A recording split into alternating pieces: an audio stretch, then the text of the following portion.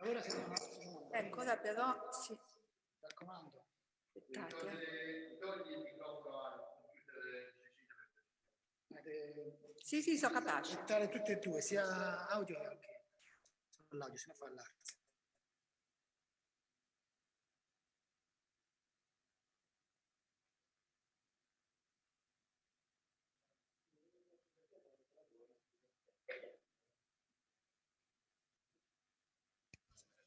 Vabbè.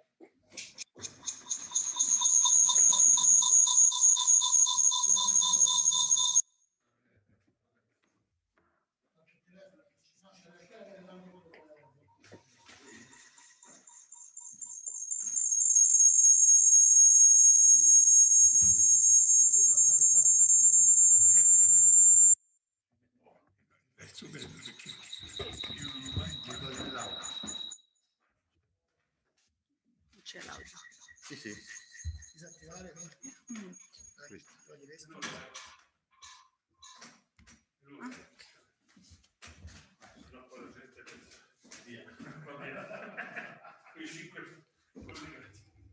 Dicevano che lo introducevo il sì, cioè dicevo buonasera. Che ci abbiamo davanti? Sono pronti per diverse. Simone, sono pronte diverse. Sì, allora dico vai. Prima devi parlare il sindaco.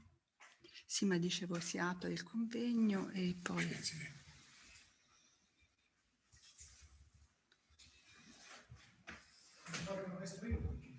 Mi dicono che possiamo partire.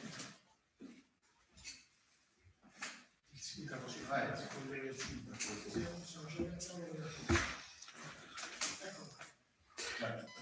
Buonasera, benvenuti. Diamo inizio al convegno internazionale Filologia musicale e tecnologie musicali. Good evening, everybody. We're going to start today's Congress, Music Editing, Music Encoding, and Performance Practice. Today we'll have our first session, and tomorrow from 3:30 we'll have our second session in the afternoon, where I'm giving the floor now to the mayor and the president of the foundation, Alessandro Ghinelli.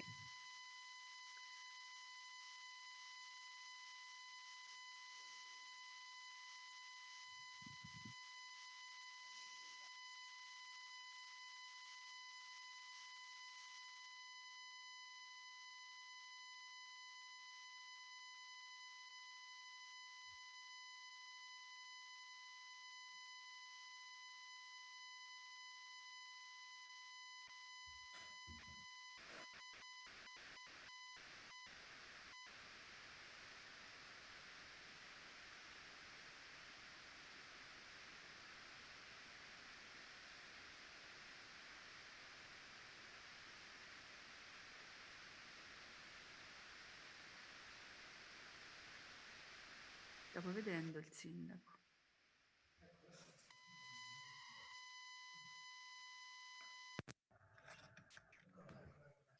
Mi sentite? Ecco. Sì, buonasera. Can you hear me? Buonasera, eccoci. Yes, good evening. Dicevo, i motivi per cui mi fa Okay, so as I piacere was inaugurare saying, questo convegno oggi the sono reasons why almeno tre. I'm very Uno è pleased legato al to motivo work during these stesso, al tema congresses is stesso del here are convegno, che riporta three. un po' First of all, the alla topic of base the Congress scientifica itself, e because it storiografica, quello che la correlates the musicologia scientific and the deve historical mantenere nel basic tempo, senza mai and the lasciar basis that correre la musicology qualità still di needs ciò che to si go back di to ciò che si without presenta da un palcoscenico più o meno importante e che spesso a just livello looking amatoriale at viene un po' what you trascurato. see Quindi on the la stage, that coerenza at the filologica di amatorial quello che ci level, perviene dalla sometimes storia it's della musica è taken fondamentale as a given. per So poterla what tramandare musicology and correttamente. music history E farlo in teaches questo us is very momento important. dalla And città di Arezzo, doing it da now from sindaco di Arezzo Arezzo, ma anche city da and as presidente a mayor della of Arezzo, but also Fondazione Guido d'Arezzo, che voglio as ricordare on solo per chi non being the la president conosce già da of the tempo, è una foundation. fondazione And I che would like to esiste da remind tantissimi you, anni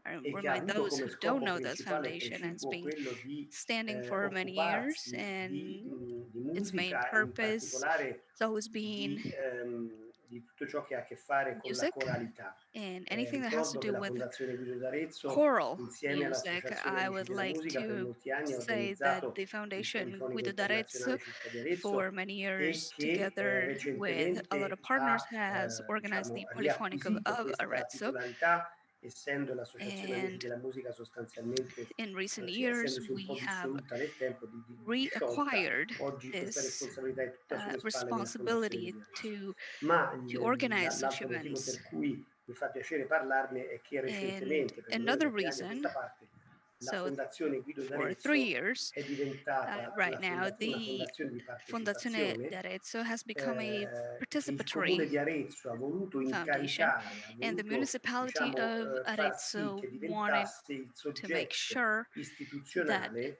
che the veicola tutta foundation l'offerta culturale became aretina a the 360 institutional gradi, quindi non body soltanto la that coralità, non would soltanto la manage the musica, ma anche entire le arti cultural grafiche, ma offer anche la scrittura, for ma our anche la city. So not just letteratura, music, but ma anche il also balletto, anche tutto ciò graphic che è arts, forma d'arte. ballet, Oggi viene culture, veicolato literature, attraverso una everything fondazione else. di So partecipazione che ha everything avuto nel comes recente through passato us. anche degli So this importantissimi participatory riconoscimenti. E quindi è una foundation, fondazione and importante, ma perché continua a which is chiamarsi such an Fondazione Guido important d'Arezzo? foundation, Perché chi vi parla, e qui because in the vengo al past we secondo were motivo di awarded also soddisfazione, chi vi very parla è important fermamente convinto che prizes. tra le forme And d'arte it's che called questa Guido città può d'Arezzo proporre because we oggi are e può firmly proporre in convinced futuro, that quella che ha un ruolo, anything come dire, per certi that we versi un could leader do nel with the settore foundation artistico è proprio la and musica.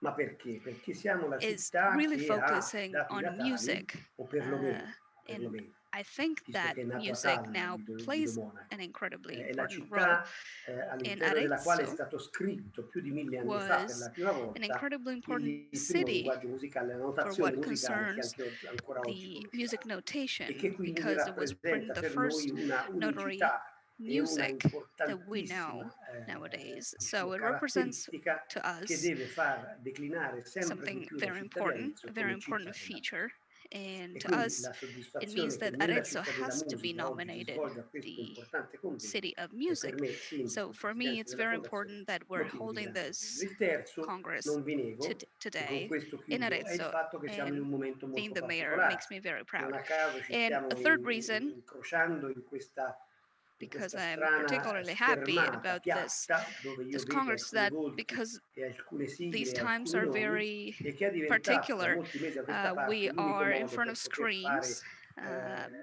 and associazionismo, for per many poter fare months attività anche right culturali. now it has become E the in questo only way caso to legati alla musica, in questo caso legati alla be musica part of the studiata, association, legati alla to be musica together and di cui to voi siete portatori gather più, and parlo per share i information and do relatori music più as well. importanti in questo settore, in questo momento, And in I'm Italia e talking to nel you, mondo, e che mi to all the permetto di speakers dire that are the most oggi con important questo people evento ci in this permette area. di And I onorare can in say maniera that compiuta questo today, qualche giorno di thanks to anticipo this un event, grande I think we compleanno can che è quello del honor 16 dicembre, a in great quanto birthday, ricorderete which is tutti the che il 16 16th of dicembre è il December, and I'm sure 250° anniversario della nascita you remember that Van the Beethoven, 16th al quale non of possiamo December is tributare the se non un 150th convegno anniversary come from the questo, birth of dal momento che non Beethoven. potremo fare un So concerto come io avrei I think this voluto, da Congress mandare poi in is a great streaming in occasion. I tutto would have il loved to mondo per have a fargli gli concert, auguri di buon maybe compleanno a streamed Beethoven. all Non lo over the possiamo world fare, lo to facciamo in wish una maniera un po' diversa, ma Beethoven molto happy birthday. quantificata, con questo convegno. Quindi But permettetemi unfortunately, di it augurarvi buon wasn't lavoro possible. So e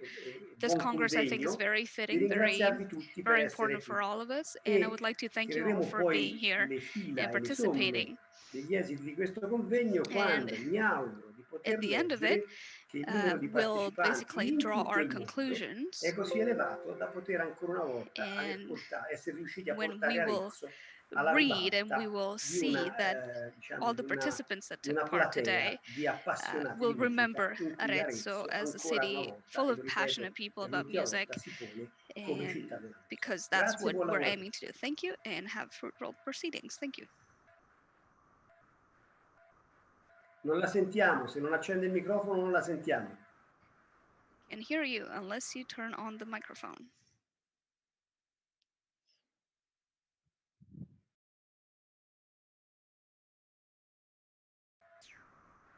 È ancora senza microfono.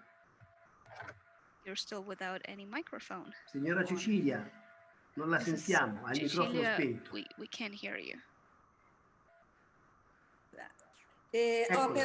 Grazie. Ho aperto dal mio computer.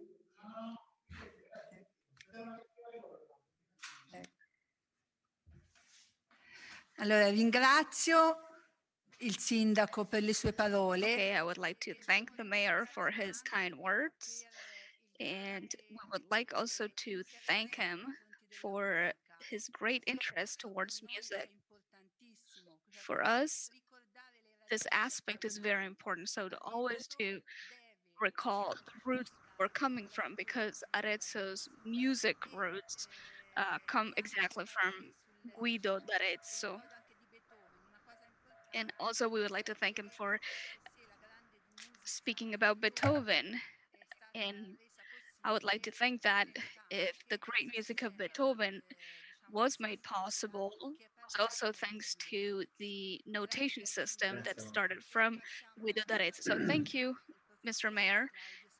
And now we'll give the floor to Professor Claudio Santori, who is the head publisher for the Polifonie Journal, and will talk to us about that. Thank you. Okay, thank you. Thank you very much for inviting me here and for starting this Congress right in Arezzo. I would like to start with the editorial of issue number 6 of the Polifonie, and it's being published and it's online at the moment. And there is a great incipit, there is a great start of this issue. And with this number, the magazine is reborn, almost like a phoenix, from its 20 years of history. And it started in 2001 with the desire of Francesco Lisi was the president of that time, and he became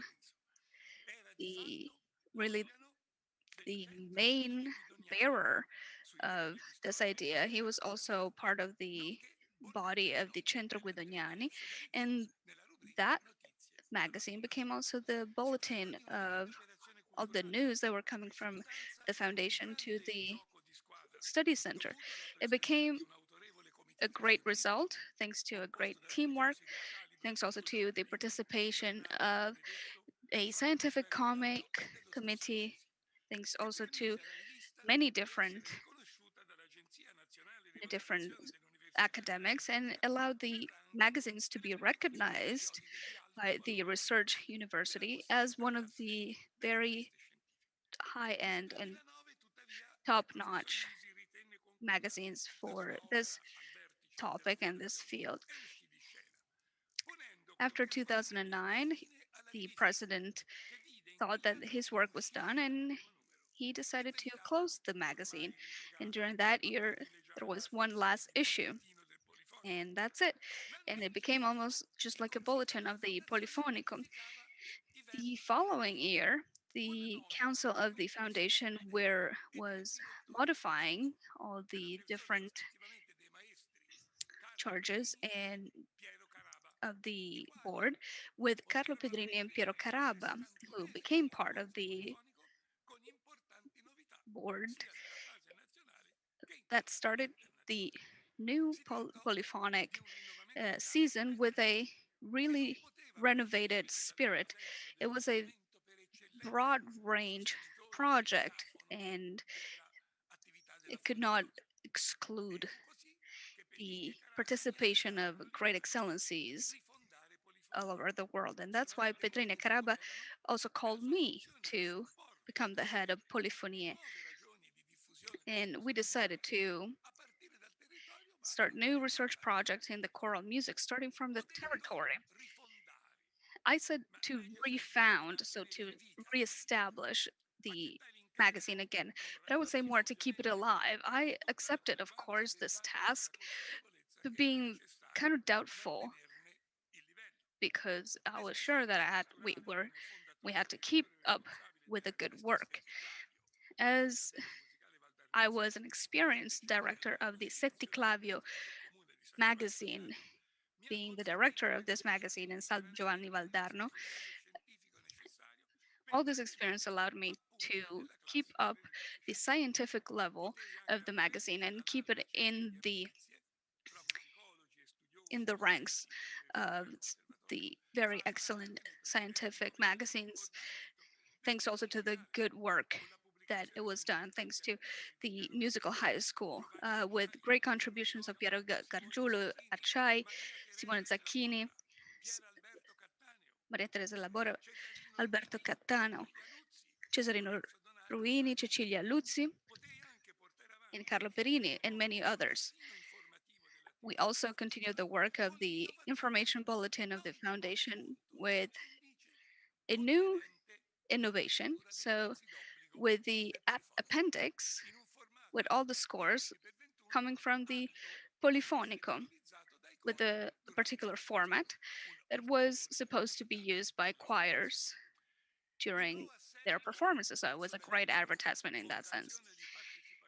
The new aspect of this union, together with the mayor of Arezzo and Alessandro Ghinelli as part of the foundation, allowed us to start that teamwork again.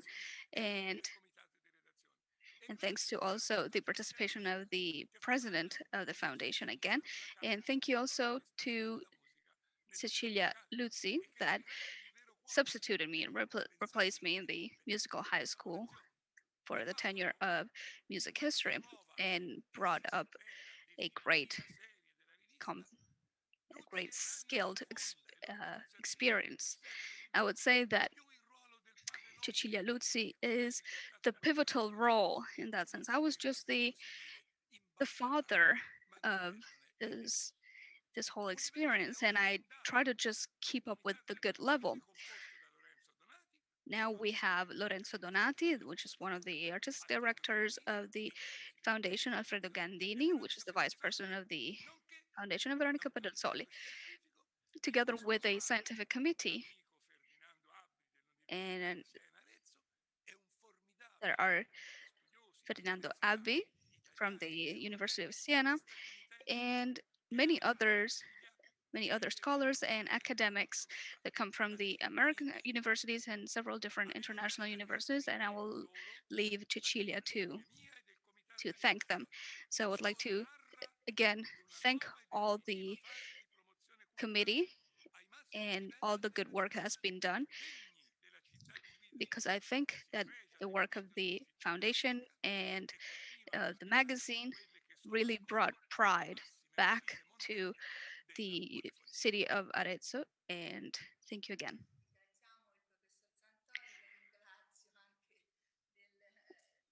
I would like to Thank you very much. And we can now proceed and we can introduce uh,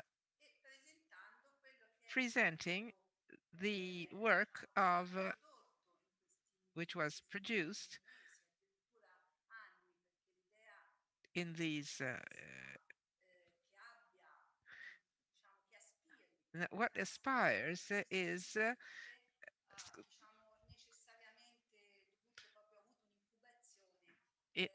I'm sorry, but the sound, scusa, non riesco ad aumentarmi il suono.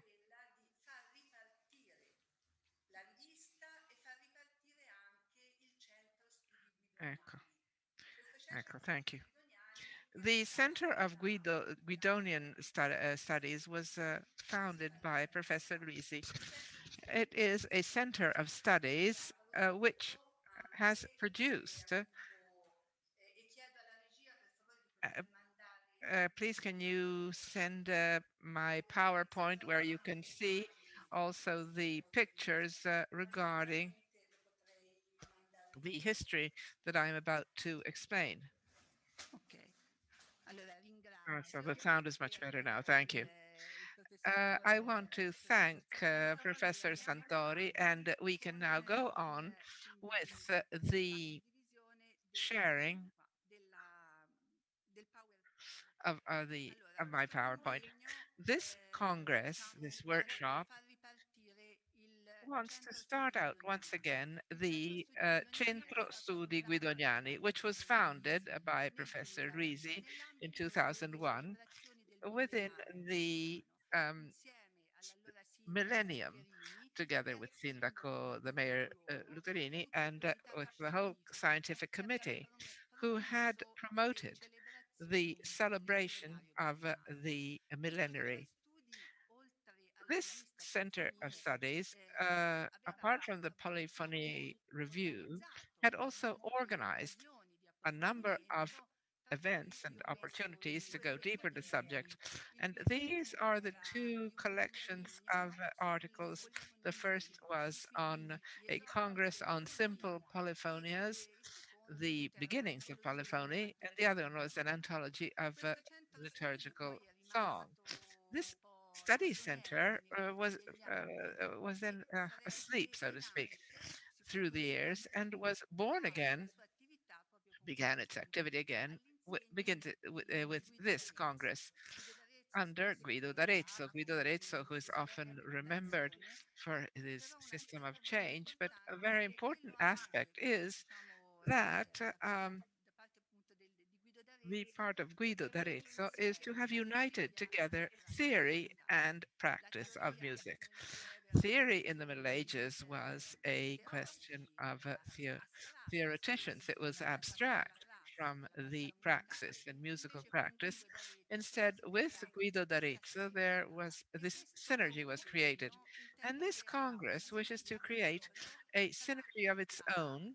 i musicologi, between the coloro musicologists, che si between those dedicano who devote alla themselves to teorica, theoretical activity, alla cura delle to the edizioni care of critiche critical musicali, musical editions, i direttori di coro, the gli interpreti, directors or perché non interpreters, dimentichiamo because we l'aspetto must not forget importantissimo the che la musica important aspect necessita music per is essere conceived to seguita, be carried out, i tecnologi. and the Questo technologists. settore And chiamato this oggi the sector, which Digital is called the Humanities, digital è un humanities settore sector, which is a importantissimo. very È important necessario che sector. questi And tre we ambiti need these dialoghino e lo three facciamo to proprio dialogue together, and we sotto do it dalla fondazione. from Da the queste tavole mi foundation, verrebbe from da this dire, table. ma in I wish realtà to è say, un well, tavolo in fact, virtuale. it's a E virtual table. quindi questa nuova So this stagione new season diciamo, is intende riprendere wishes to take le once attività again the activities of e the poi il nuovo corso di Center of Studies, musica. the L'abbiamo Guidonian chiamato Center il of Studies. Comitato So Scientifico there's di the nomination Musicologi of a scientific committee of internazionale, musicologists of an international level,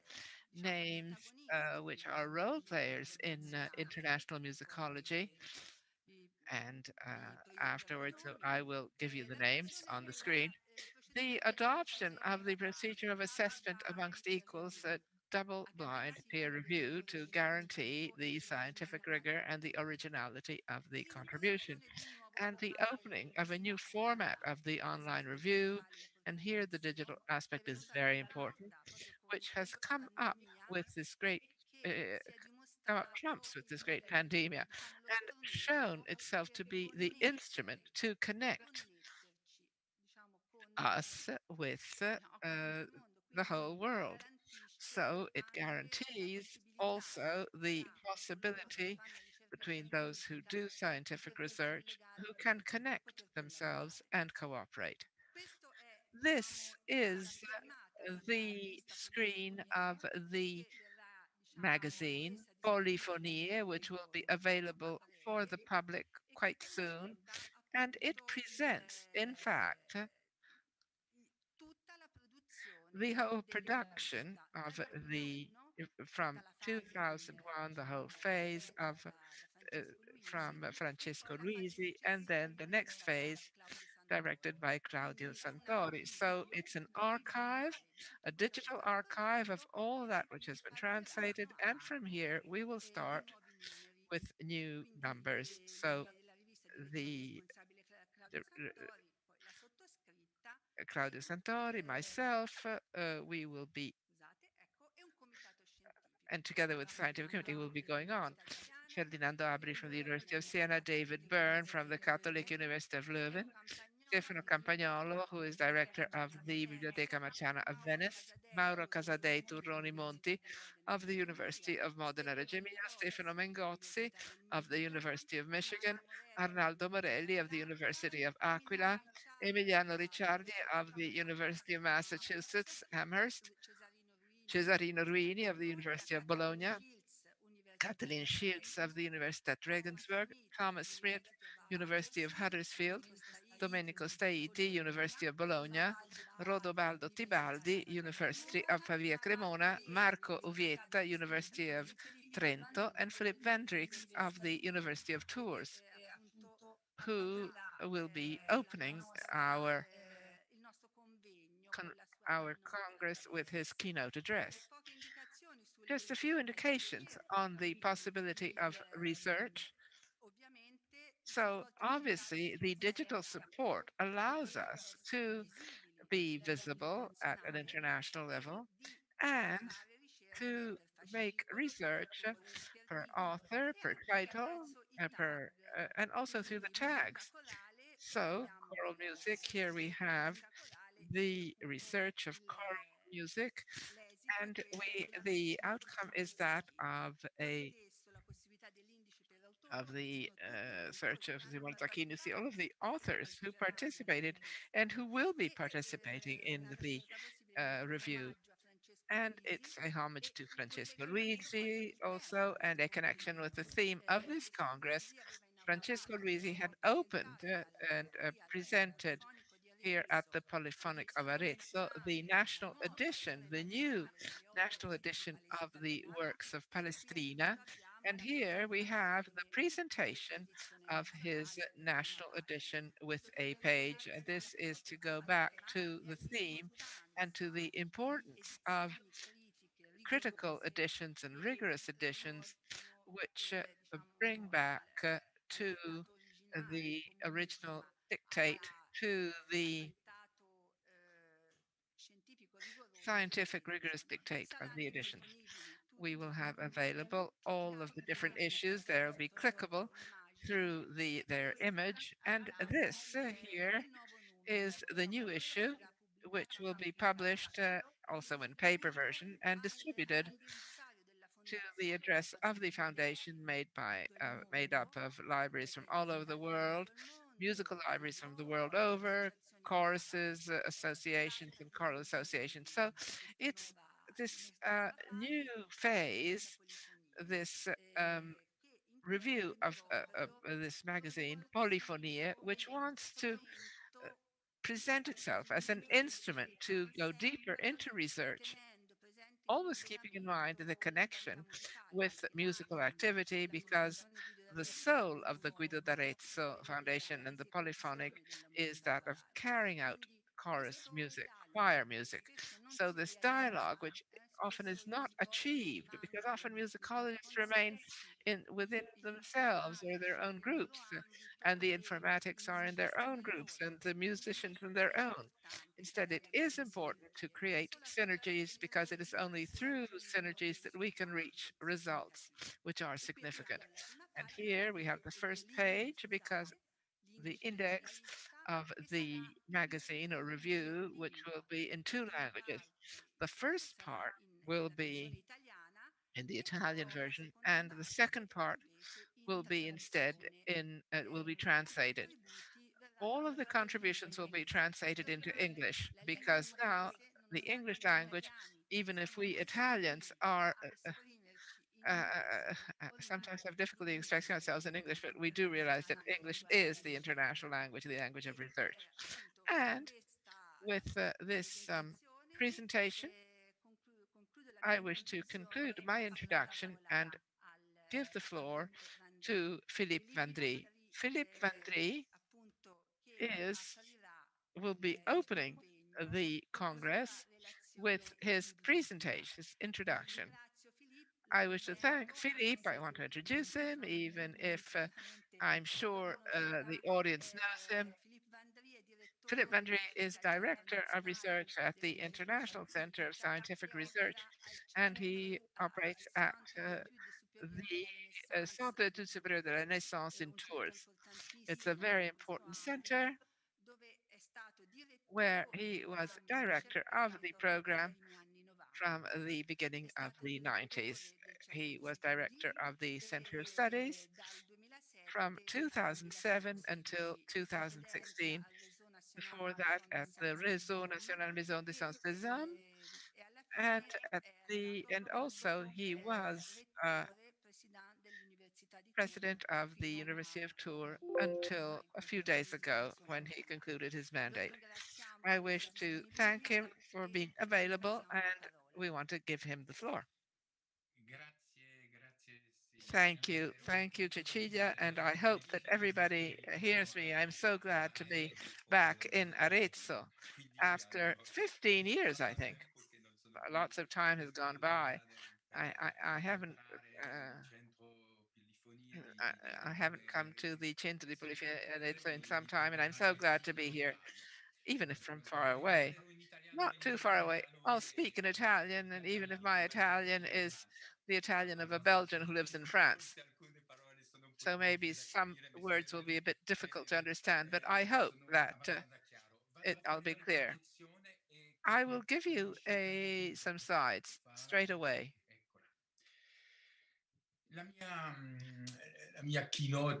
My keynote is called Perspectives in Digital Musicology from Research to Dissemination.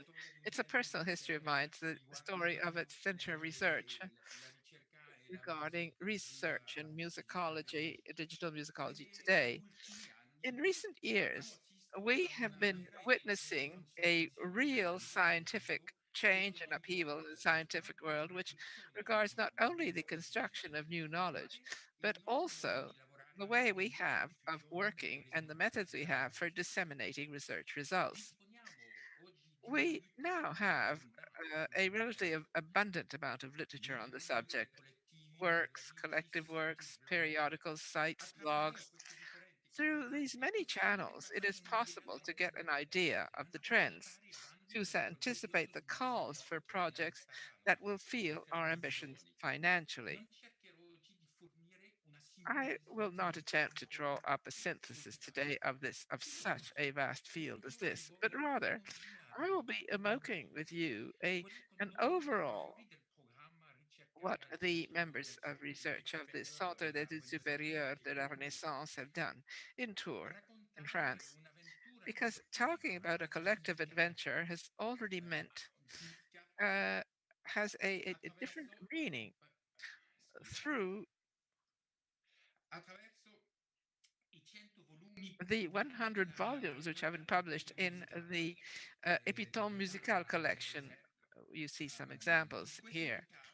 And in this case, I want to give you the history of the research through the different volumes published in, and we can do a traditional story through urban music, court music, new geographical eras, uh, looking at leading composers or not very well-known composers. One very important person in Italy is Cipriano di Rodi, as you can see. Or we can do the history, a classic history of musicology.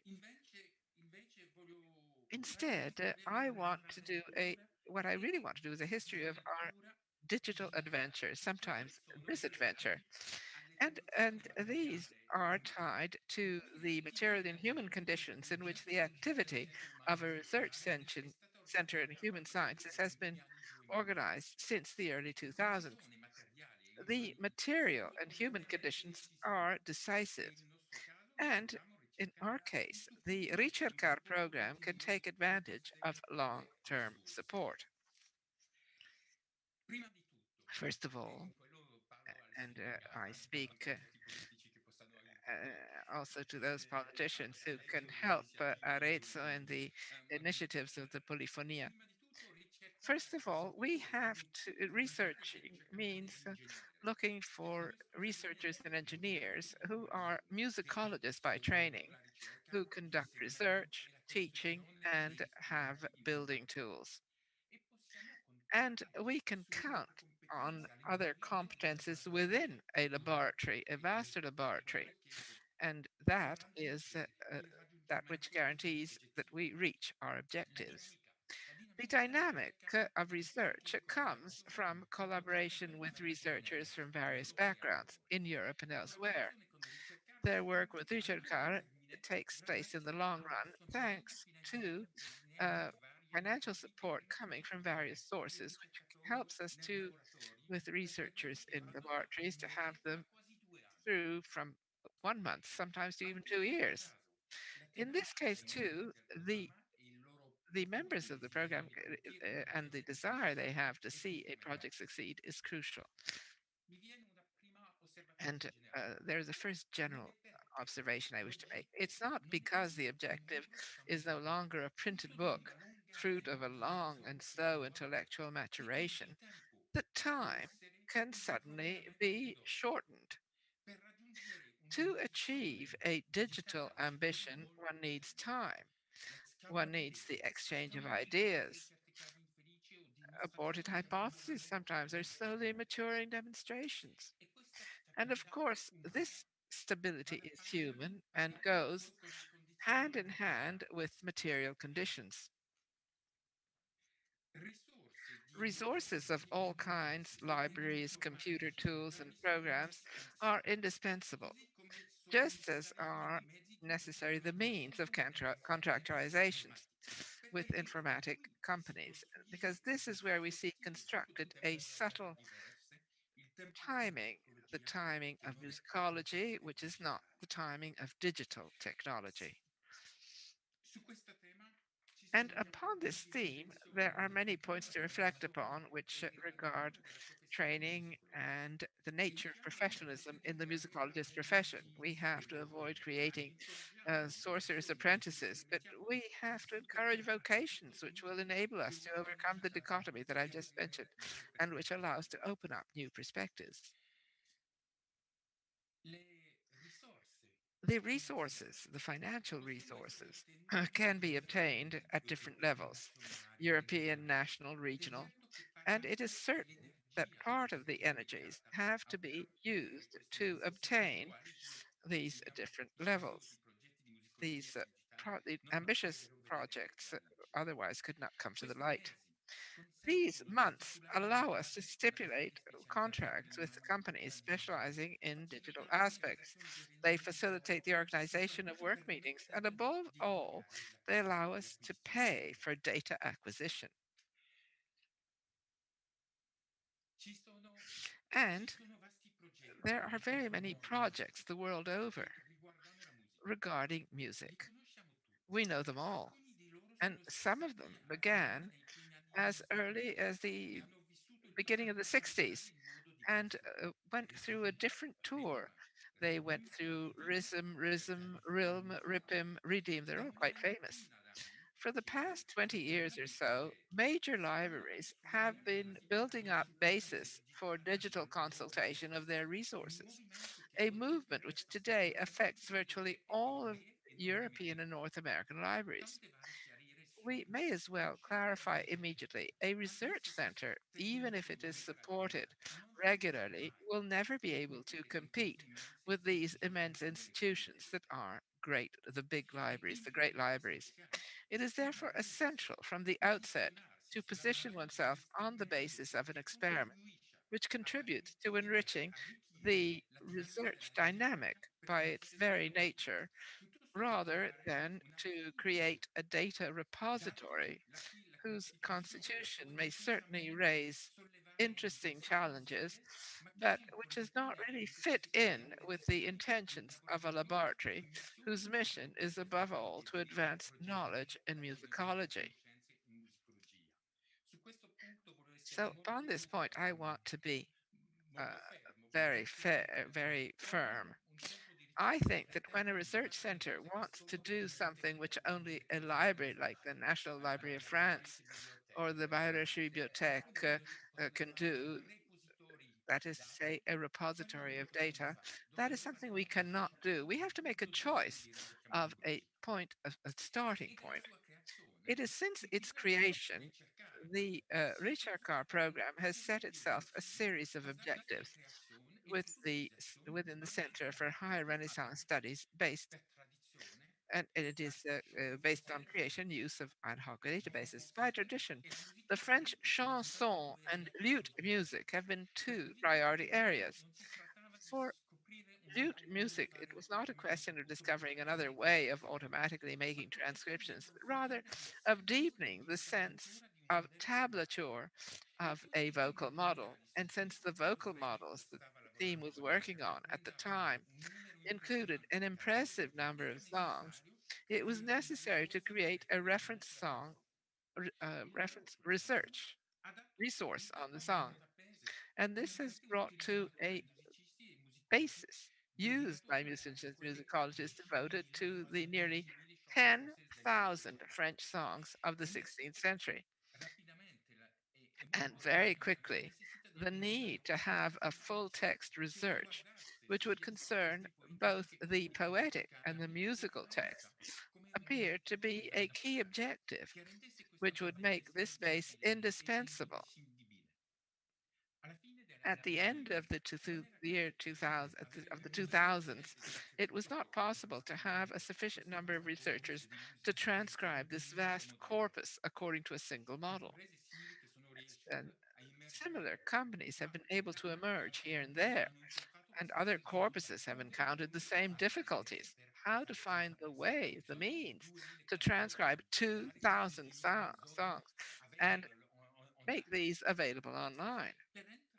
In order to enter into a systemic approach, because that is what it is all about, it was imperative to base the work on a manageable corpus that raises questions that a group of researchers can defend in the form of a project that can be carried out within 3 or 4 years.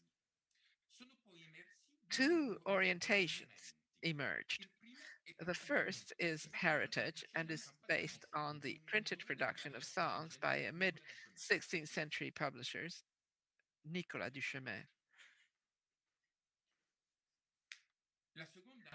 The second is after Nicolas Duchemin, we began working on the corpus of the 1400s, and a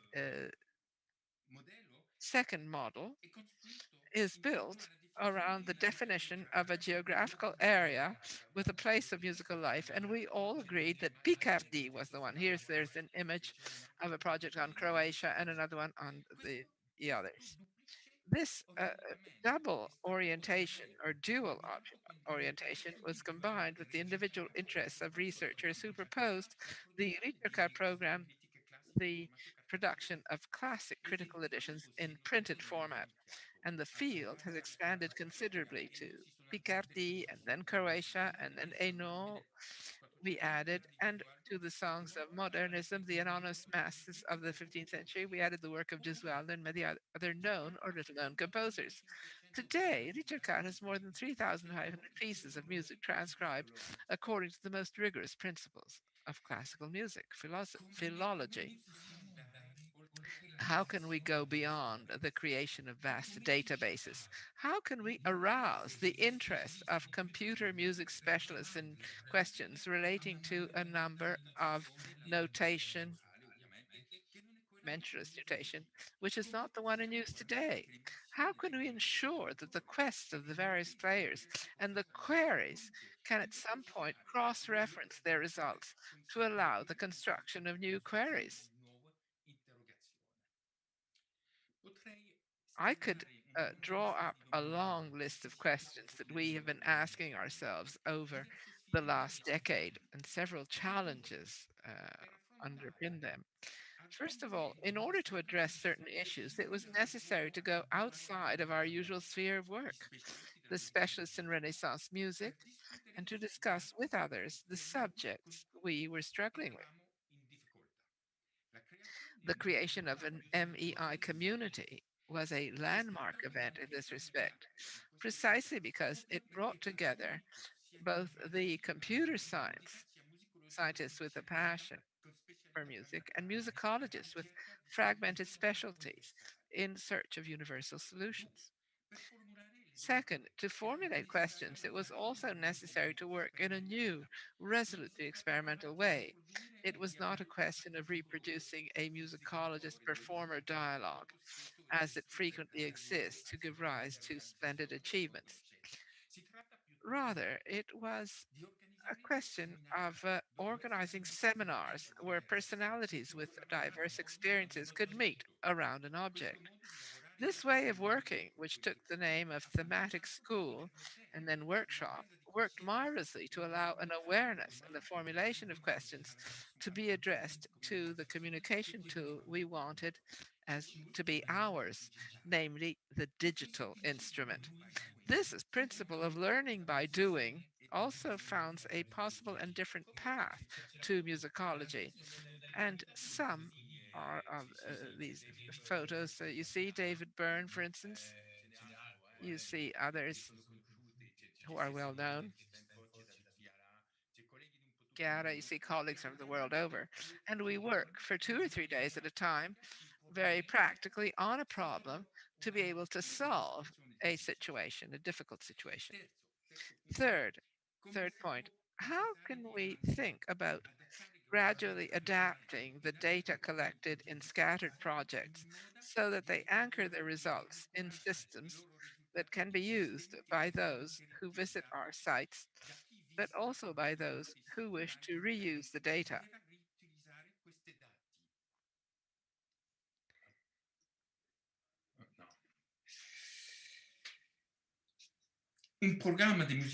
A musicology program such as Ricercar cannot claim to produce massive data, but must, on the other hand, be part of the open data movement, an indispensable condition for the advancement of knowledge. Let's take a specific case which could be interesting for us. It is the project called Gesualdo Online. Now, Gesualdo Online is a website dedicated to the complete work of Carlo Gesualdo da Venosa, one of the major composers of the late Italian Renaissance. The project collects the entire production of Carlo Gesualdo, which consists of more than 200 edited pieces of music and 39 references to the musical sources. The downloading is free of charge, with editions available in three formats. One is PDF, the other one is uh, LEI. Another one is a Sibelius, it's classical, which can be played without having Sibelius at home. Gesualdo Online proposes also a dynamic edition where the user can identify the variants attested in the different sources and choose the ones she or he prefers. This innovative proposal aims to encourage a rethinking of the basic principle of the critical edition. For instance, here, if you take this piece here, of this piece of music, you need only touch this little green spot to see all of the variations which take place where there is that green dot and make a choice of a solution or another. So it's up to a point where you can create a musical version which has never existed through the sources that are in libraries, preserved in libraries today.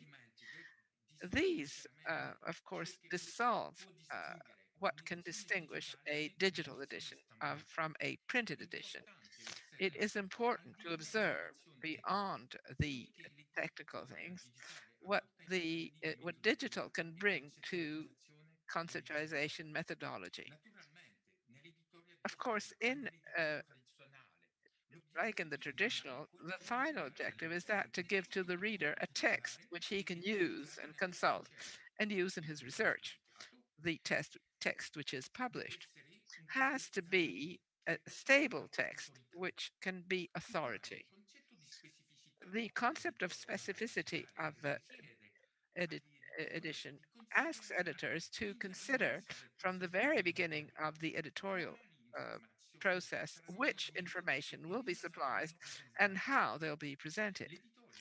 The editor, from the very beginning, has to really consider the consultation of the user within a digital way, and there's therefore a diversification of the information presented in the edition. And finally, there is the open character because the digital editor is open to evolution and to contents and also to cooperation in the work of editing. Gesualdo Online has not been only a work in philology. This project has also been the opportunity to combine desires of digital publishing with the experiences of workshops that we saw before. The first workshops were devoted to the restitution of missing parts in 16th century polyphonic sources, conceived within the framework of the Lost Voices project, which focused its energy on the songs printed by Jacques Moderne, some of which are not completely preserved. These workshops, however, the occasion to reflect on an incomplete volume of Gesualdo's work, which is to say, his ultimate collection of sacred pieces. Here again, it was a question of working on a combination of different ambitions, that of experimenting with the restitution of one or two voices in Gesualdo motets, and also that of presenting these results in an open way to allow other solutions to be presented, benefiting from the basic work done in the transcriptions. You can go to Gesualdo Online, find the last volume of Gesualdo, and go and have all of the music as it is, as you see it here. Third, that of a presentation which is didactic, which is educational, which explains the results obtained in the workshops. And here we see a presentation of the possibility, you see, we see how it is clearly explained to see the work. You see how there are different colors that show similitudes, and you see it gives examples of other pieces of Gesualdo where he has given this solution rather than another. And fourth is the possibility to cooperate with interpreters. Every ambition has been reached. The site is accessible, and you see there's desire to offer another way of reading it, a volume which you see shows the phase of completion. And finally, this has been the basis for a registration made by Paolo da Colle, who is with us today, and Odecaron, who did it 2 years ago.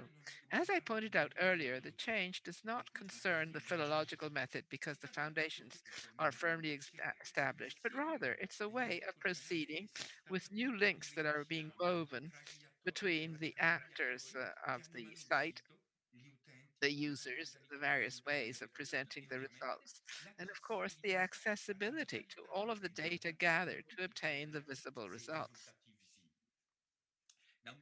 Now, from a this project, which is from the heritage of the project, on which was on songs printed by Jacques Baudin, we went on to a questioning of the songwriting processes which were taking place around 1550 with a real systematic approach possible through data processing.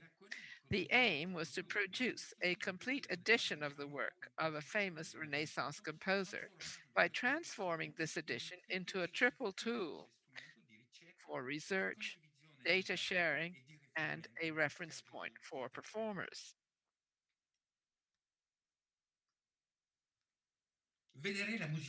Now, look at musicology. Gesualdo Online allows a large part of what can be described as a musicological enterprise to be understood in a single place. There is no dislocation that philological work can experience when it confines heavy critical apparatus to rarely open volumes. There is not this immobilization, this beautiful science which is frozen in just one state in digital publishing. The musicologist demonstrates the modesty of his point of view, giving everyone the keys to go further without starting over again. However, all this attracts, above all, musicians and musicologists, even enlightened amateurs.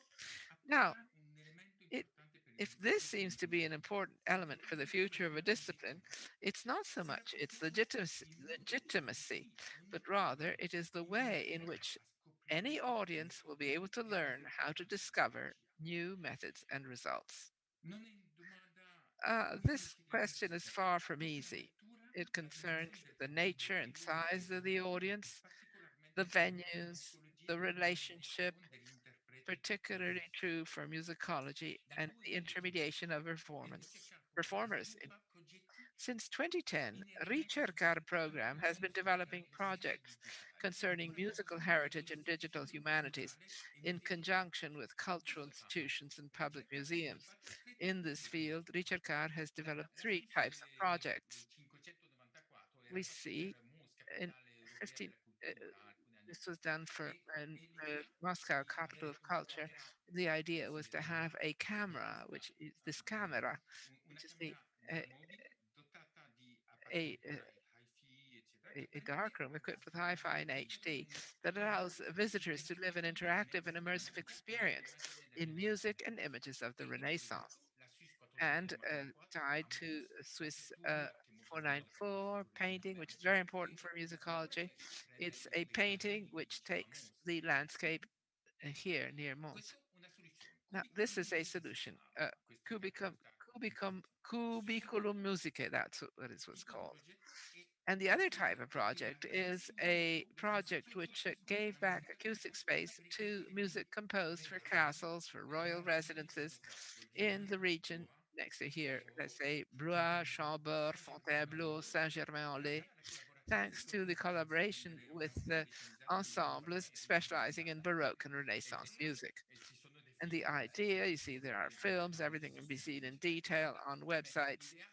The idea is to have the musicians play if they were present at Saint-Germain-en-Laye and others who were in Blois for another concert. And you know that in Blois, the chapel of Bourgogne, which was where the King of France made his important meetings.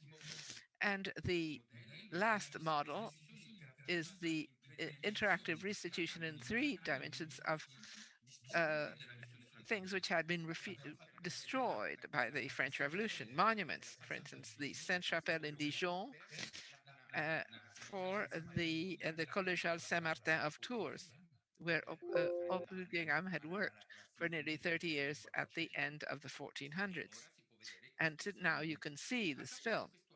And it's thanks to this approach, which associates the digital humanities with heritage research, these programs have created new ways of enhancing the musicological work, which becomes accessible not only through publications, but also through collaboration with cultural institutions and heritage sites. Musicological research brings a lost musical dimension to these sites and opens them up to a wide audience. For instance, for the curriculum, there were 20,000 visitors. In Fontevraud, where there was another cubiculum, there were 150,000 visitors for the whole of the tourist season. And so it is another way of making musicology without ever neglecting the originality of the scientific approach that is at the basis of visual realization. And so, to come to a close, I just want to go back to the cultural and creative industries. There are many questions regarding the future. We are going through a singularly strange period just now. It is true that before the beginning of the pandemic, certain directions had already been taken, which affected the organization of music or education. For a decade now, the means of disseminating and consuming music have been using increasingly powerful platforms, both technically and thematically. The expectations of those who undertake musicology studies come up against institutional organizations that are difficult to shape. The projects of digital musicology, which involve the construction of heritage through publishing, the deepening of knowledge through research projects, or a new way of integrating music into any cultural journey, these projects encourage people to turn to a sector identified under the name of cultural and creative industries. These industries are high value added fields based on design skills and innovation that can find applications beyond the cultural sector alone. Thanks to digital musicology projects, it seems possible to today to be part of this dynamic, which will be supported by Europe and also by the national policies of member states. Several challenges are clearly inscribed in the continuation of work carried out by teams of musicologists, creating innovative cultural offers, reinforcing the presence of quality cultural offers online by building common systems, going beyond the limits imposed by intellectual property rights. The list of openings can be extended.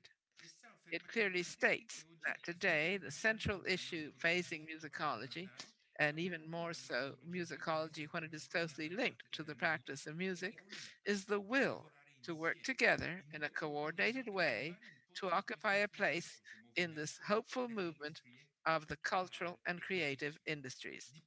It will be up to us to write the story in the coming months. Thank you.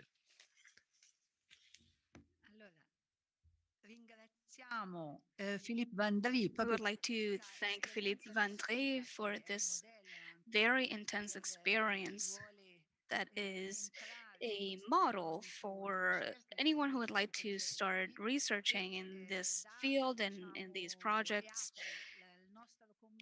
and starts officially our congress with many different fields, many different topics that we will try to speak about with all the different speeches up until the roundtable that we'll have tomorrow. I would like to really thank him for this very interesting speech.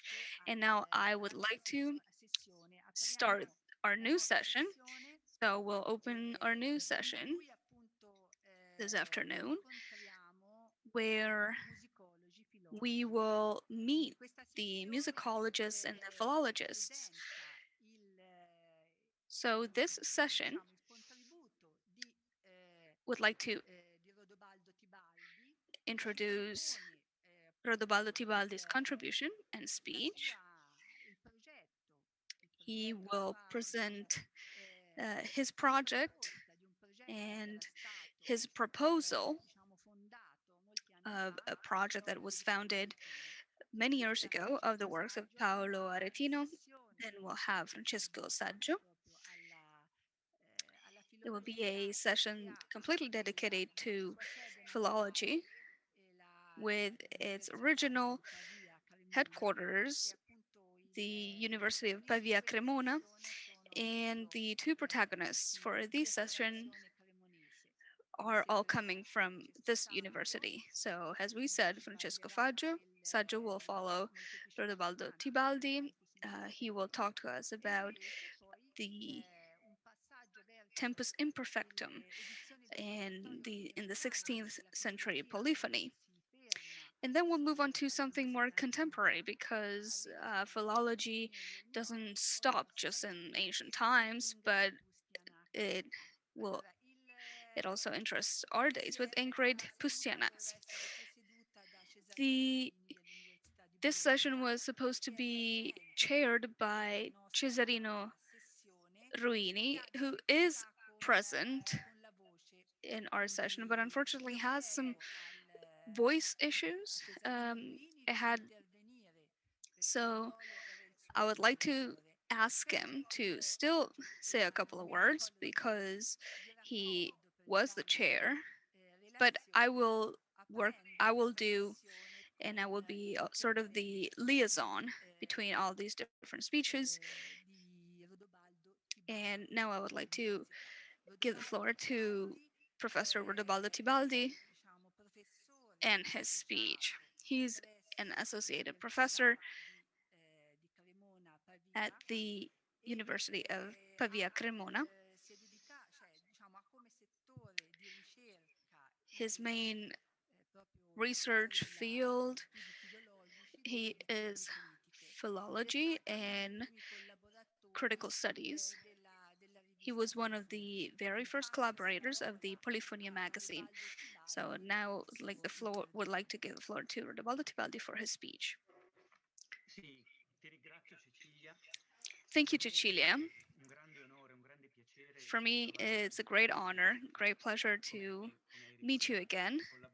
And as you reminded us, I've collaborated with Polyphonia since the very first issue. I've collaborated also with several different initiatives of the Polyphonics. I've taught several years to the School for Choir Directors, again, stemming from an idea of Francesco Luisi. So it's like a homecoming after a couple of years of different commitments. My speech will be necessarily brief in order not to steal too much time. Bless the last ones to be, if they are honest, coming from the Bible. And I've always been amongst some of the last speakers to talk in several different congresses, and I was always a little bit delayed somehow. So my speech will be more focused as possible. Um, the main protagonist of my speech is Paolo Aretino, because it's one of the main topics for the foundations, and he was such an important figure for this field. So, considering all these aspects, or also in order not to raise too many expectations, but since the Congress is studying several different aspects, so the relationship not just between the philologists, the musicologists, and the musicians, but also between the philologists, the musicologists, the IT expert, and all the different digital platforms for musicology research. And I'm still a little bit taken aback when it comes to uh, digital notation. When it's probably also due to my age, but when I see that musicians use their tablets or their iPads to read music, it's pretty much the same actually. Whenever you have a music sheet, just like Umberto Eco used to say, what is an ebook? An ebook is the same. I either print it on paper, so it's just like a book, or I keep it on my tablet or on my Kindle, whatever, and it's just like a book. So I will talk about more traditional editions, which is paper editions. And after all, like some people know, I'm also part of the New Gesualdo edition. I took the place of Maria Valcivela, who had different views compared to Villandré. I mean, obviously, this is not the time to discuss about it, maybe during the roundtables about the methods used. So I will jump into my speech straight away, but I thought it was correct and it was right also in to put everything in the right framework. The idea of publishing modernamente with a critical version, a very traditional version, all the works of Paolo Dambivi, also known as Paolo Aretino, is actually very recent, just like Cecilia Luzzi used to remind us. It's not very recent, though. It actually dates back to 2008. In that year, we had the fourth centenary of the composer. During that very happy season, thanks to the collaboration of Centro Studi Guidognani and Foundation, together also with the very fruitful exchanges between musicians and musicologists, Francesco Luisi decided to organize a congress all on Paolo Aretino. One of the things that arose during the organization of that congress was the possibility and the necessity to review a complete edition of his works. During those years, we were talking about all the new editions of the Palestrina works, his criteria, his idea of meeting new standards. So the offering of new things, thanks also to Polyphonie, but also thanks to some concrete actions. So thanks to the polyphony and the idea that the critical proposal in terms of publishing could have been provided by those users who had very different needs.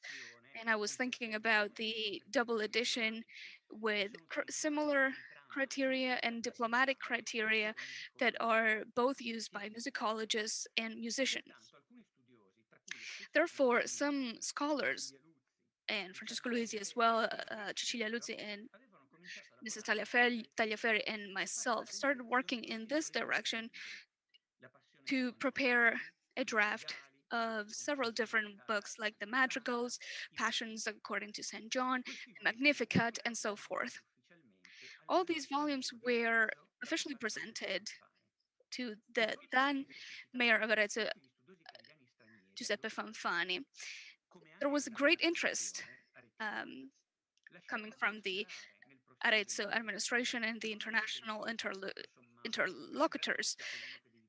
We thought that it would have been successful, and that the economic effort would not have been too much. We can think about just the books that the foundation would have had to buy, even though we still owned some of them. I'm just going to share a PowerPoint.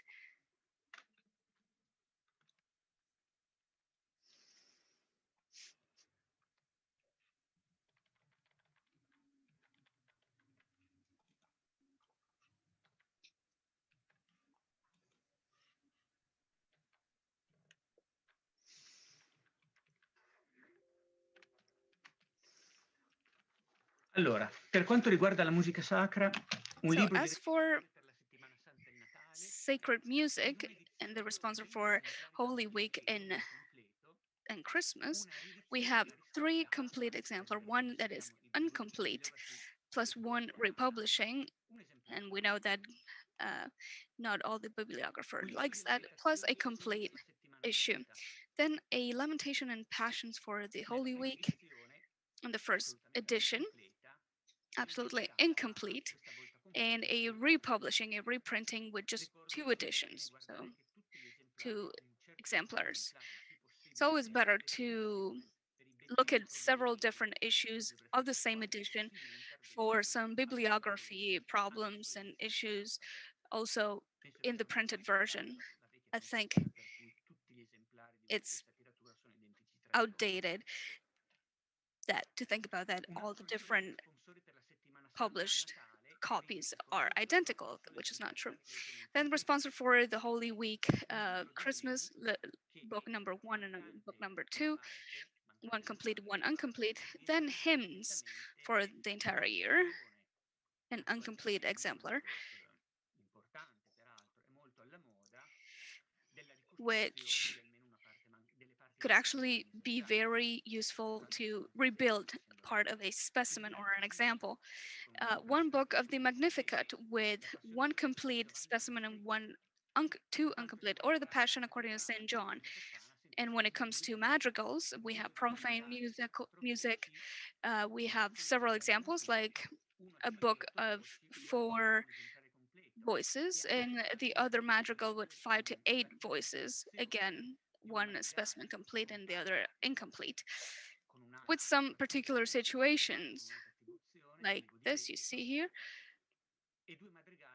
So we have the first book of madrigal and 3 madrigals that are totally anonymous. So I think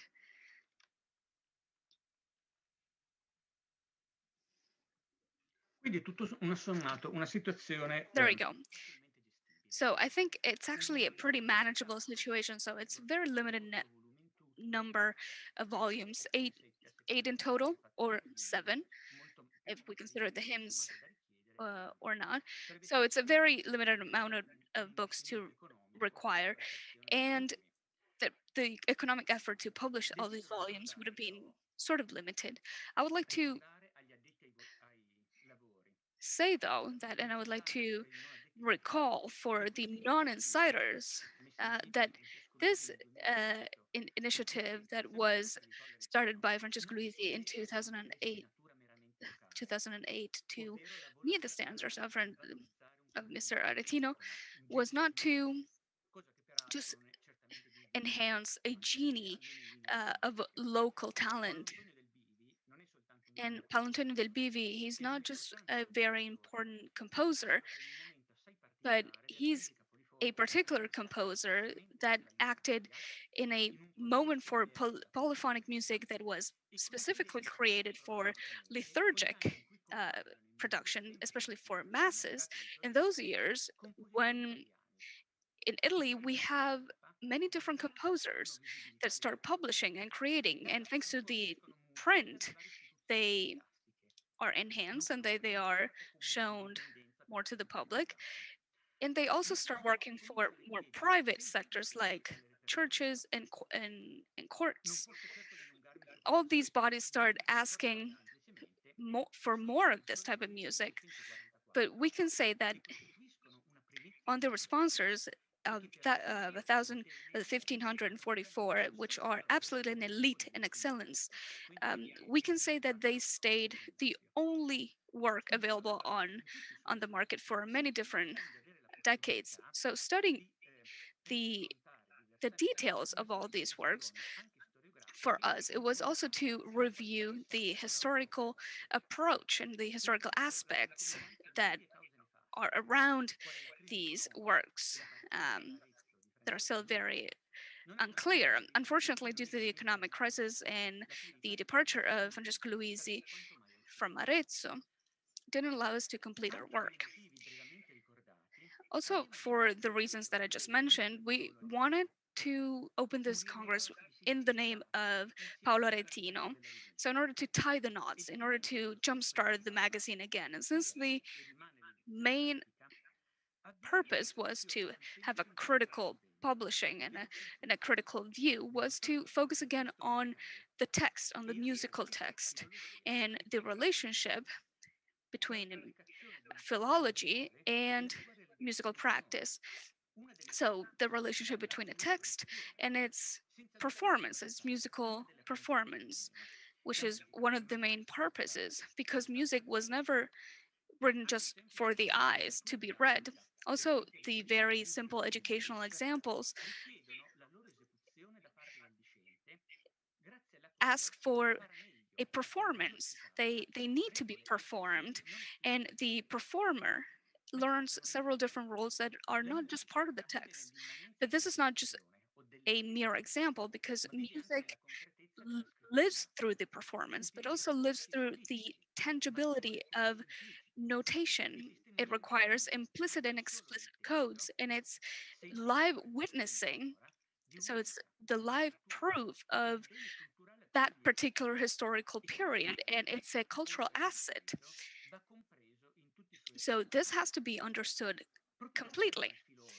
That's why the philologist, so someone who is prepared to do so, has to understand, see, consider, and then publish a musical test considering all the different aspects, but considering also different priorities.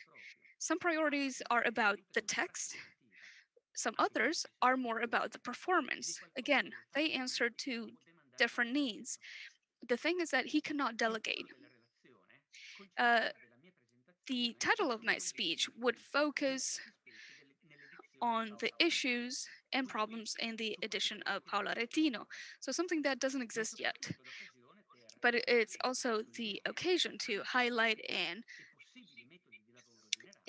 speak about the problems in the methods of the works of Paolo Aretino. So a musicologist from the 1500s, but also who he was writing for and what we can do nowadays, and also the digital sources that we can use nowadays to read that. So on my side, I can say that every single idea, every single aspect that we're going to touch upon, and every time we ask ourselves, is there just that edition? Is that piece unique? It's always better to ask ourselves, maybe there will be other versions, and maybe we can talk about that in the roundtable tomorrow. Every time this question arises when we have different semiology aspects. So what aspects it's important to intervene on and which others that are instead less important. But I would by doing that, I would put in direct relationships philology with publishing techniques, and musicology equals to also musicology editions. So we need to remember that the philologist is still a person and is still subjective. So their work will always be critical from a subjective point of view, and it will be the result of someone who has studied very critically the text, but has also implied some has applied also some very personal techniques. The musicologist is always a music philologist, so his background counts. What are the sources that he used? What are the aspects that he used to put in a particular framework? For example, when he's analyzing a text, he should ask himself why the author has organized the text in those sections and why the text was organized in that way. If it's not possible to know who the author is, why the author reviewed the text more than once, if there are several different editions, and so forth. I could continue going on, but I'm not going to.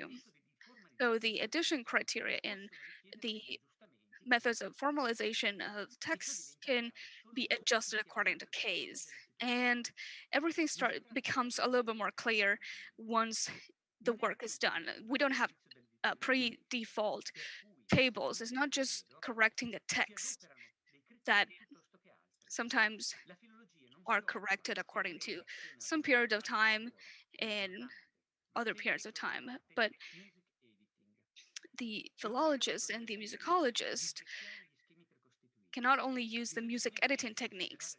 Those are outdated. We should not consider the musical philology just like a very high-end discipline like hermeneutics or other types of disciplines, because it's all about preparing texts, and that's why we need to overtake the dichotomy between high criticism and low criticism, and that's why the contribution of Dio Feder is very, very welcomed. That's why I cannot talk about criteria, but just considering a couple of cases, I can highlight certain aspects on which is very important to reflect from the methodology point of view, because it might lead to some problems in the edition process, the publishing process. And if time will allow me, I will also talk about some non-paper formalization for some particular cases. I'm going to also share the PowerPoint from before.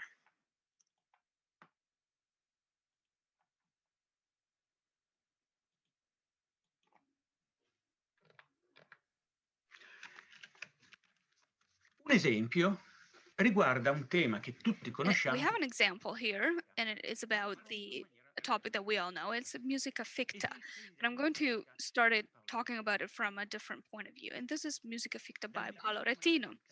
So from Magnificat, you see a lot of different issues here on which we can reflect, for example. And in the first pitch, in the treble, for treble keys, because it's a transposed pitch,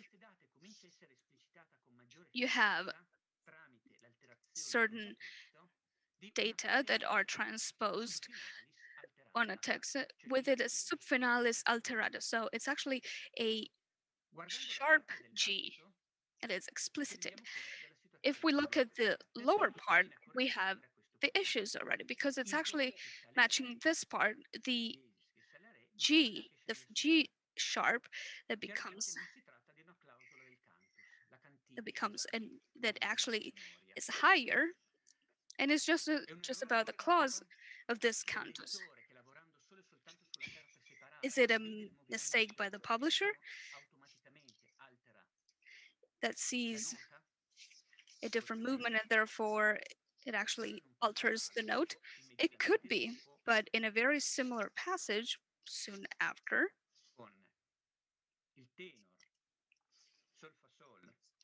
with the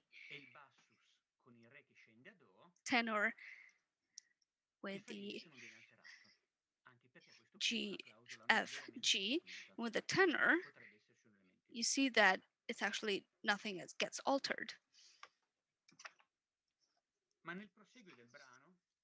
But in continuing, the F sharp that is explicited, which is a clauses that it's in a cantus that it does not exist here because we're not in a cadence. The two F sharps correspond here in the very treble notes here. So in the fifth,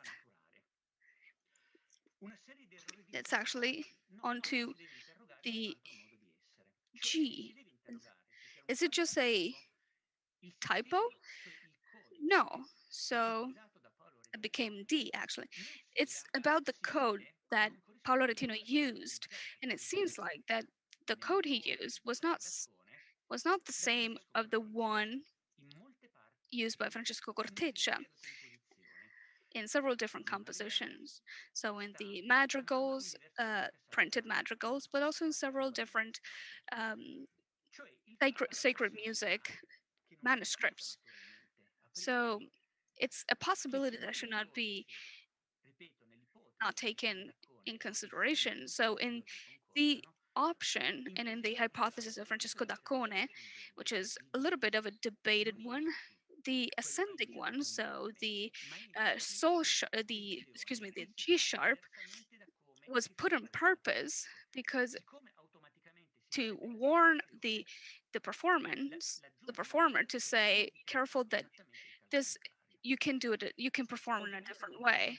And the alteration shows that I'm not going to provide any solution because nobody has the solution. It's just one of the issues we should reflect on, and it has great incidence on the in the notation and in the performance. And it's very common on the Paolo Retino's works, like the Responsors of 1544, and also the review of 1744, excuse me. where we see that there are big differences because there was an interpretation according to one code or the other, and this new interpretation changed the performance very, very deeply. So it's an example that is not just theoretical, and also in the notation problems, but it's actually a problem that it's directly about performance, and this is just the transcription of the issue and the problematic uh, steps that we talked about. Another aspect that we have from Paolo Aretino, and it has a great influence on the performance, but not so much on the script, is this. So the usage of clefs and sound um, sound techniques that need to be transposed. I will not talk about the question and the idea of clefs because Paolo da Cola will talk to us about. In this aspect, we have several different issues. And it's a very much debated issue, and it's correct that the philologists will talk about it because there are some contradictions, and sometimes these are just apparent contradictions. The philologist, of course, can give suggestions, can propose solutions that work for him, but this situation cannot be formalized onto the text. If anything, he could write a suggestions just in the appendixes. This solution will also have an influence on the performance, but in different ways, especially because it's not just always about the single case. So, for example, in the Giovedì Santo, so in the Holy, and we have three sharp clefs, and one counterbass clef, and we have the responsors of the Thursday and Friday, Good Friday and Good Thursday, and then Holy Saturday. So these are like the sound relationships that are in between these responsors. And it's even more important to notice whenever we think about the relationship between the lamentation and the responsors coming from the same author, where we have a contrary progression. In this case, it's descending, and several different sound relationships that alter the entire composition, and they're not just for the single case. These cannot be formalized, these cannot be taken as formal whenever they are published. They can be performed, but they need to be done that with a certain purpose, always through the different apparatus and through the introduction. These are very important tools in the musicology research, but also for the musicians, or at least they should be. If we keep thinking about the critical apparatus as the place where mistakes or errors go to die because nobody reads them, we will never take a step forward. I would just like to mention the guidelines, the edition technique of the Neue Gabe from the first volume, 1954, up until the very last volumes, where it's said that the critical edition is a precious tool that it can be used by the musicologist for his research, but also for the musician, so for its practical performance. But it's been said that in order to perfectly understand the musical text, you need to interact with these critical apparatus, with these critical pieces, because they are the only tools we have to integrate and to fill out the information we're missing. And all these tools have to be integrated in the right way. thanks to some critical apparatus that have been organized according to a logical consequence, according to the different issues that we find in text, with the consequent solutions, considering the different mistakes from republishings and different authors. And that is to avoid creating situations that actually never existed while performing that text, because it has happened that things got mixed up and texts that never existed before were appeared out of nowhere. I remember a couple of years ago uh, of an oratory by Handel. I'm not going to say who did what, where the conductor was very proudly saying that he had mixed up the versions, the performances, in order to create something that was never performed and had never existed in Handel's mind. That was actually, though, his Handel's real intention, and that he would have absolutely approved of. This is totally fantamusicology. It's absolutely fantasy, and it's something that we should really avoid. And by studying uh, the every single aspect allows the music piece to be considered in in its totality. I mean, these are just examples, and I would like to conclude by saying that it's it might be hard to produce an edition that could come to terms with the needs of the musicologists and the needs of the musicians. But again, here we need to think about and we need to understand what kind of musician we're talking about, and that the critical edition should not scare anyone. But again, we should never forget about the fact that that was just a printed uh, sheet and a printed work, and the musician should enjoy it and should enjoy every aspect of it. And I would just like to conclude, and I will skip all the digital resources because we will talk about it in the roundtable tomorrow. The critical edition in his historical perspective require a continuous dialogue and a continuous review from different experts who come together to face similar problems with a single um, purpose and a single objectives. So letting everybody know about the past practices for for the modern writing and edition and performance, and nobody can do that instead of them, and I'm firmly convinced about that. And when a musicologist just wants to become a conductor for a day, because it has happened, I, as a musicologist, tend to smile at this, just like I would smile when a musician improvises himself as a musician. And this is very common in Italy. But thank you for the attention.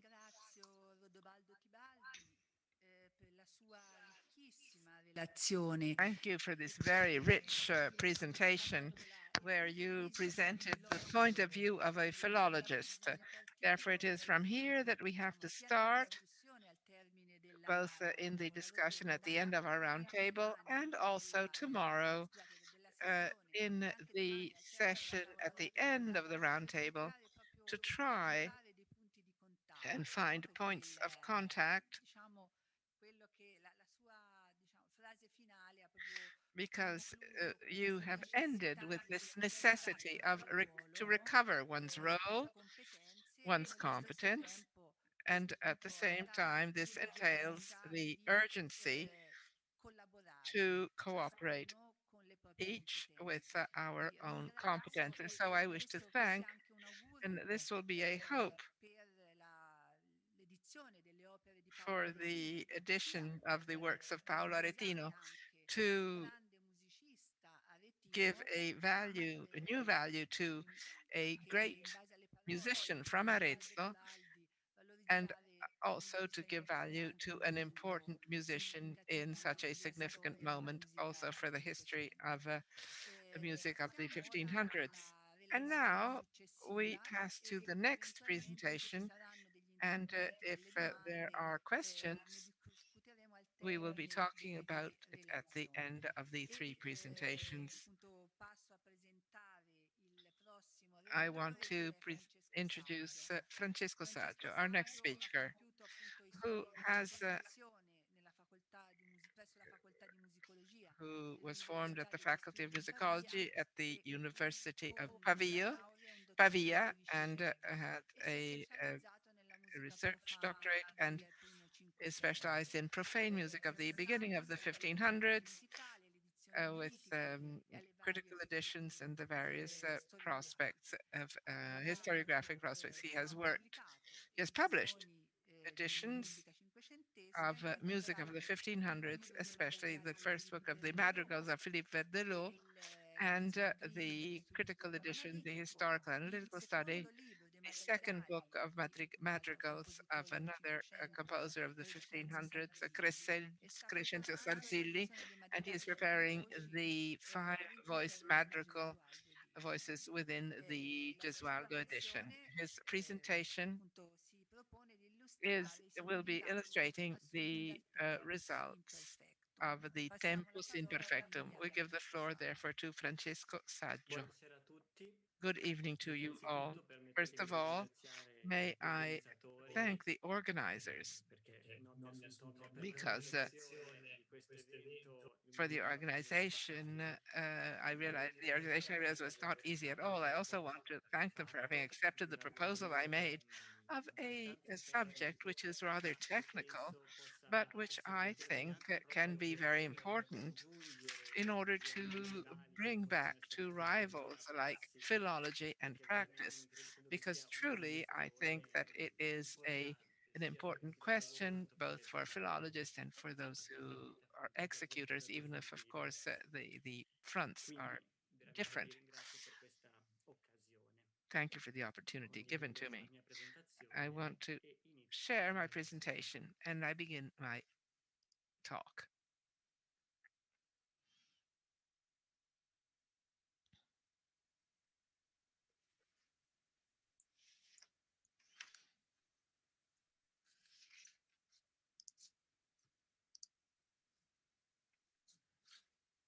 Scusate un secondo solo, dovreste vederla però.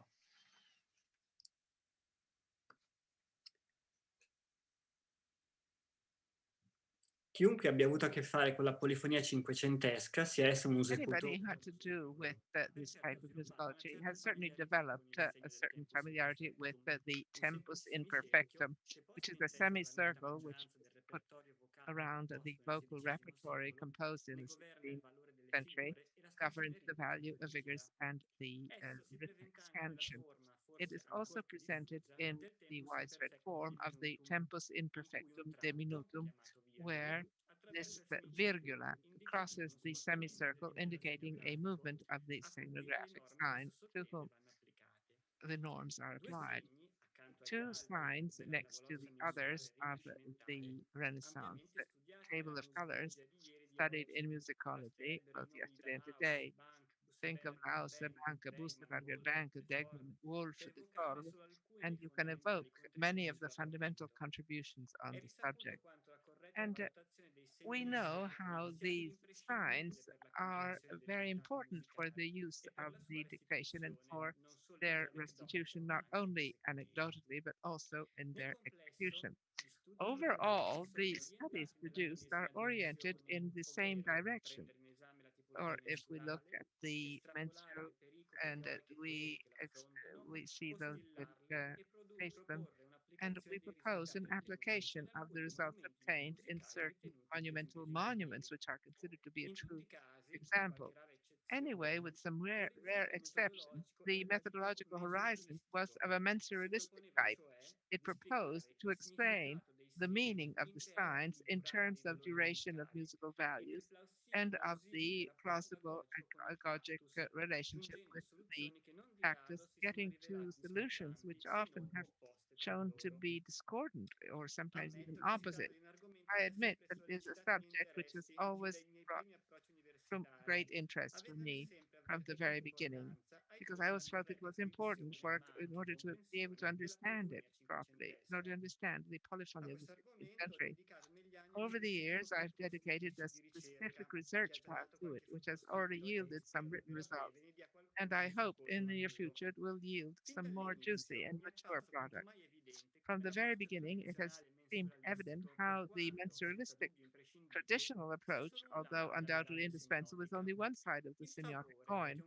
The favor that a 16th century composer accorded to one or the other sign is the bearer of expressive values that go far beyond the simple integer or proportion uh, scansion that can be understood only in a semiological key, that is, starting from the relations and correlations that a mensural symbol assumes when coexisting in different musical contexts.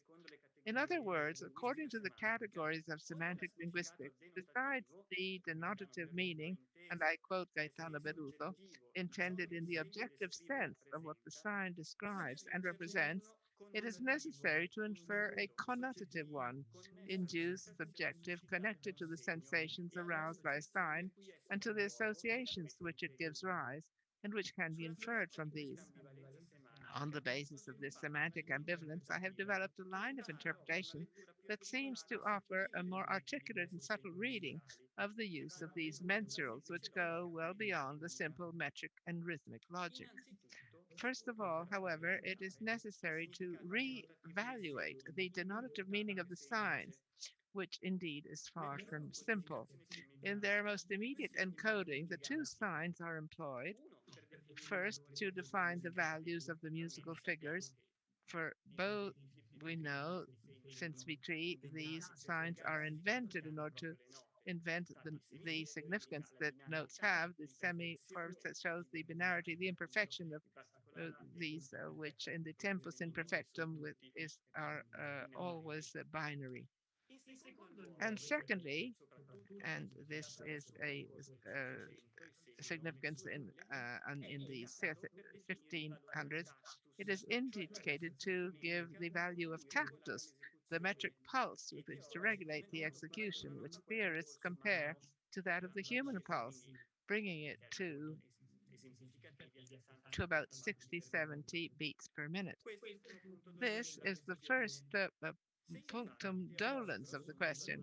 If in fact today nearly unanimously the integrum time is identified as an indicator of tactus in the semi-brief, and the semicircle with the cut is a tactus alla breve, placing them in relationship of diminution or proportio dupla, whereby the same value under the first sign must be carried out at the double of speed of the second. In reality, their concrete application in these terms not only raises many doubts, but in some cases is almost impossible. This is because of an aporia that theorists, for the most part, seem to ignore, namely that the two signs can be applied to different mensural orders. Here are a few examples. In this first case, the tempus imperfectum is used with an ordo mensuralis, the palette of musical figures, of semibreve, where the semibreve is the main figure and the minimum is the figure which brings the syllab, as you see in this example. Using the ever useful Dalusian method of the metronomic numbers, which are rounded off, but this doesn't mean to say that they are to be carried out with these numbers only. We're speaking of examples, of course. We see that in a prospect of execution, the solution is realistic and poses no problems. In other words, we can we can execute a piece written like this. In the second case, which we see, the tempus imperfectum is diminutum. You see the semicircle is cut. So theoretically, everything should be scanned at twice the speed, as you can see in the example with the numbers. But the problem is that the ordo mensuralis, which is used, is not double compared to the previous one, but is the same. And consequently, we couldn't carry out this with this velocity since everything would be doubled. And it is not possible to think that thing can be executed, that things can be executed in this way. In the third case, the tempus imperfectum is still whole, so it's not decreased, and it is applied to a semiographic order which is inferior in number, where you see the syllabic prevalent system, and only in this situation, the tactus at the semi-breve, where we see this is not applicable for the opposite reason, because having reduced this graphic sign, we see in this case everything would go too quickly, double the speed advised, because in truth, and I'll show you this later, we have a tactus alla minima. Three cases which cannot be carried out. The first case, yes, the others not, if we were to follow to the letter what the theoreticians say. Keeping ourselves to these true examples, and we could also have other situations, we see that the theory has to interpret it in the light of musical monuments, which can, and only if we compare them can we find the right indications. We thus come to the connotation of mensural signs and that semantic margin where they are. We begin making clarifying one case. The inconsistency with the tactus and the ordo mensuralis can be explained historically, the change of compositive techniques. Before a fluid situation, which is typical of the sacred and profane 30 years, first 30 years of the century, there we see coming to 1540 and the publication of the madrigals with the printed publication of the Madrigali a quattro voci of Messrs. Claudio Veggio with the joint in six others. These, with the misura di breve, which is a very misleading definition, which is soon renamed by the clearer note nere, black notes, as is the case of Paolo Retino, define are defined by the presence of a semi-minima as the prevailing syllabic figure, as you see in example 3, where the semi-minima is the prevailing syllabic figure, which you see this chromatic color type, which is where the madrigal name comes. In order to carry out these madrigals, a tactus alla minima is required in order to be performed. It cannot be the semi-breve, it has to be the minimum. And we can say that officially from this time onward, the simple semicircle is the symbol of secular music, as opposed to the diminished semicircle, which becomes the indicator of music of religious subject matter, which we saw in the cases of Aretino previously, as Professor Tibaldi say, sacred music is in white notes and with the cut semicircle. The difference also involves the mensural order. In fact, sacred music continues to use the semi-breve ordo mensuralis, which is predominantly white, while secular music uses the minima chordo, predominantly black, and this distinction we recognize much later by the theoreticians. Much later, I'm referring to the well-known statement of Michele Pretorius in the Syntagma Musicum of 1619, where it is stated that the madrigals, although having a tempo tertior to proceed more quickly, while the motets, since they are with white notes, proceeds more slowly. Two considerations. In both situations, it is clear that the tactus of the theoretists is not applicable, and that if the decrease indicates a halving of the values, a doubling of the speed of execution, the result would in practice be the same, since one must consider the different levels on which the ordo mensuralis is organized. If we want to manifest the metronomic numbers, we chosen by this position, we see that if we do a scanning at double velocity, or if we move the level of ordo mensuralis, the result is identical. And so it is clear that the decrease cannot indicate only this, but an acceleration of some type, which is not well defined. And in fact, there is a theoretician at the end of the 1400s that talked about acceleratio mensurae, acceleration, but not doubling of speed in the presence of decreased semicircle. Actually, if we consider this possibility, we obtain not only an acceptable performance result, but this would also explain why sacred music is more onerous and has a slower pace.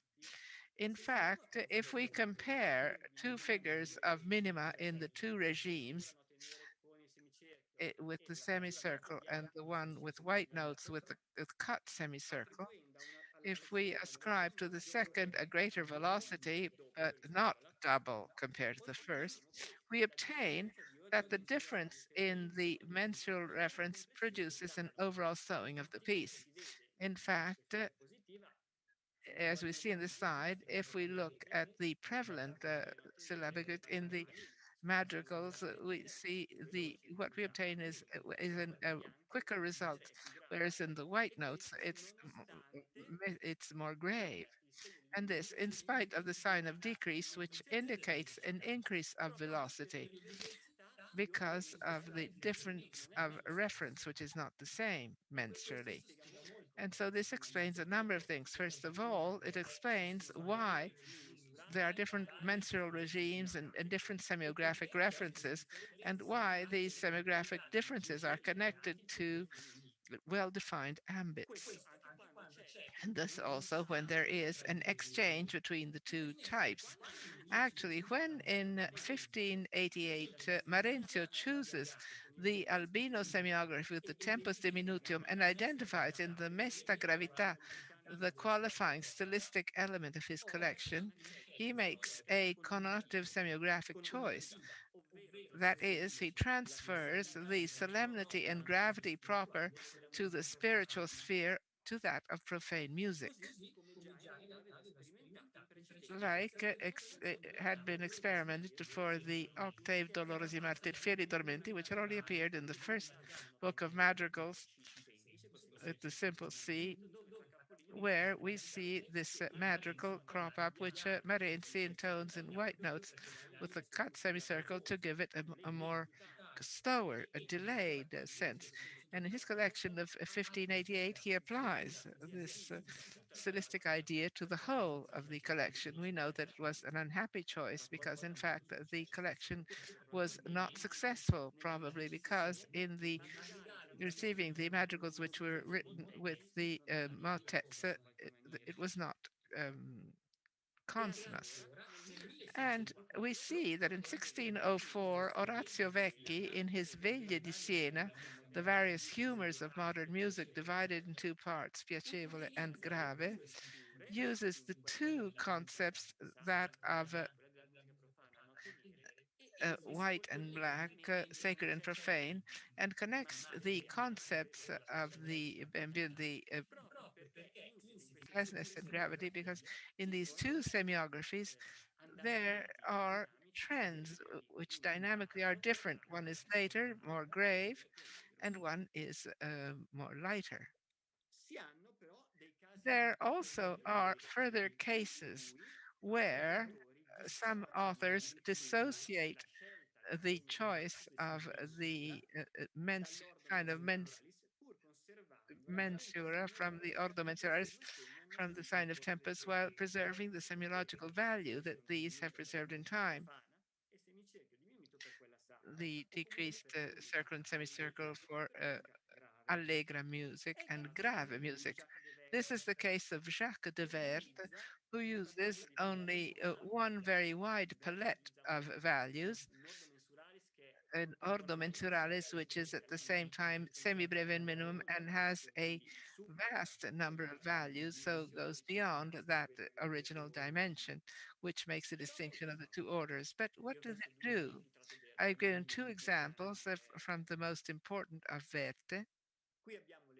Here we have the two octaves taken from Gerusalemme Liberata by Tasso, Vezzosi Augelli from the Verdi Fronde, and Forsenata Gridava. And even if they're all written with the same notation, one is not more black or more white than the other, but the first is marked with the tempus integrum, the second instead with the tempus diminutum, because the second has a character which is more gravoso, and we understand this by interpretation of the text. On the contrary, the first has a more pleasant aspect, because the text is pleasant, and so the sign, the choice of signs introduces an aspect which has to do, introduces elements which are relative to its execution, to its interpretation, which go beyond the faster or slower, but it's the character that these signs want to give to the pieces. I have concentrated at this point on profane music, but in fact, this system involves also sacred music, and this is the final part of my presentation, and this is close to the conclusion. In sacred music, the valence seems to be even more subtle. All of the composers seem to offer uh, the albata, the white notes, in order to avoid stylistically to bring to the churches those melodies which will brings to so much discussion. So the motets generally are written with the tempos diminuti and are written with white notes. But in fact, it is not always like this. I want to bring to your attention three cases of Palestrina which I think are indicative. In the credo of the Hanni project from the first book of Messe and from the Missa Lombarme, third book, the initial tempus integrum is replaced by a tempus diminutum for the Et Incarnatus S section, and the piano mezzo shows the genuflection in the semi-liturgy, which generally is put into music with wide and static values. So they're in a situation where there's a part of the text says Letus Incarnatus Ex or Crucifixus, where there is a section from these more grave, but the composer has not changed the writing, but rather the mentor assigned to bring the attention to this aspect. In fact, in both cases, there is no Lordo Mercenaris, but only the sign. So Palestrina operates on the value of the sign and not so much on the denotation of the sign. And also, this is the example, as you see, the sign is the same, but what changes is the mensural sign. The opposite case, which we read in the same optics, the Sine Nomini Mass in the second book, is written integrally in the Tempus Diminutum, and this is nothing new, but it has a variation, which is that of the Gloria.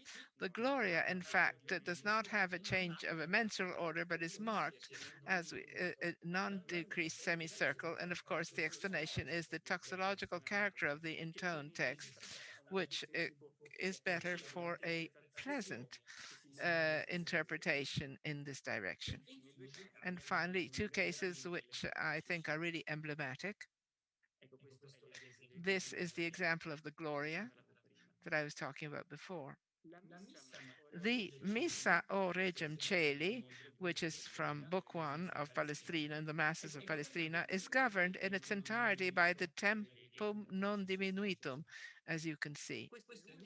This is the first case in the first two books of Messe Palestina, where the whole Mass is written using this mensural sign.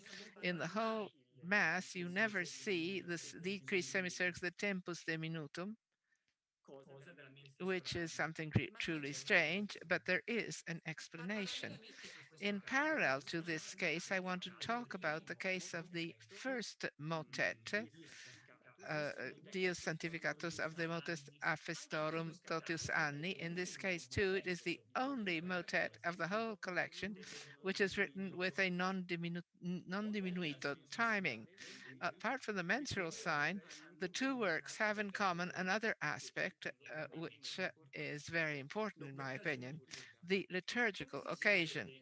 As you can see in the example, the motet has the caption In Die Natalis Domini, In the Mass, there is no caption, but if we look at the friezed capital letter, we see that the Kyrie depicts the Nativity. And in fact, this Mass is a Mass of imitation based on the motet of Andrea de Silva, which intones the first responsory of the third nocturne of circumcision of the Lord, which is celebrated on the octave of Christmas. So Palestrina signs the pleasant time to exalt the festive character of one of the most important liturgical events of the Church of Rome, Christmas, to which a heavy musical apparatus was certainly not suited. The Detenter Celi and Exultet Terra. So if we still needed to, this underlines the necessity to study the liturgical aspects when we speak of sacred music and also polyphonic music, not only monodic music.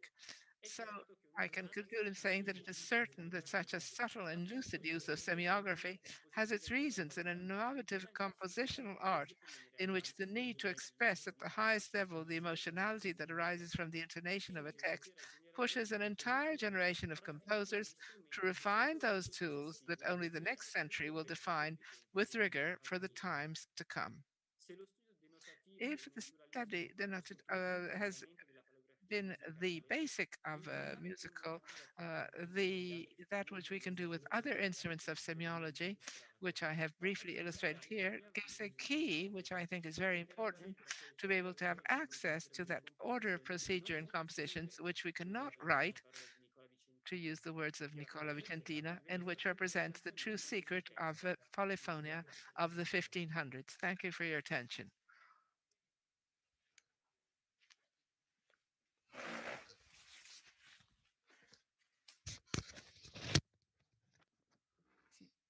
Ringraziamo quindi Francesco Saggio per il We suo would like to thank Francesco Saggio, that was very rich of a lot of interesting aspects related to the practical execution and the choices related to tactus and time that are very determining of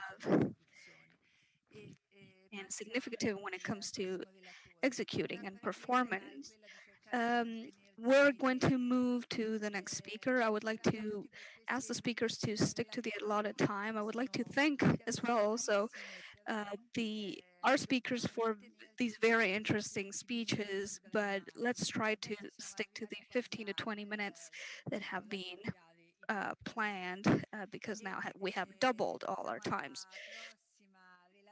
So let's move on to our next speaker, Ingrid Pustianats, who is an associated professor of the University of Pavia Cremona.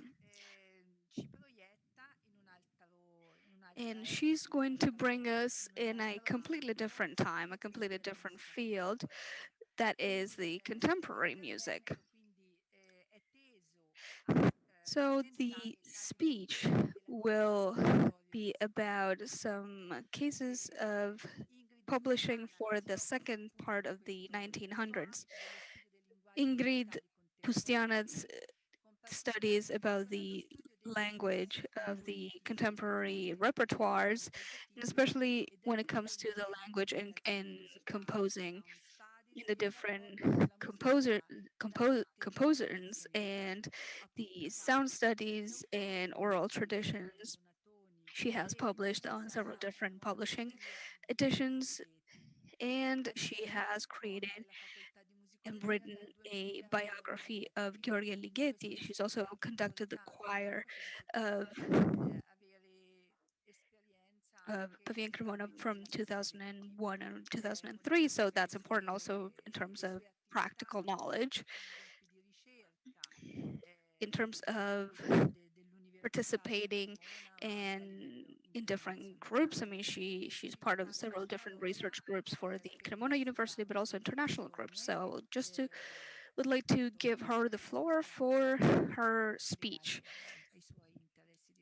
which will be about some research interests. Good evening, everybody. Thank you, Cecilia Luzzi, for the great introduction. And before starting, I would like to thank the organizers for the invitation to come here, which has given me the opportunity to think in a slightly more orderly and focused way about the issues that I encounter daily in my research in contemporary languages and codes. But I would like to also apologize in advance if the aspects I will talk about might seem too distant from the issues that are at the very core of this conference.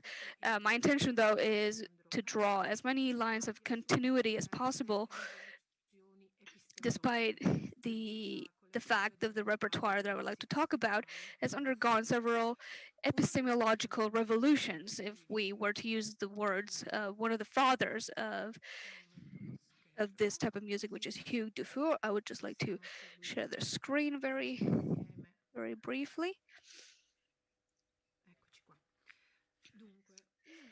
There we go.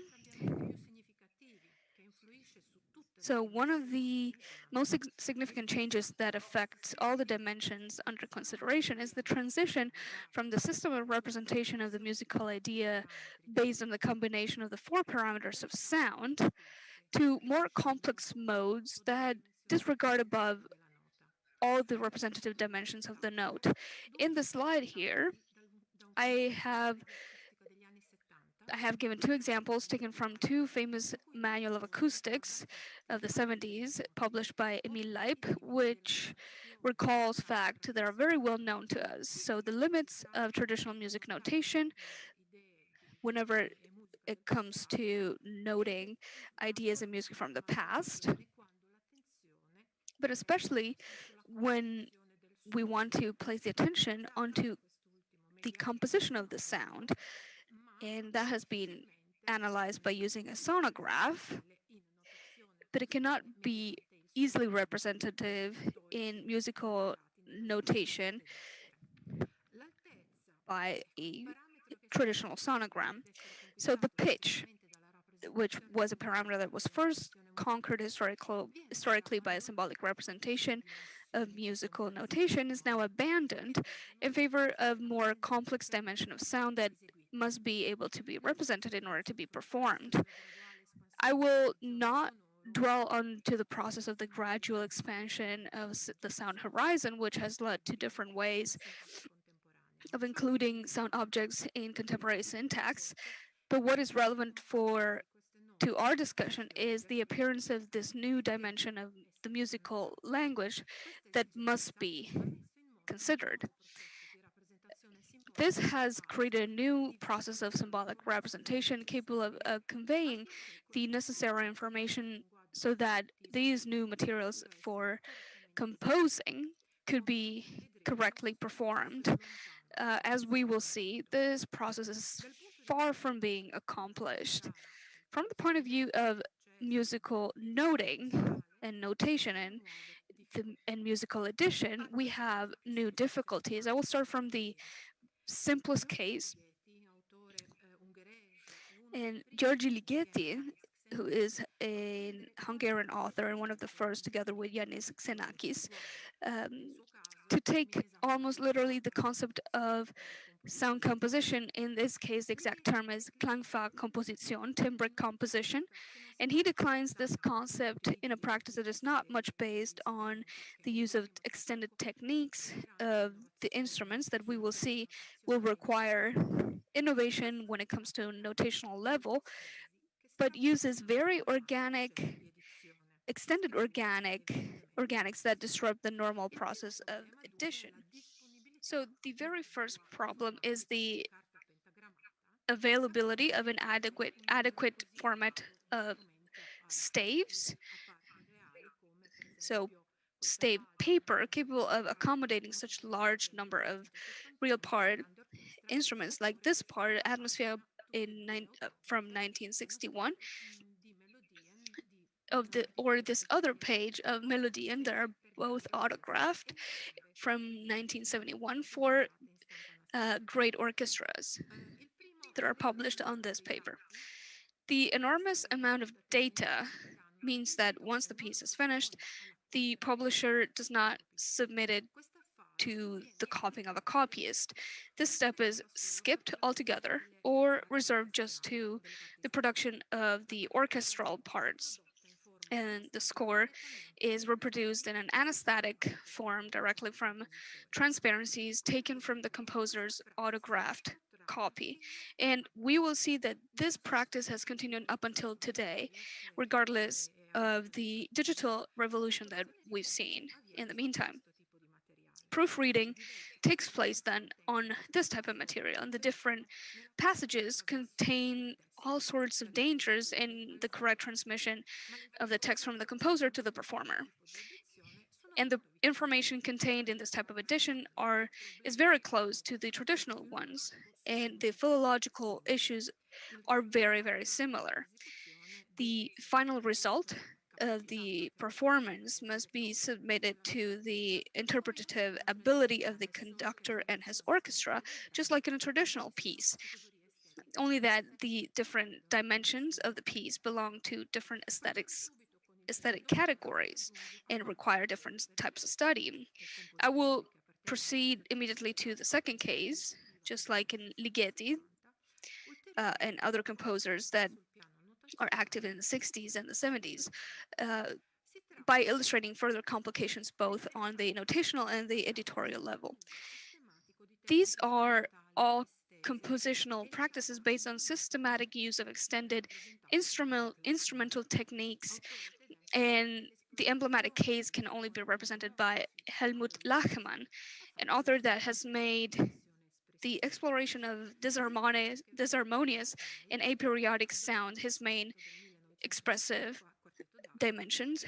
You can see that this is taken from the Grand Torso string quartet and from 1971. The score is organized in a symbolic space where there's a combination of prescriptive and descriptive information, where many sounds are not precisely notated, but the actions of the productions are. This is why we have the key for the fingerboard and the bridge as indication of the position of the bow. There are information about the string on which all the actions are to be performed, and so forth. The time dimension is still quite traditional, as it is expressed by metrical indications with no reference to any accentuative references, and that express the amount of time units quartered equal 56 in a given space. Obviously, this type of notation has led to the introduction of very long legends with explanations of symbols used for the performance, with verbal descriptions that are capable of illustrating as precisely as possible both the action required and the corresponding sound result.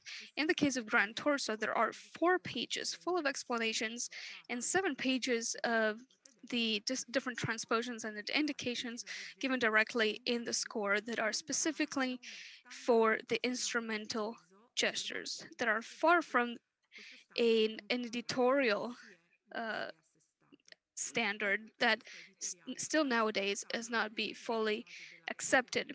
So from the editorial point of view, the copying phase is eliminated.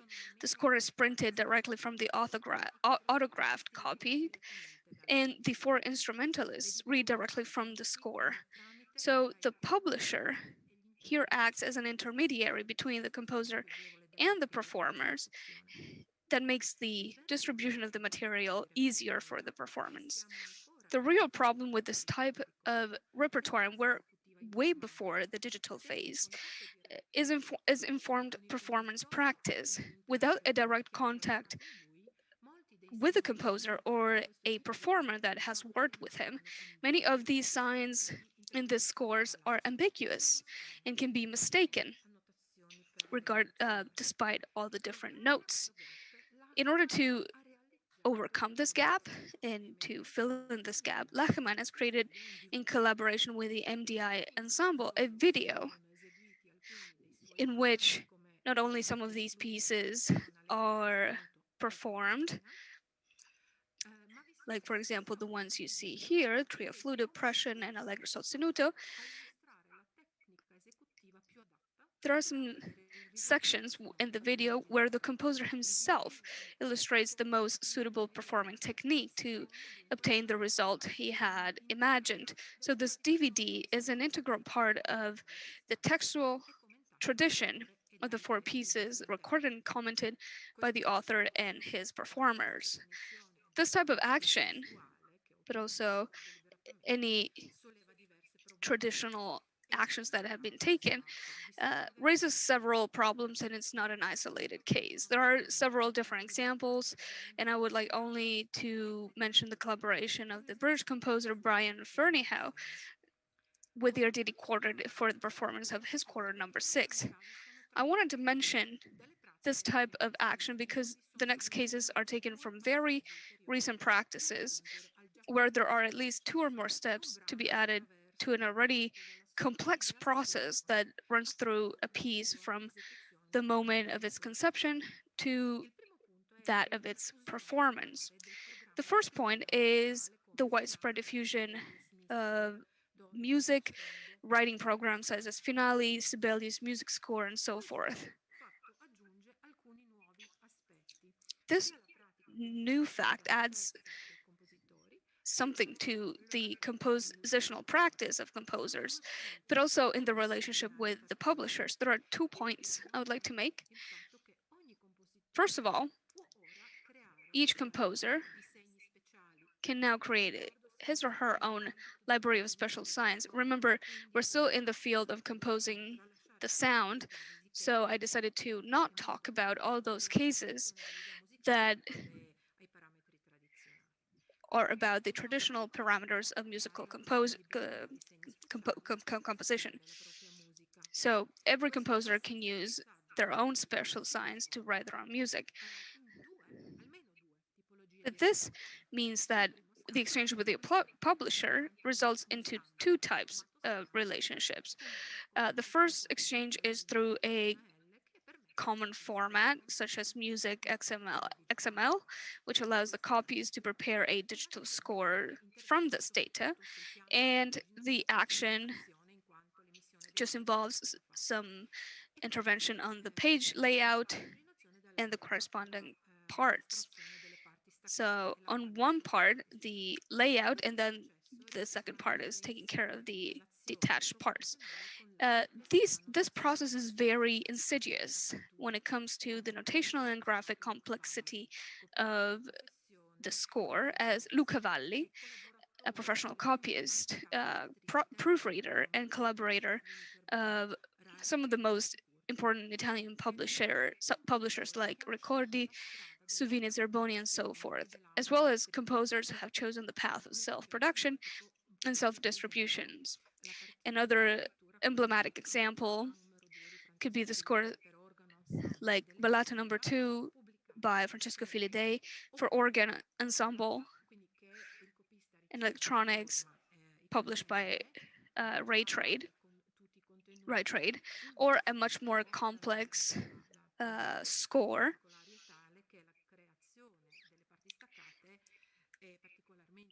which is a particularly complex of the concertino of A in 10 instruments.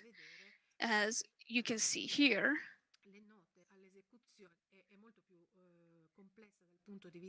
this is way more complex when it comes to notation, and all the notes to the performance, as you can see here in the next slide, they have not just the verbal explanation of all the symbols used, but you also have pictures of the gestures to be used, and that makes everything easier.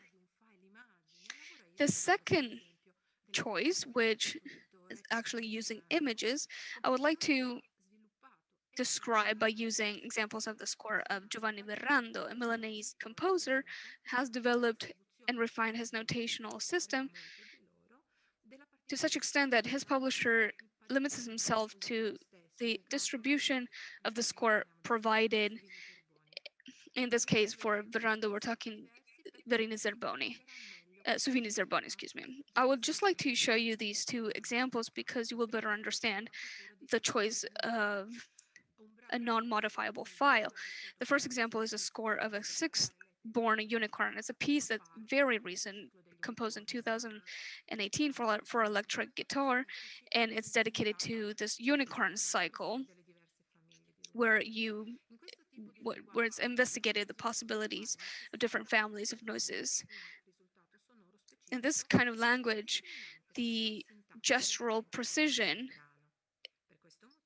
is crucial for the syntax of the piece and the formal coherence. For this reason, the author has chosen to replace the long verbal description with a video, a multimedia file that is inserted directly in the score, where the instrumental gesture is shown in order to obtain the required result. So the score therefore contains all the different information necessary to realize the instrumental part.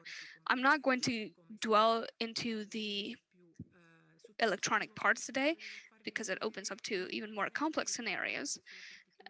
Unfortunately, you cannot click on this video because of the Zoom, but you see that the gesture is minimalistic. You see, this is the first gesture, and this is the second gesture of with the harmonic device.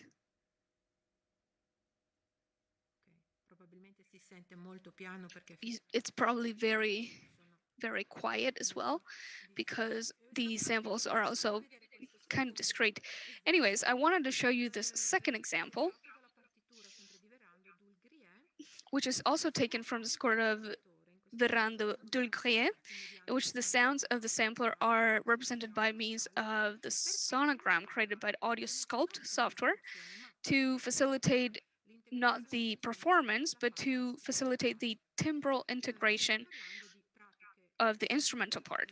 We're talking about compositional and performing practices that require a great familiarity with an important number of changes that occurred recently, and that can be sort of understood only through direct practice, and that's why I called my speech as digitalized orality. This is why a lot of this knowledge is conveyed through technology. And just to mention, a very frequent use between composer and performer is the exchange of video and audio materials via Dropbox or Drive, which is very common, but that goes beyond any possible tracking by those who might want to study both the creative and the performative process if they want to study all these different changes for their own interests. So this is a different scenario, and that's why I would like to also illustrate it in the scenarios that you will see here. The following example is actually taken from another Italian author, Mauro Lanza, and allows me to touch on the last issues in various ways and how it affects the different aspects. It's actually a computer-assisted composition. Since the early 90s on, we have witnessed an increasingly widespread diffusion of programs for the analysis and the synthesis of sound, many of which were originally intended for electronic pieces or electronic parts of mixed music, and it's a term that's used today to indicate a co-presence of instrumental and electronic components. But with time, programs have been developed that are used to process data, both harmonic and spectral, for example, and temporal and duration aspects that can be then used for writing fully instrumental works. I would just like to mention two programs, Max XP or Open Music, for example. For many composers, in fact, the compositional practice in the past, it was done with hands on a keyboard or on a piano, and in the act of searching with the right harmonic melodic combination. Now, the hands are on a different keyboard, the one of the computer. The computer has become the new instrument of daily practice of composition, and it determines with more or less important weight the attitudes of the composer. So to mention this very last example, we're going to see the first page of the score for the string quartet of Mauro Lanza. We'll see the different steps that led to its drafting. The Lanza's daily composition practice tool is Open Music, which is a very versatile program that can help a lot of different aspects in composing. In this first quartet, it's important to note that a lot of strings have to be placed with a blue tack, which is like a sort of Play-Doh. And using this material in specific points of the string, it alters the music and it produces different sounds according to the dynamic they play the note. And the legends as well and the preparation are here in this slide. The composers then elaborates on the different parameters of the score with open music. And as it follows, this is just the transposition of all the different pitches. So first we have the fixation and determination of the different pitches. Then the composer exports all the dynamics, the information about the dynamics. Another part on strings that you cannot see here, and so forth up until we get to the final score. But he's not going to complete the score. All the data are sent to Luca Valli, so the copyist, that from a rough draft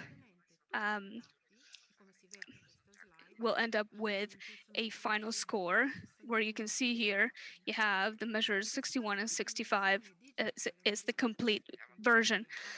The digital version in this case does not entail a lot of multimedia aspects, but it's more about the exchange between the composer and the copyist, which are fundamental to determine the right printed score.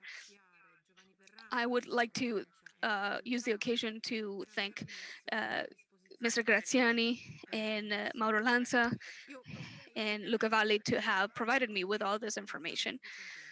I could continue by adding even more complex cases in these exchanges between composing and copying and then creating scores together with the technological advancements that we know. But I think that these few examples that we saw together are enough to show that there are some traditional habits that keep on happening together with new techniques. So, for example, the choice of many composers who decide to self-produce their own scores, which entails a lot of difficulties when it comes to conveying and transmitting all the different notes to the future. I would like to conclude by mentioning this platform, Babel Scores, which is a project that is trying to solve many of the problems that I mentioned in my speech. And you will see it from the screenshot here. It offers several different solutions with multimedia supports. We have several different pieces that are available.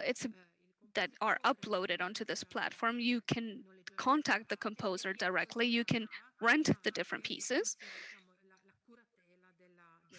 And you also have the whole curatorial part of the different pieces. I mean, and then obviously you also have the audio records online. So it's like it's an approach that it's trying to put together all the different aspects that I mentioned before. I would like to conclude with an utopian project, because my colleague Tibaldi was talking about the philologist as someone that is just taking care of the monumenta, but Les Espèces Acoustiques, it could be one of these projects, one of these editorial projects.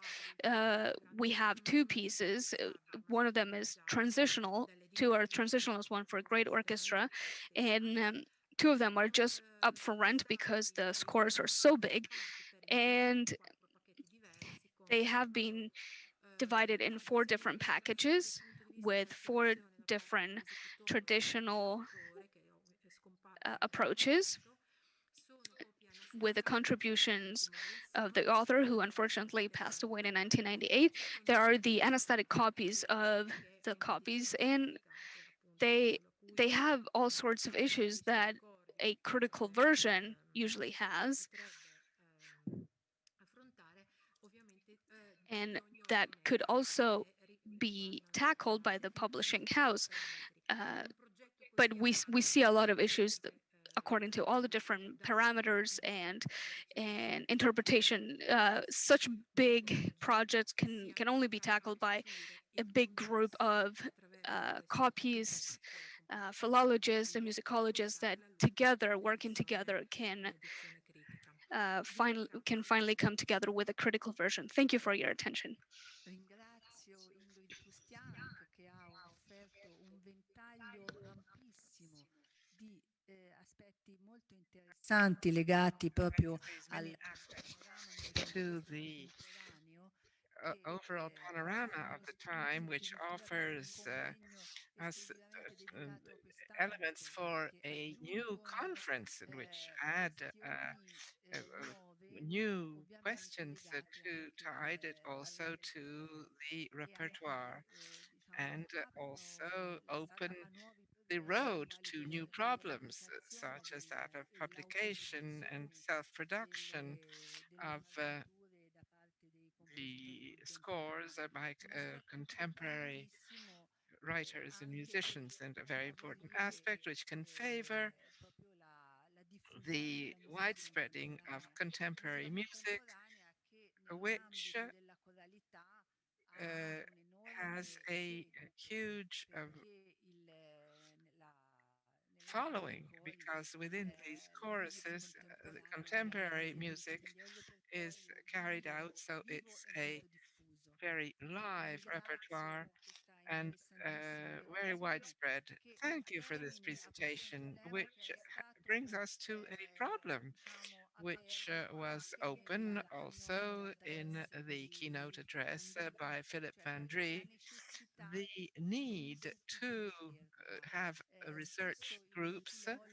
Often the philologist has worked as independently in the archive or library, looking for an author for a repertoire.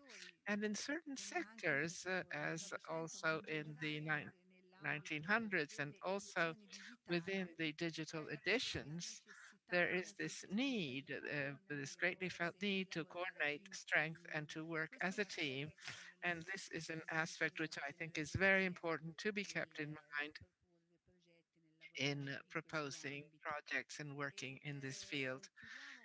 We wish to close our first session, and we will devote 3 minutes, but literally 3 minutes, for the coordination, for the technical aspects, and we begin again promptly at 5:40, 40 minutes past 5, in 3 minutes time, literally. The second part of the session is devoted to the intervention of those who deal with the problem from the point of view of executive praxis. So musicians, directors of choruses and ensemble. Thank you, and we meet again in 3 minutes.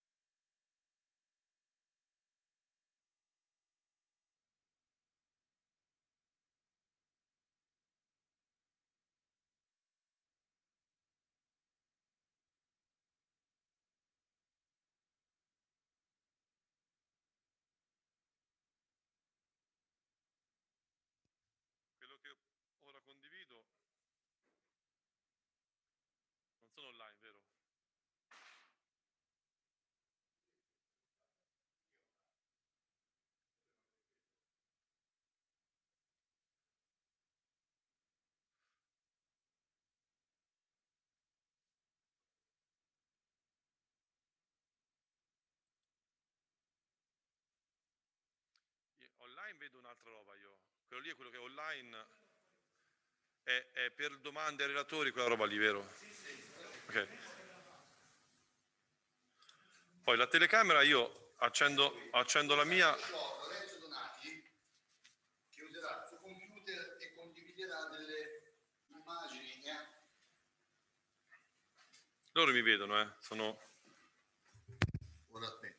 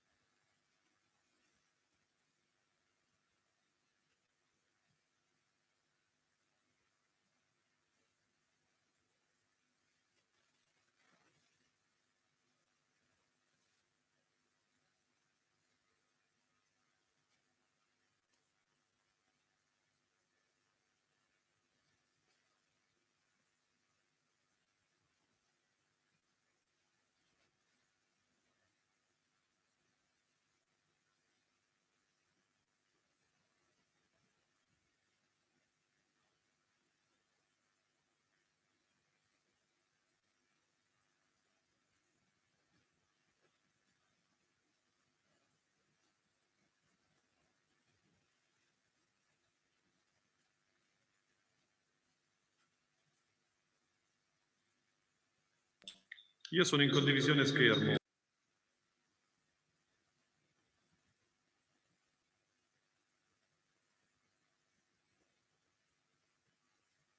Se l'accendo.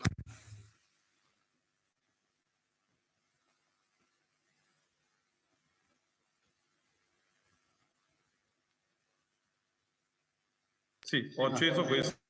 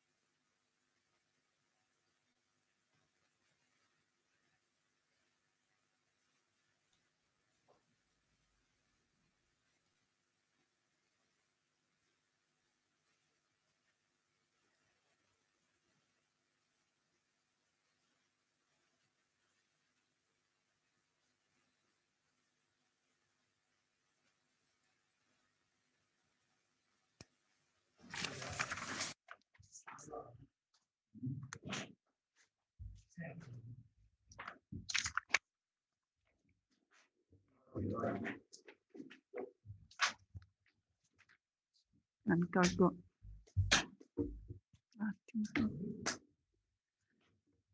Riprendiamo il nostro convegno e appunto. We start once again, and now we have the last phase of the first session because we were asked a question. I don't know if Francesco is connected. Yes, I am.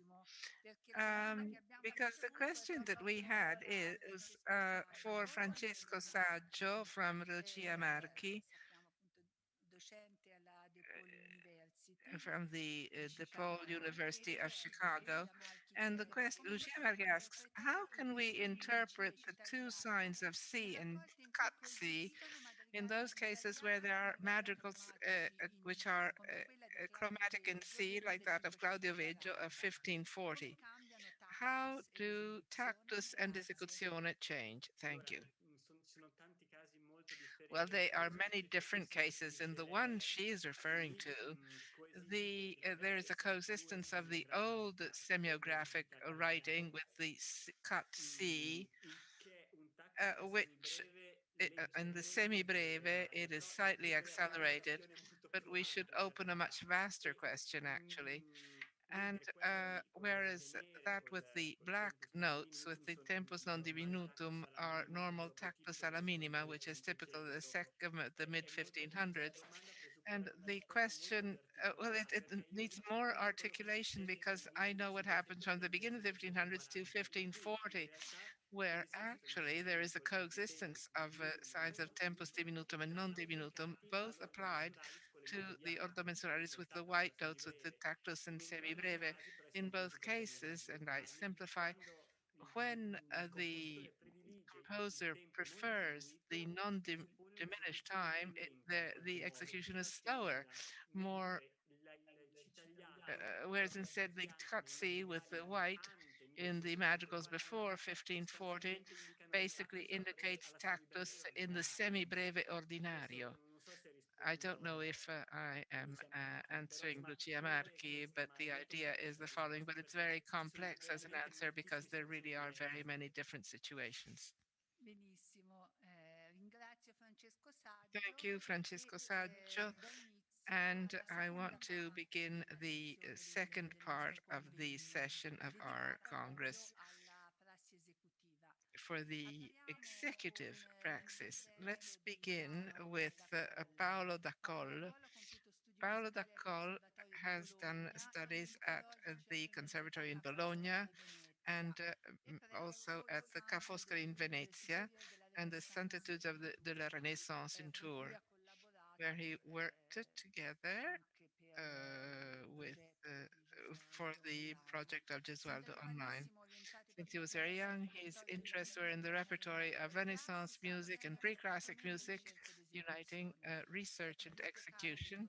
He is a librarian of the Conservatory in Venice and worked with Luigi Ferdinando Pagliavini in drafting L'Organo, a magazine, and he does instrumental and vocal musical reviews, catalogs and essays. Since 1998, he's been directing the Ensemble Vocale Audicaton, a series of male voices with whom he does concert activity and discographic activity. He's obtained the Abbiati Prize for Italian critical music. The theme is chiavette, le chiavette, and repertoire, Venetian repertoire of concert from the Basilica of St. Mark. Buongiorno, grazie Cecilia di questa introduzione, grazie di questo invito. Thank you for this invitation. Stato felice di poter essere lì in presenza ad Arezzo, un luogo nel quale appunto sono venuto in passato anche con Odecaton per esecuzioni musicali o qualche giuria, insomma, quindi un luogo che ricordo con grande piacere. Poi sarebbe stato anche un piacere socializzare, rivedere tanti amici che vedo comparire in questo convegno. appunto il tema è quello, diciamo così, delle chiavette, un termine in realtà che non risale all'epoca in cui questa prassi era diffusa, ma diciamo un termine coniato poi in epoca successiva, quindi solo durante il XVIII secolo. E, come è noto a ogni cantante, a ogni direttore di coro, la comodità dell'estensione vocale è uno dei primi requisiti per una buona resa della polifonia. Quindi a metà del Cinquecento i teorici della musica hanno fissato un modello ideale di equilibrio vocale, plasmato, come è noto, sulle 4 voci maschili e anche naturalmente quelle dei pueri cantores, una visione naturalmente androcentrica, visto che dal momento che agli uomini era riservato il servizio musicale nelle chiese, benché insomma ci fosse anche l'eccezione delle donne appartenenti a ordini religiosi. Comunque, le voci comuni, diciamo, nelle quali viene distribuita la polifonia sono evidentemente quelle di soprano, contralto, tenore, basso e i teorici della musica ne vogliono delimitare chiaramente i confini.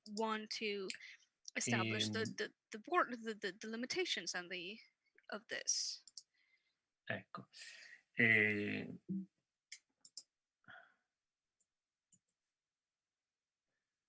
Ne vogliono delimitare i confini, dicevo, questo appunto è un esempio tratto dal trattato di Nicola Vicentino, e appunto le voci sono esposte, sono riportate appunto con i loro ambiti, con i loro termini più precisi e naturalmente in modo come che queste voci appunto con le rispettive chiavi naturali rimangano nei termini di tutti gli spazi e di tutte le righe, quindi senza fuoriuscire, diciamo, dal pentagramma.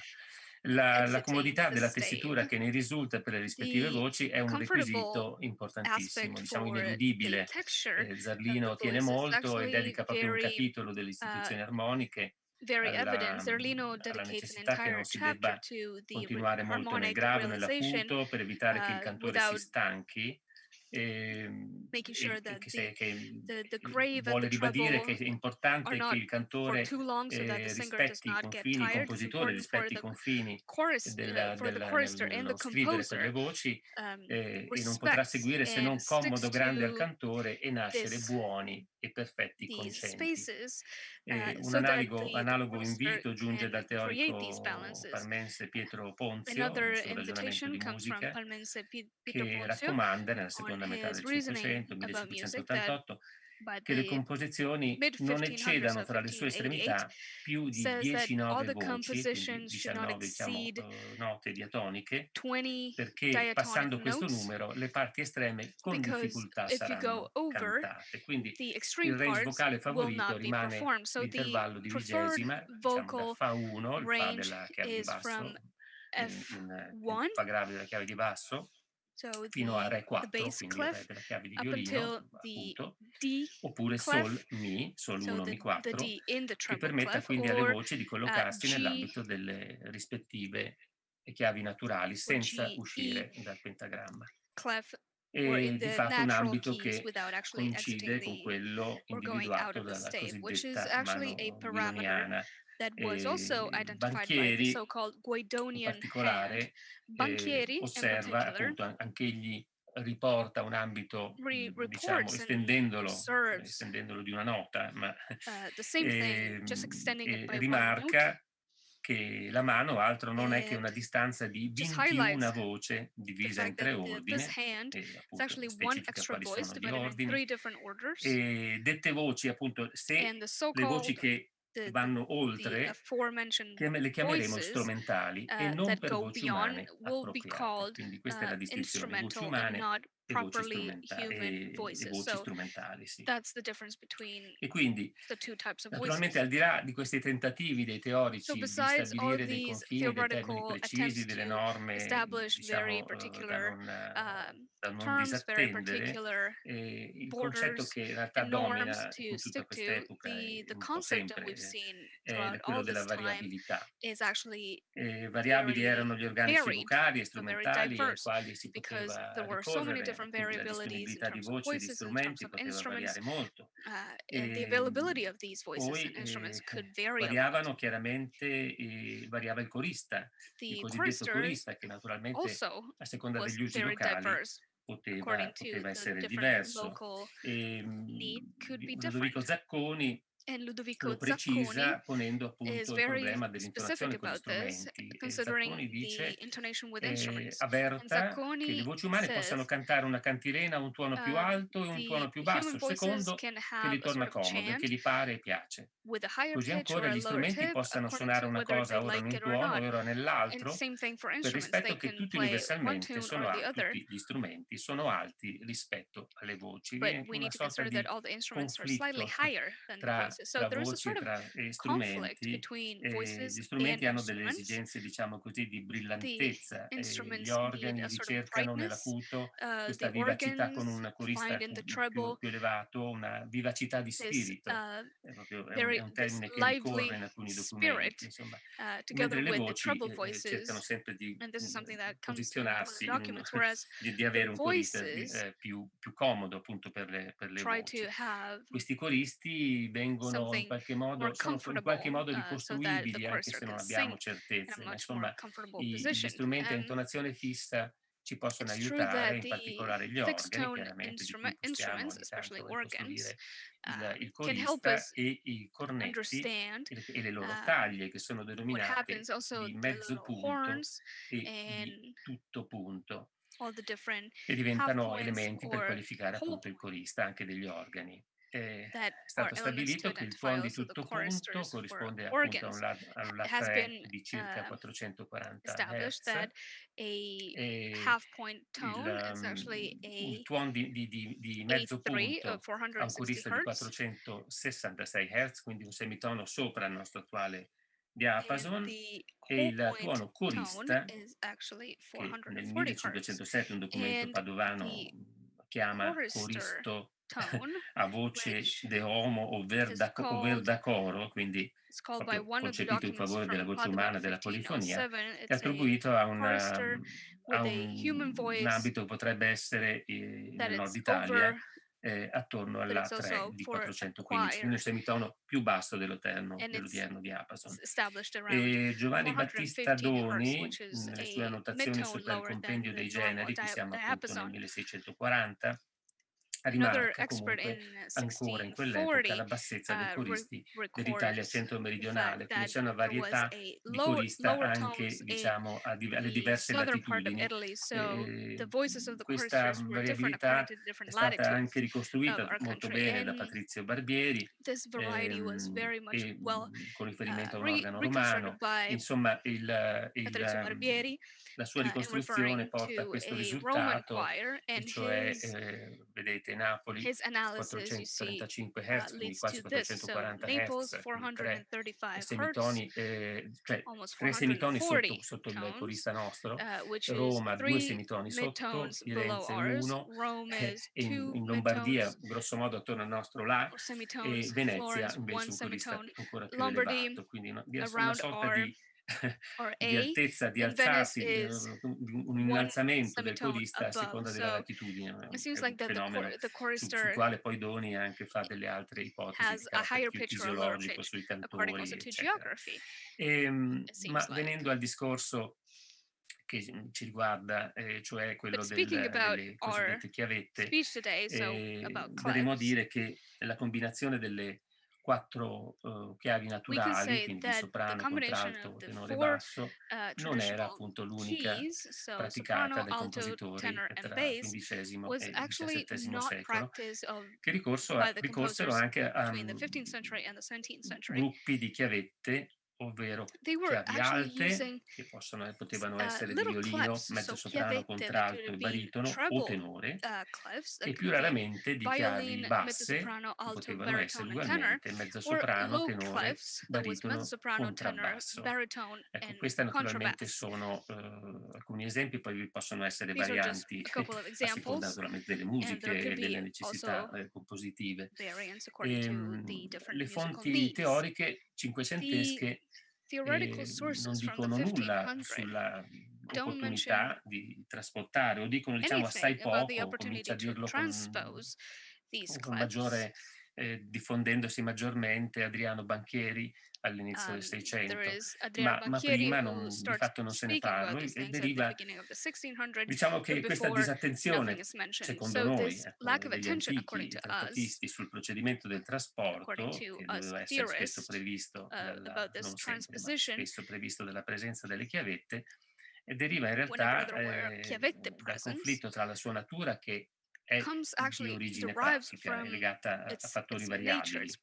Invece la nostra moderna esigenza di avere leggi, appunto, quindi razionalizzare il trasporto, sottoporlo a norme precise, noi non abbiamo queste esigenze. Quindi diciamo che il nostro atteggiamento storicista, anche nei confronti della prassi esecutiva, ci porta a stabilire delle leggi che non sempre sono rispettabili. Abbiamo visto anche appunto in precedenti relazioni, appunto, a proposito anche del tactus, che a volte si ipotizzano cose che non sono, che vanno nelle direzioni opposte rispetto a quello che ipotizziamo.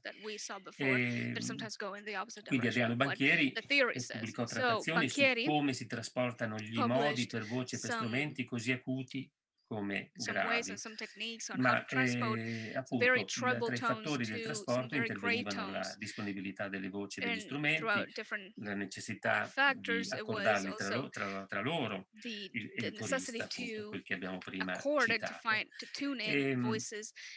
Prima di affrontare alcuni esempi veneziani, come diciamo annuncio un po' il titolo della comunicazione,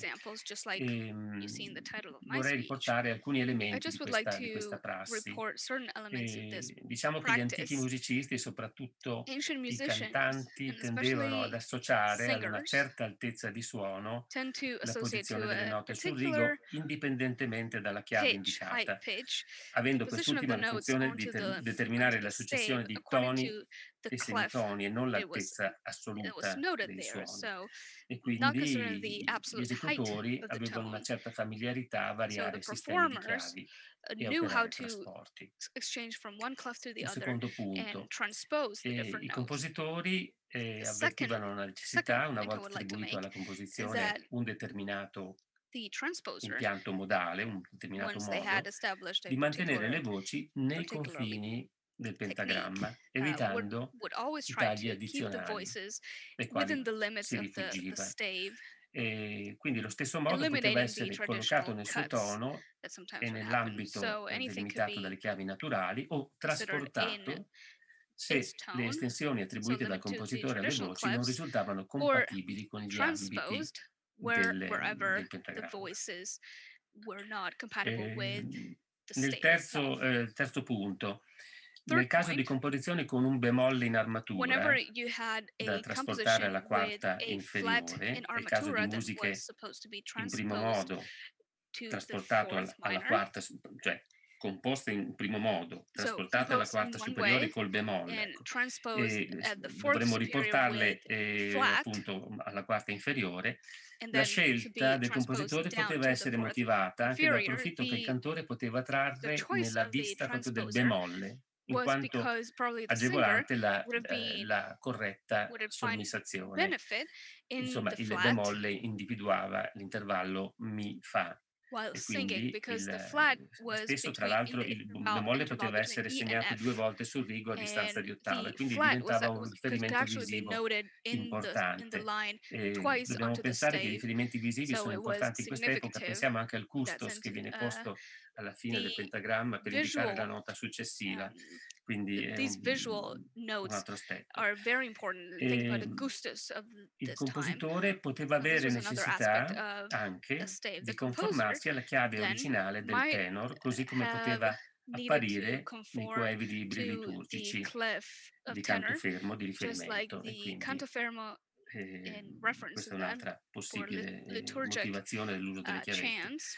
Oppure, And molto that's why sometimes these semplicemente, clefs le used musiche to be potevano used. essere poste Or in chiavette simply perché avevano the una music destinazione could use strumentale. these Quindi chiavette magari clefs because musiche they had a policorali instrumental e destination. sono dei cori posti in So we chiavette have alte choral proprio perché quel pieces coro where va we have very attribuito high agli strumenti. chiavette because that choir is for Comunque, instruments. vediamo alcuni esempi che possono So let's offrire take a look at some degli examples that spunti di might riflessione. Ci sono 3 mottetti a lead 6 us voci di to Gioseffo some Zarlino, interesting examples. We maestro di have cappella in San the Marco e Giuseppe teorico della Zarlino musica, come ben noto. piece, who E is the questi 3 master choirist mottetti of San Mark richiamano Basilica. appunto il secondo punto del quale ho There are 3 parlato, cioè la motets, necessità delle chiavi and di these 3 attribuire alle voci motets di recall conformarsi alle the esigenze necessity del modo of prescelto.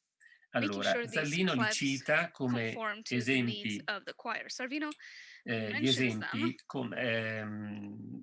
significativi del terzo as modo. Sappiamo che Zallino significant examples of diede the una third diversa mode. We numerazione know ai that modi, quindi Zarlino il primo gave modo a di different type fatto. of numeration to Anche per the Zallino different è modes. il And primo this modo is secondo la Università the degli first musici, mode, dice Zallino, according to e lo the riconosce. universality of all the Quindi un musicians. So he motetto, Salve recognizes Regina that. So intanto. it's a motet. Questo Salve It's Regina è Salve composto nelle Regina, sue chiavi naturali, and it's being vedete, composed in its quindi natural keys, di, its natural appunto clefs. di soprano, di C1, appunto So C1, soprano C3, is C4 C1, e C2, poi C3, appunto due C4, un F3 ed and then F4, F3 quindi and F4. di baritono e di basso. So Ma insomma di fatto baritone alla fine and è 6 basso voci, ma è and bass, scritto nelle so sue chiavi bassos. naturali e quindi So è in 3 primo voices, but modo it's e still sta in nel its suo, e sta appunto natural keys. può stare nel suo modo, So it senza essere can still trasposto. stick to its mode without Invece having to veniamo ad be altri 2 transposed. motetti appunto che Let's move on Zarlino to other cita nelle motets istituzioni that armoniche Zarlino mentioned congiunti, in the appunto, institute assieme. in the Ecco, harmonic questi 2 institutions, motetti and they are invece together. sono scritti So in these chiavette 2 alte, come vedete, c'è motets l'uso are vedete la actually chiave di written violino, ricorre nelle prime 2 voci e in così the via. Ecco. high clefs. So you can see E the treble quindi il loro clef modo in the è first trasposto alla quarta 2 alta nel measures. tono di The sol con third il si mode is bemolle, actually quindi è transported il in primo its modo high pitch trasposto. with a E B questo flat genere di trasposizione del from primo its modo è G ricorrente, è correspondent. usuale. And this mode is actually very Patrizio common, and Barbieri ne indica una possibile it comes motivazione a back. Patrizio proposito di Nino di Barbieri Palestrina, che illustrates dice a potential reason che for it, Padre Martini, considering the appunto, hymn citando of Padre Martini, che trascrisse e Palestrina, descrisse questo mentioning inno Padre del Martini, primo who tuono has trasportato alla quarta sopra, transcribed come this si trova hymn negli that was being antifonari anche transposed antichi, ed è il to caso the appunto fourth superior, al just quale like it was facevo found in the riferimento, ancient quindi per antiphonaries. portarlo nel tono in cui So compare to nei libri bring it to liturgici. the tone Ma nel caso dei that is 2 supposed to motetti be for the zarliniani scritti in liturgic chiavette non pare readings. rientrare nella But casistica di un for these adeguamento tones and al for tono these modes, originario in it doesn't sol, seem quindi like del canto fermo, the ad original esempio nel tone caso delle is a vittime G. pascali So laudes. the canto Ma fermo of the piuttosto Victime pare Pasquale Laudes. discendere dalla convenienza di una diversa armatura di chiavi But che it seems like permetta here a we have a tutte le descendance voci of di a non different uscire, di non armature sconfinare of dall'ambito del keys, pentagramma. which allow the Quindi voices not questi to mottetti, exit se the fossero stati stage. lasciati So nel if tono di re, these sarebbero motets usciti were left dai in the pentagrammi, non si D sarebbe trovato note, un sistema di they chiavi would have che exited potesse appunto lasciarli the stage. all'interno So del they pentagramma. would have Invece, appunto, actually con questi diversi gone out sistemi, of the combinazioni traditional di lines. chiavi, stanno all'interno Instead, thanks to del this new pentagramma. combination of clefs, they E actually poi stay naturalmente si può inside the unire stage. la ragione, questa ragione venne individuata da Then we can also Luigi Ferdinando talk about Tagliavini in un another articolo reason that appunto it's well highlighted by sul Pierluigi corista, Fernando Tagliarini in on cui the appunto chorus, egli segnalò il fatto che il bemolle in chiave poteva who essere una said that sorta di the flat in segnale key appunto per l'intervallo di semitono mi could have fa. been a Ecco, warning sign for the interval naturalmente anche per gli antichi era un EF. problema For trasportare, cioè the leggere, ancients, trasportare, cambiare of course, it was a chiavi. problem to transpose, to change clefs, Appunto to nella cartella musicale di Banchieri vi and è in the l'allievo che musical chiede sheet of ma perché Banchieri, i there compositori is non a usano tutti i student that canti per la says, chiave di Ce sol why fa ut, don't cioè la chiave di Do, composers senza averli use a the same trasportare? E in tal modo si G clef impareria a cantare con più facilità.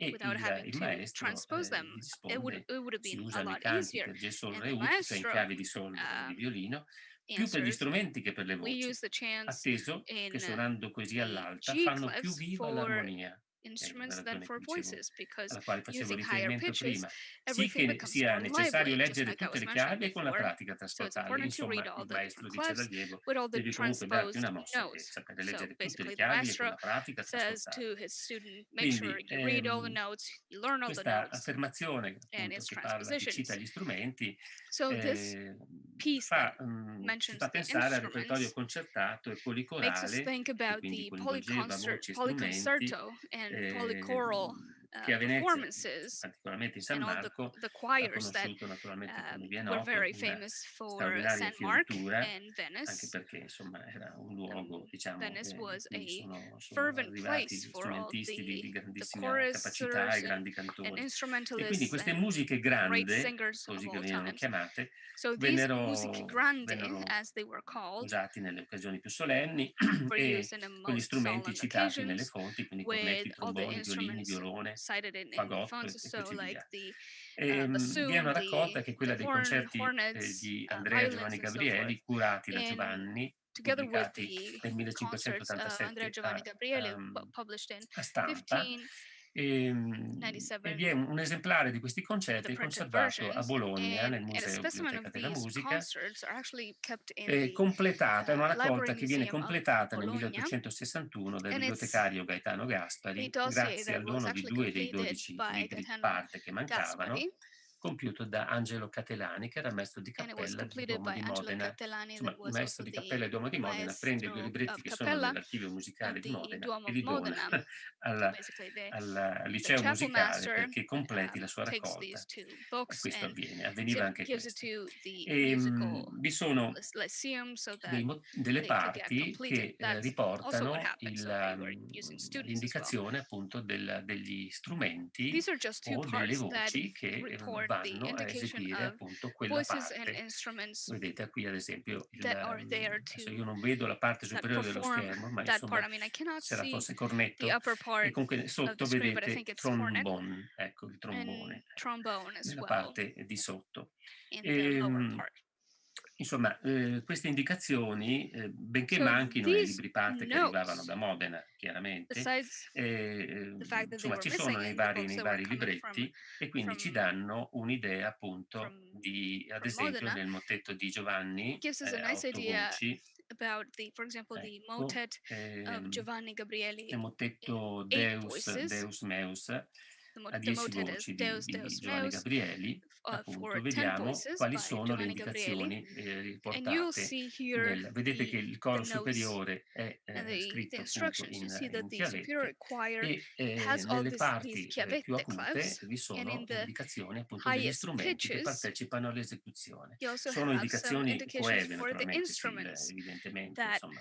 participate. These are clearly Non abbiamo poi notizia delle parti più gravi, ma possiamo immaginare complete che anche le instructions. parti We don't più have gravi, any quelle di appunto information about la parte the il grave coro parts. inferiore è scritto in So chiavette the basse, quindi inferior part of the choir è is chiaro probably che written dovevano in essere low affidate a chiavette clefs, strumenti appunto perché si va ad esplorare and ambiti therefore they troppo probably needed profondi, ecco. different types of Però instruments appunto con because le they were voci being sicuramente nella prima parte, too low probabilmente pitched. forse anche nella seconda e nella terza, So insomma, probably ecco, you see non with the sappiamo, anche voices, se non sappiamo.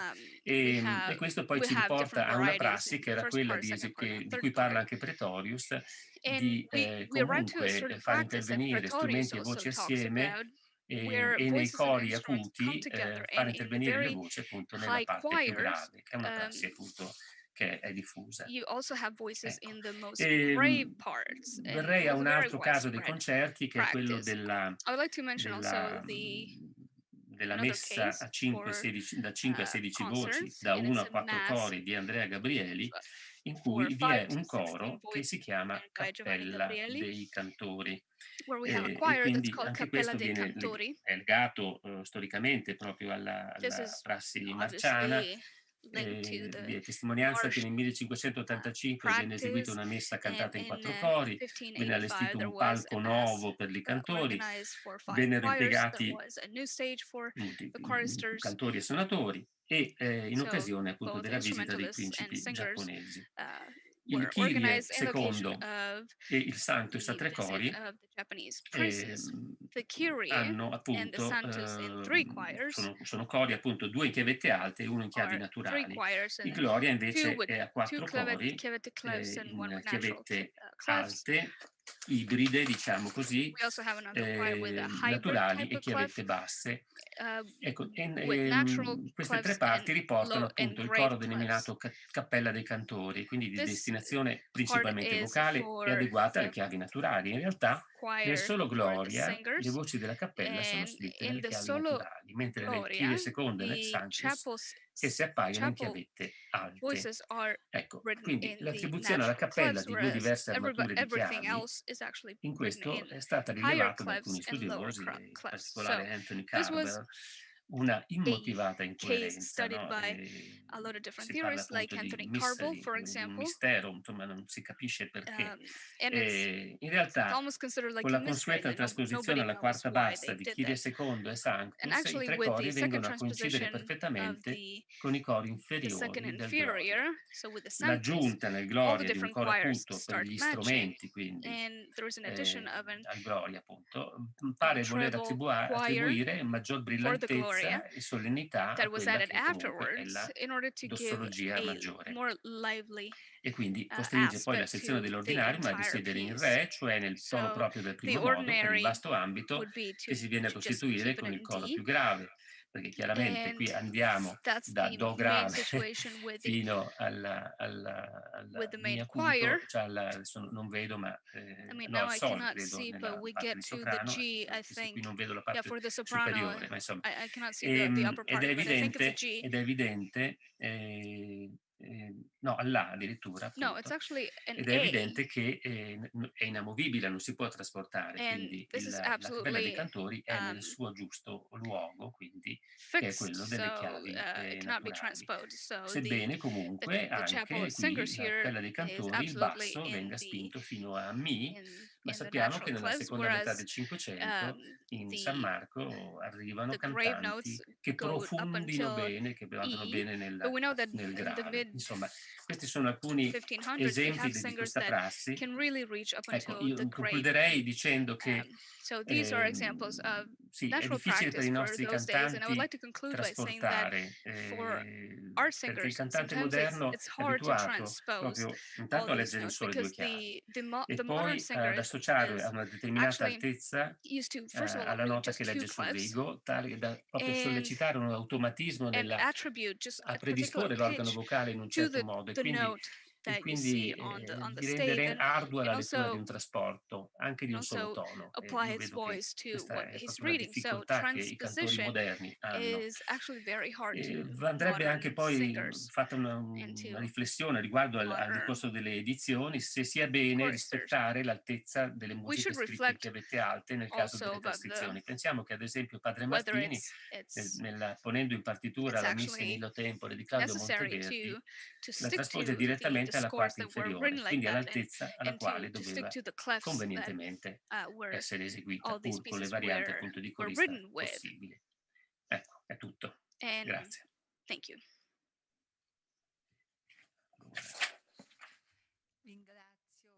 I wish to thank Paolo D'Acol for his presentation, which was very, very interesting.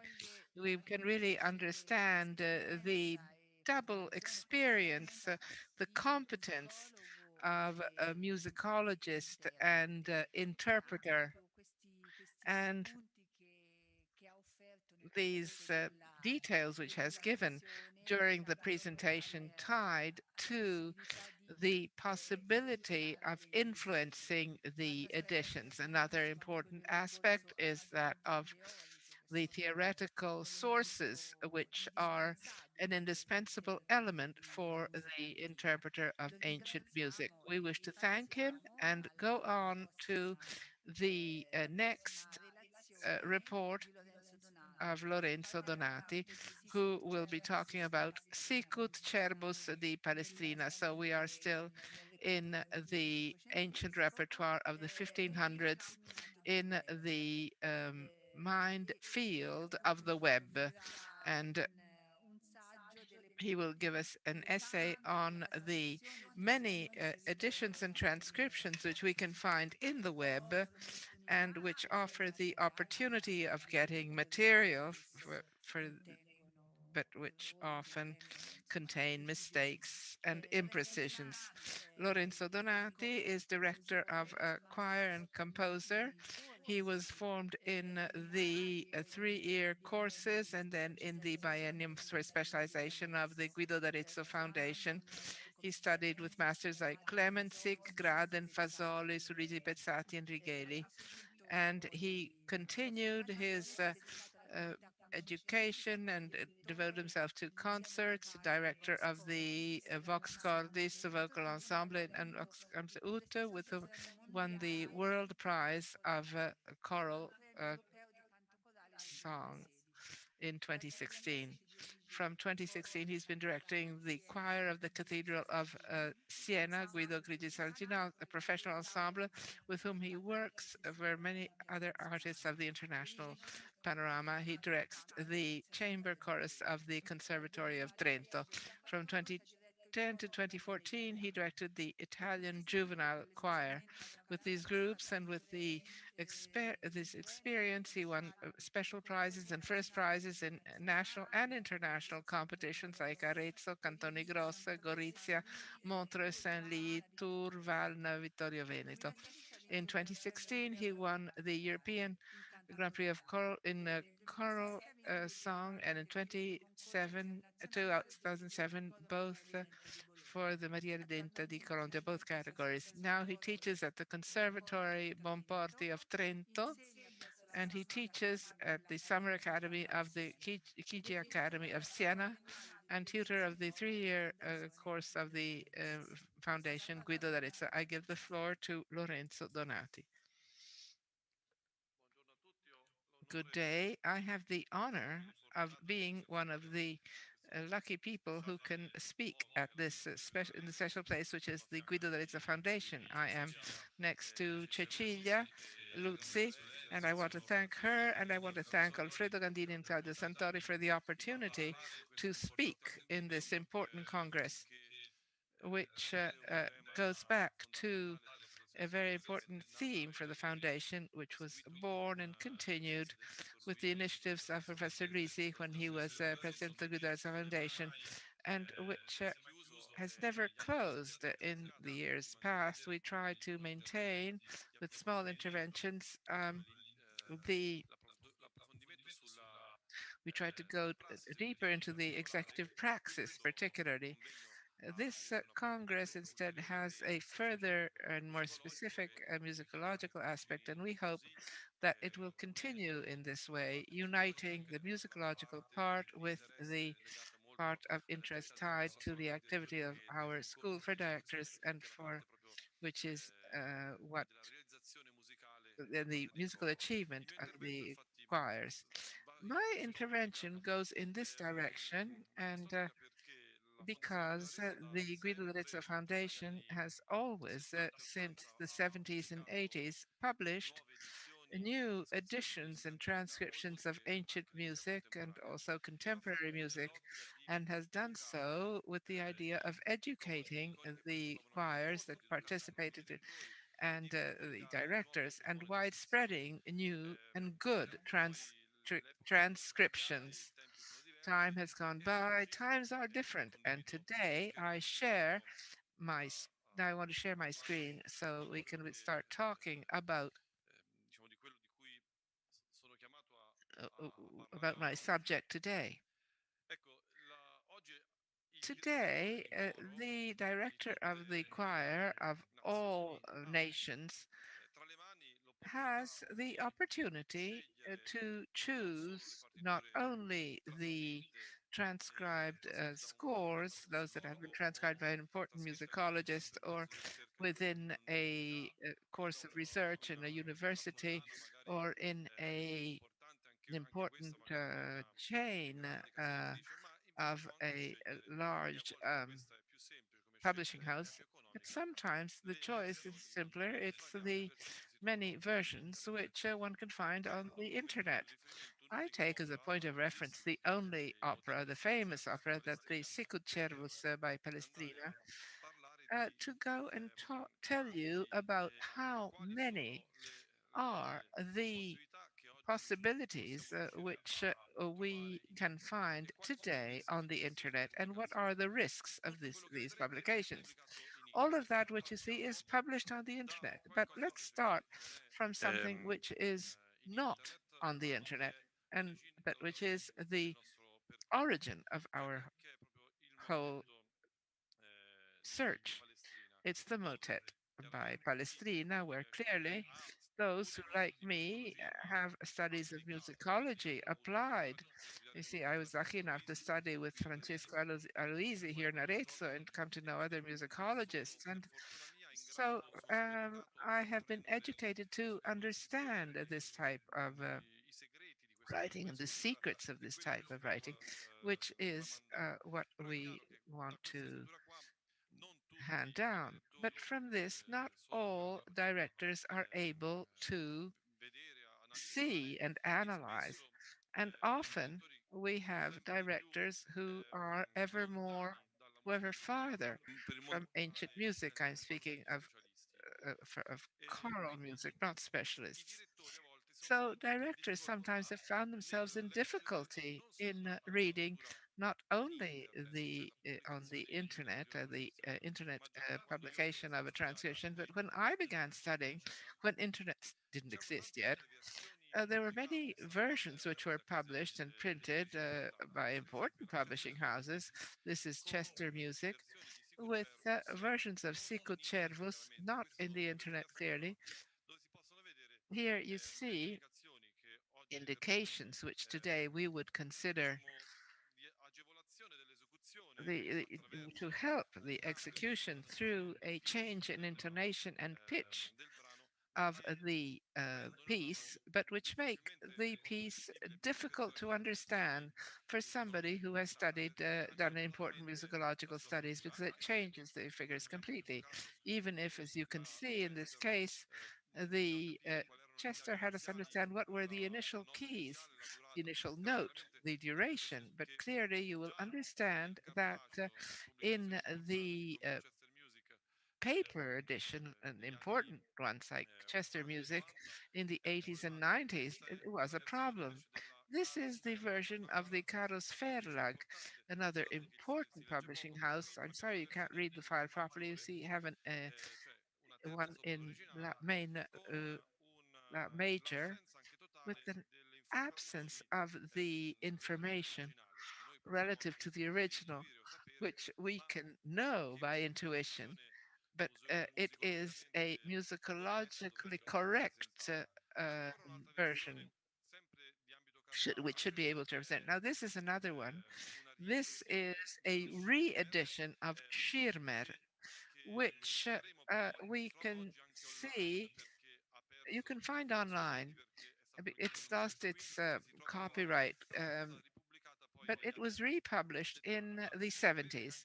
And you can see that this one too, apart from the logic, it marked down a number of bits of information which we know in certain cases might lead us off the beaten track. Now, these could all be bought. To this day, you can buy them. They're still published. And here we go on a version of the King Singers. This one, too, is a version with a serious mistake, because it says that the text of Sicut Cervus is by Palestrina, words and music by Giovanni Luigi da Palestrina, and clearly it's a serious mistake on a music sheet published by one of the most important groups in the world. It says il metronomo, and this is one tone above the original, but we see the dynamics, we see the colors which the King Singers suggest.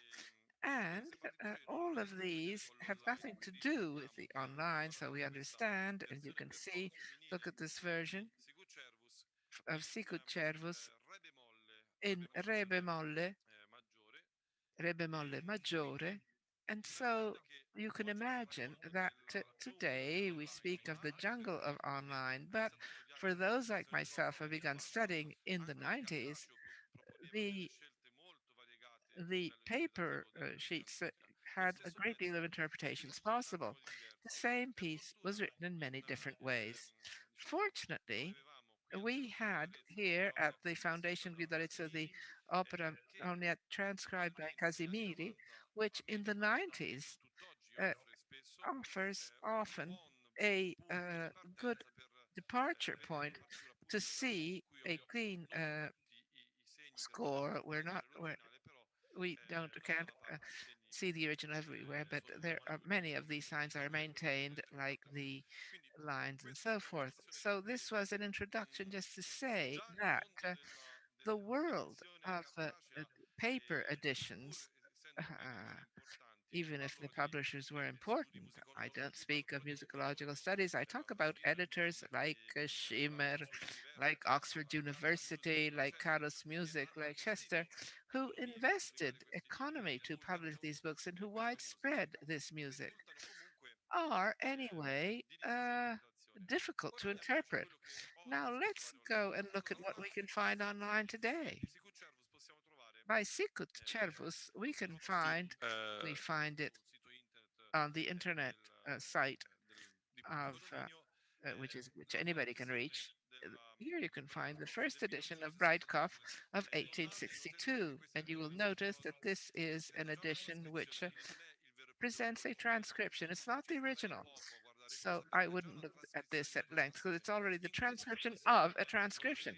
In this region, we have the rhythms as in the original.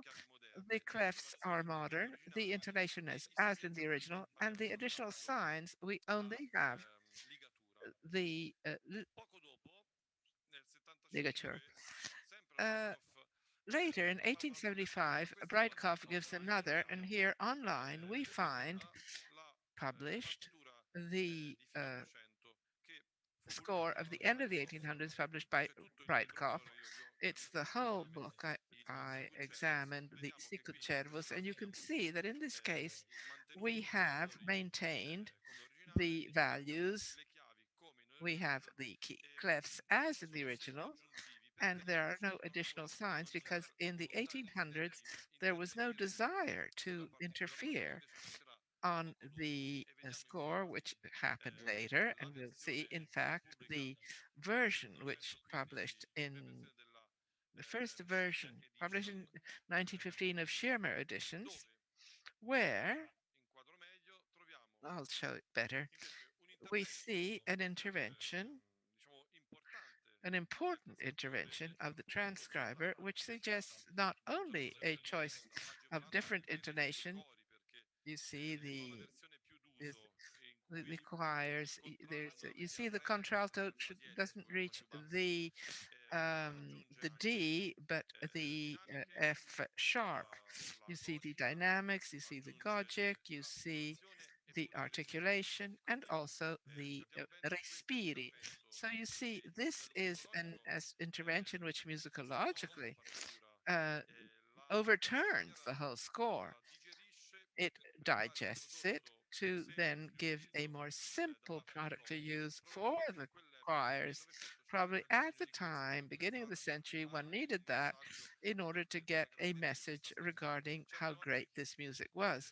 Of course, today, those who suggest in a competition or an execution a reading like this is nearly always penalized because sometimes there are indications that can be shared, but it's not acceptable today to use things like this because the sense of why they were born is an aid to interpretation because probably there was a great deal of incompetence at the beginning of that century in how it could be carried out. So some musicologists said, let's get these choirs understand better how it should be. Let's make it easier. And this will, of course, entail difficulties for us today in reading this music. And in the 30s, we see the project done by Casimiri and others in Italy you see the total transparency of the repertoire of Palestina. And the important thing is that we add a technical overview. Now, it's not completely critical as one can see, but it is interesting that Casimiri felt the need to give a version, to give an introduction to the work he did and to this music. Casimiri does it halves the values to make them simpler in reading, to make them closer to the reading of the music that the choirs were reading at the time, and so that they would not confuse the wide times with slower times.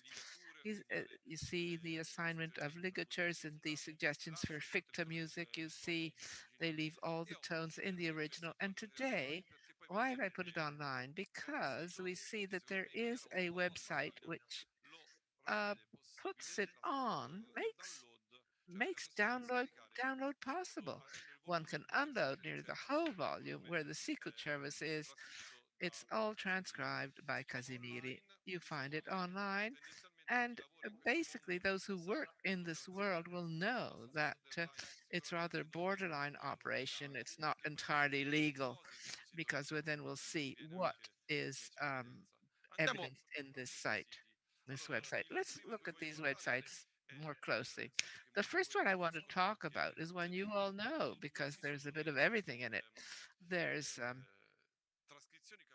there are transcriptions that you've seen before, transcriptions which are ancient, which have lost their right of publication, and so we find them republished, like Brightford and Schindler, and then other transcriptions which are varied, like this one, Zeguchavich puts the parts separate, transcribed, and then we have one edition in Sol, and then we have another edition in La. So you see that in the end, the internet editions stress, underline once again, let's say copy pre-existing editions. Often they don't mention the original, even if we can recognize that often this original is the edition by Chester or Oxford or the edition of Casimiri. So rarely in this internet editions is there a musicological work of research on the original or of comparison between various originals or various transcriptions. In this, you see there are 9 different versions of Sicut Cervus. On another one, another site which is used by choirs, which is a color public domain library, there are 15 different versions. I want to show you quickly to understand how many versions a director can have access to now. Executions which maintain authority, like the first one we see here on the left, but which put dynamics and accents, versions where there is only the part of individual voices without beats, others that remain in F, and others go in G. Let's move on. Another versions in F, in A flat, other versions in A major, another one in A major, some put 2/4, 4/4, so a half.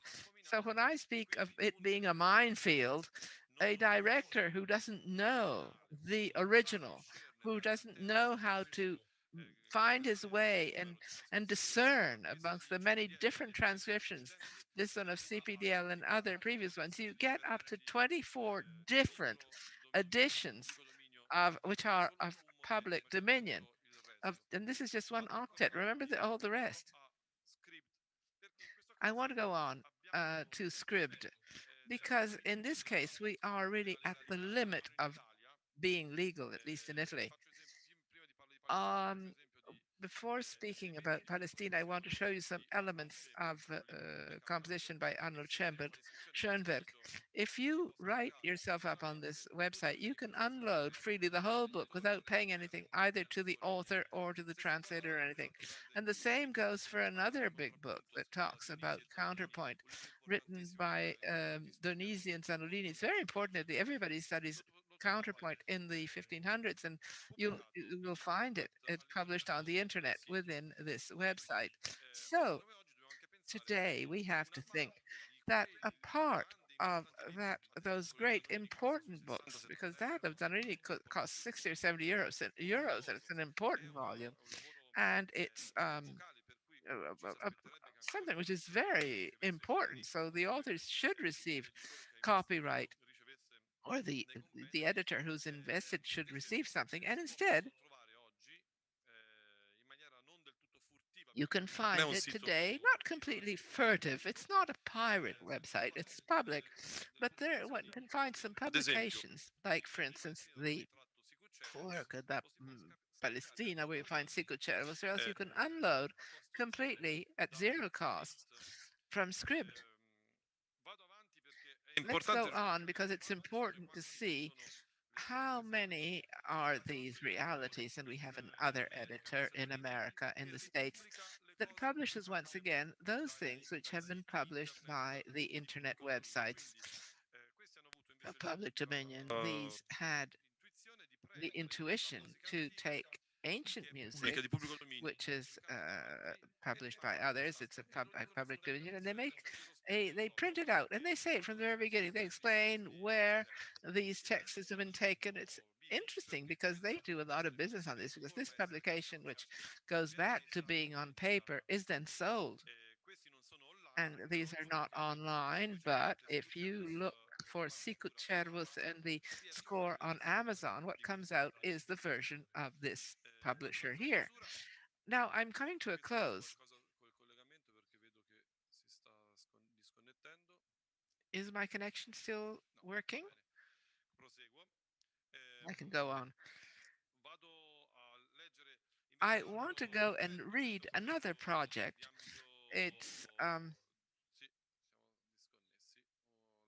we've disconnected the presentation.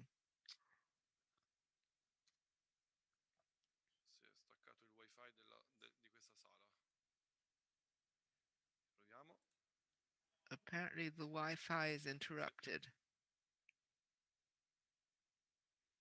The Wi-Fi in where they are, in the auditorium, in the theater where they are.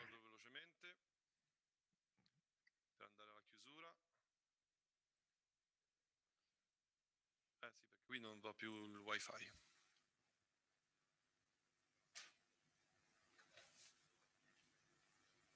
Se faccio il mio, anche te se c'è, non so. Sì, siamo online, ma non con la condivisione, scusate, c'è un problema. We're online, but we've lost our sharing.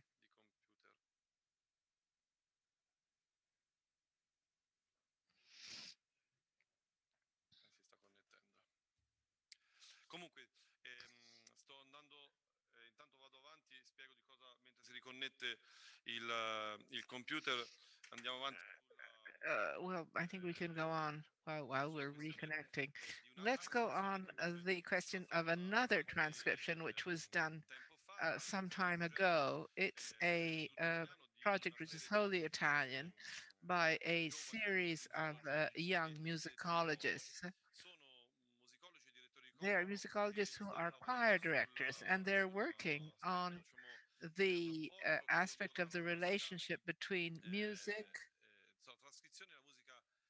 transcription, and the edition. So they're transcribing editions which can go not on the market, but widespreading for their choirs. And these transcriptions, in certain cases, are connected to certain studies made by directors for the school of the Guido d'Arezzo Foundation.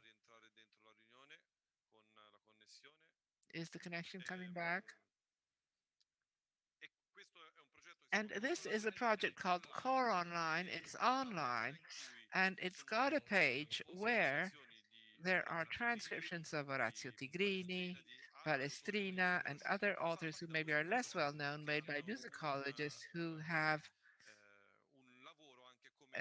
a lot of work to do as directors. So it's interesting because it helps us to see and understand how today, ever more, uh, directors who've done musicological studies can be at the service of divulgation for the widespreading of choir music and ancient music in the correct way, acceptable from the point of view of musicology, but also close to the needs for reading and widespreading which this music has to have.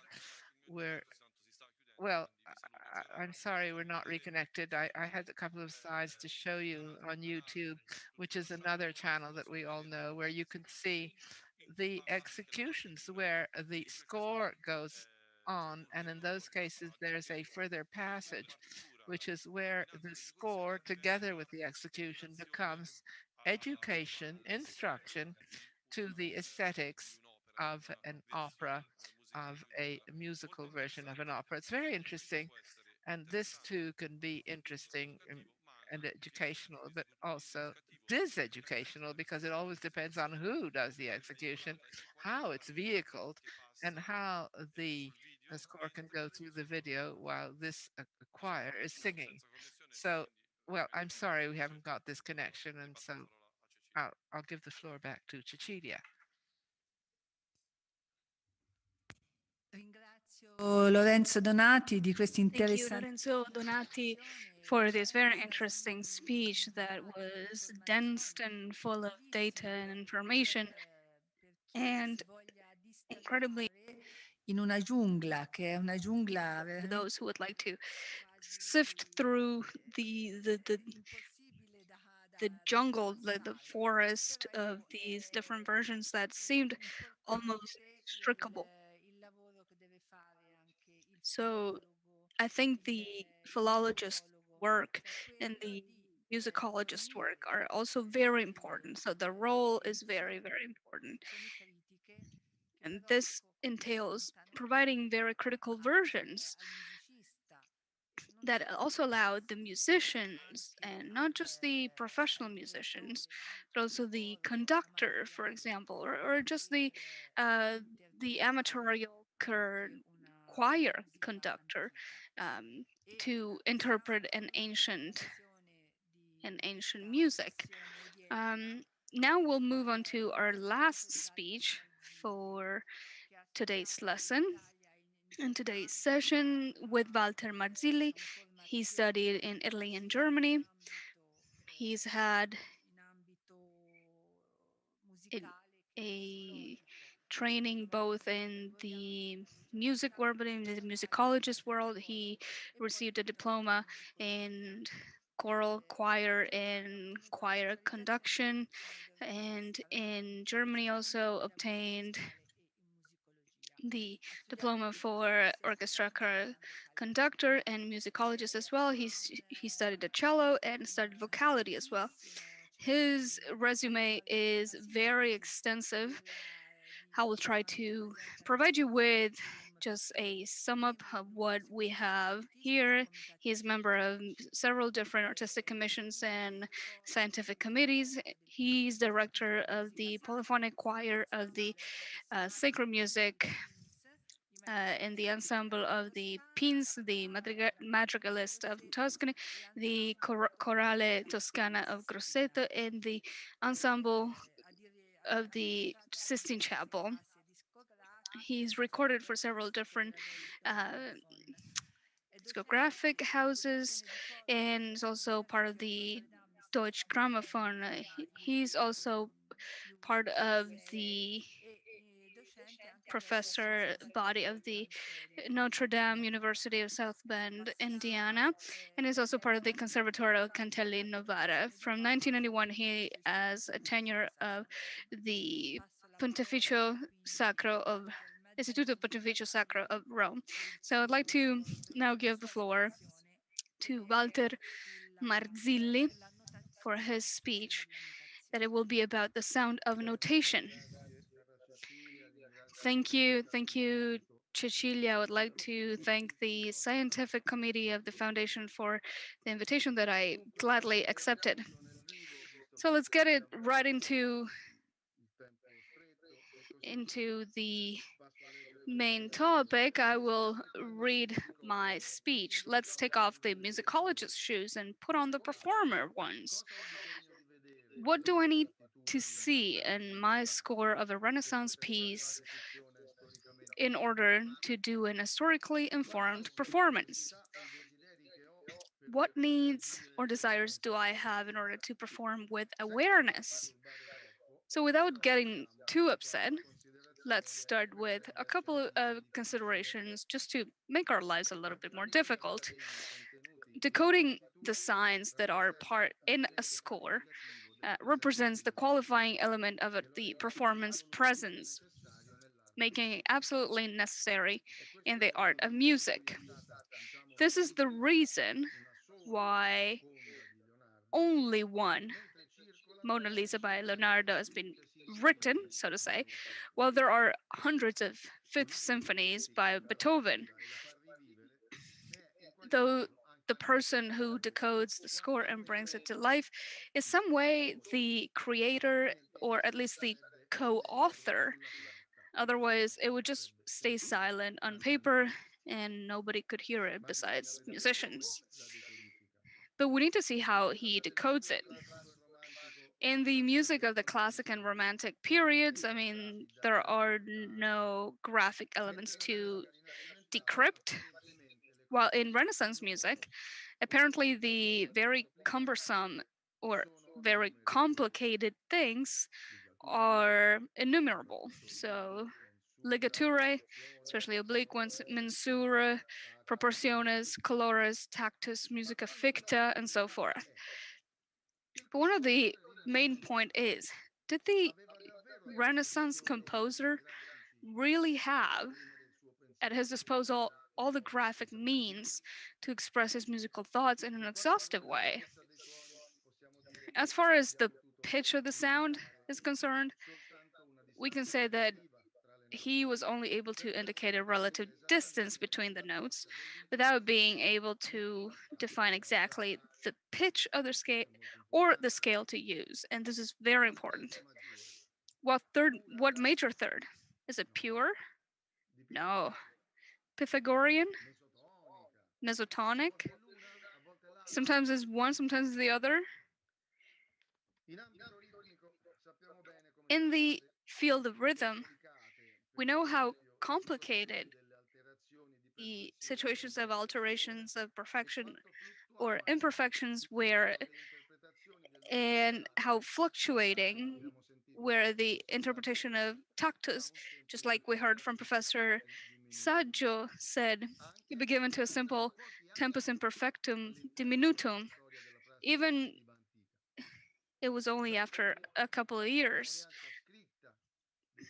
of the ancient of performance practice. Zacconi gives testimony of the errors of execution between tactus alla breve and semibreve, and Frescobaldi, already in 1628, uses in an inappropriate way all the signs of proportiones. In the score, the speed to be attributed to the piece was not very well defined.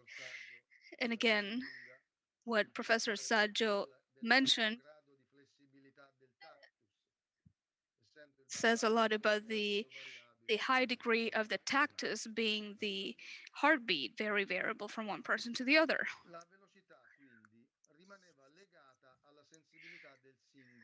So the velocity was actually up to the individual being impressed by the key cantor or senior cantor, who during the decennium, it was all structured and it had the possibility of communicating with the other singers what speed to follow.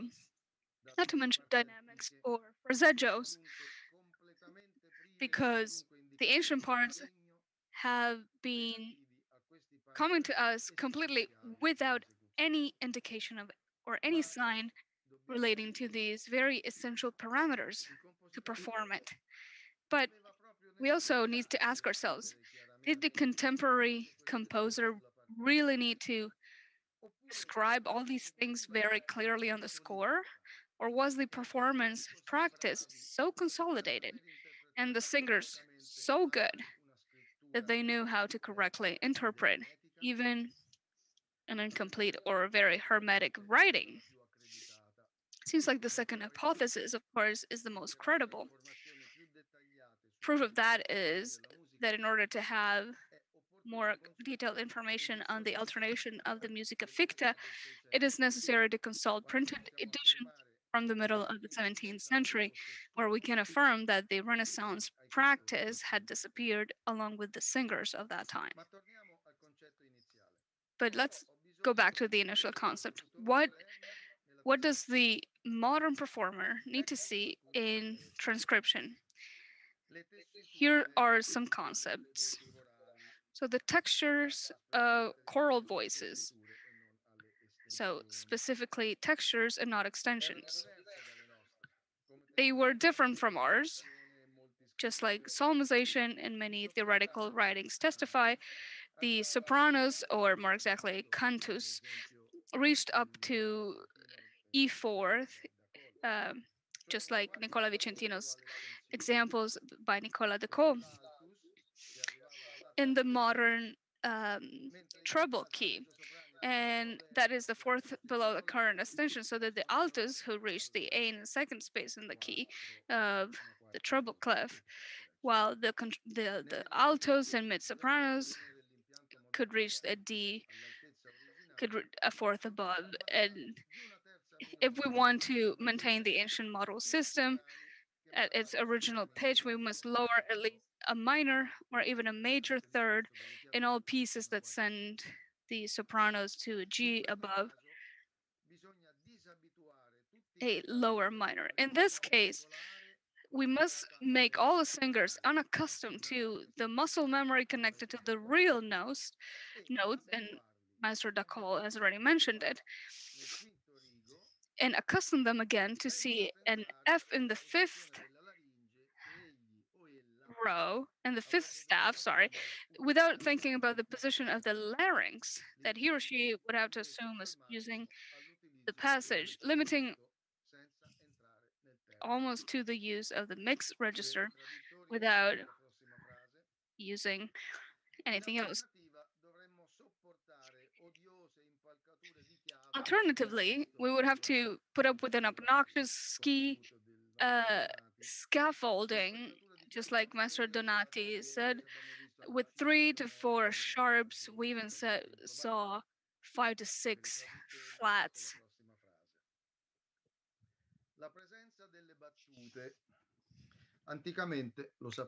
The presence of bars or measures. In ancient times, we know that there were none, but we became so accustomed to them that we have become dependent on them. And if they're absent, in fact, we can hardly recognize syncopations or upbeat entrances.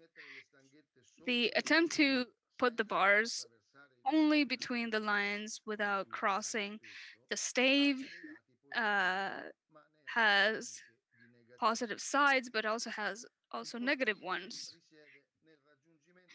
The positive lies in the achievement of a situation that was similar to the ancient one, which allows a particular fluency that is not interrupted by the obstacle of the bars. But if the note, and there we come to the negative part, the note values are intact and overflow in the bar without making use of the ligatures, then we have the opposite effect, just like in this figure.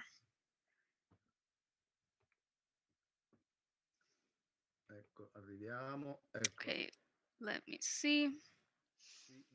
Here, you see here, this is written basically very mathematically, 2 plus 2. And instead here, the punctuation is all in one bar, and here we have a void space. Have an empty space. So we have seen that some value bars have been inserted, but the note has to invade the following bar, even though it was written in the previous one. So the cantor will look for an appoggio that would identify in the first movement of the bar, now it's absent, creating then an annoying accent or causing him to be relentless in him continuing to research, having very little familiarity with the ancient notation, but also the signs of pause. We can say that not much is needed. We could certainly recommend the use of semi-diplomatic additions.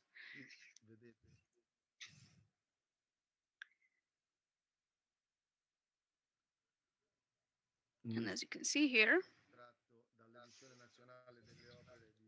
it's an example taken from the national edition of Pierluigi da Palestrina in the Missa Ecce Sicut Servus.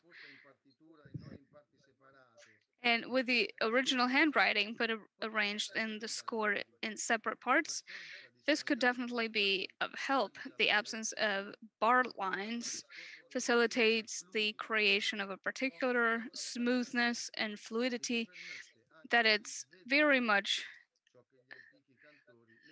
that keeps very much with the ancient practice and allows us to see what the ancient singers used to read on the famous librone, so big book. If anything, the difficulty lies if an error occurs and how to manage it. The lack of bars makes it even more difficult to identify where it was made, the mistake was made, and where to start the rehearsal again. One can only indicate the system and the note of a section that will be resumed vertically. But how can cantors of those times rehearse when the vertical reading for contemporary parts was totally unpractical in reading the separate parts of the librone? And did they try? Many witnesses and many proofs tell us no, actually. Were they just single-handedly singing at first sight? The presence of a puntatore, someone who would point out, was actually necessary, maybe, because probably they were prone to mistakes. And remember, the figure of the conductor was not like we imagine it today, so someone who moves his hand, but it was actually the remitter. So it was a person with an incredibly acute hearing that would fix the parts before anyone would even make a mistake. And just like we read in a very interesting letter by Luigi Zanobi that was found a couple of years ago, the rimettitore was supposed to fix the parts before any mistakes would occur. So there were mistakes, especially if the conductor was also the rimettitore, therefore the fixer.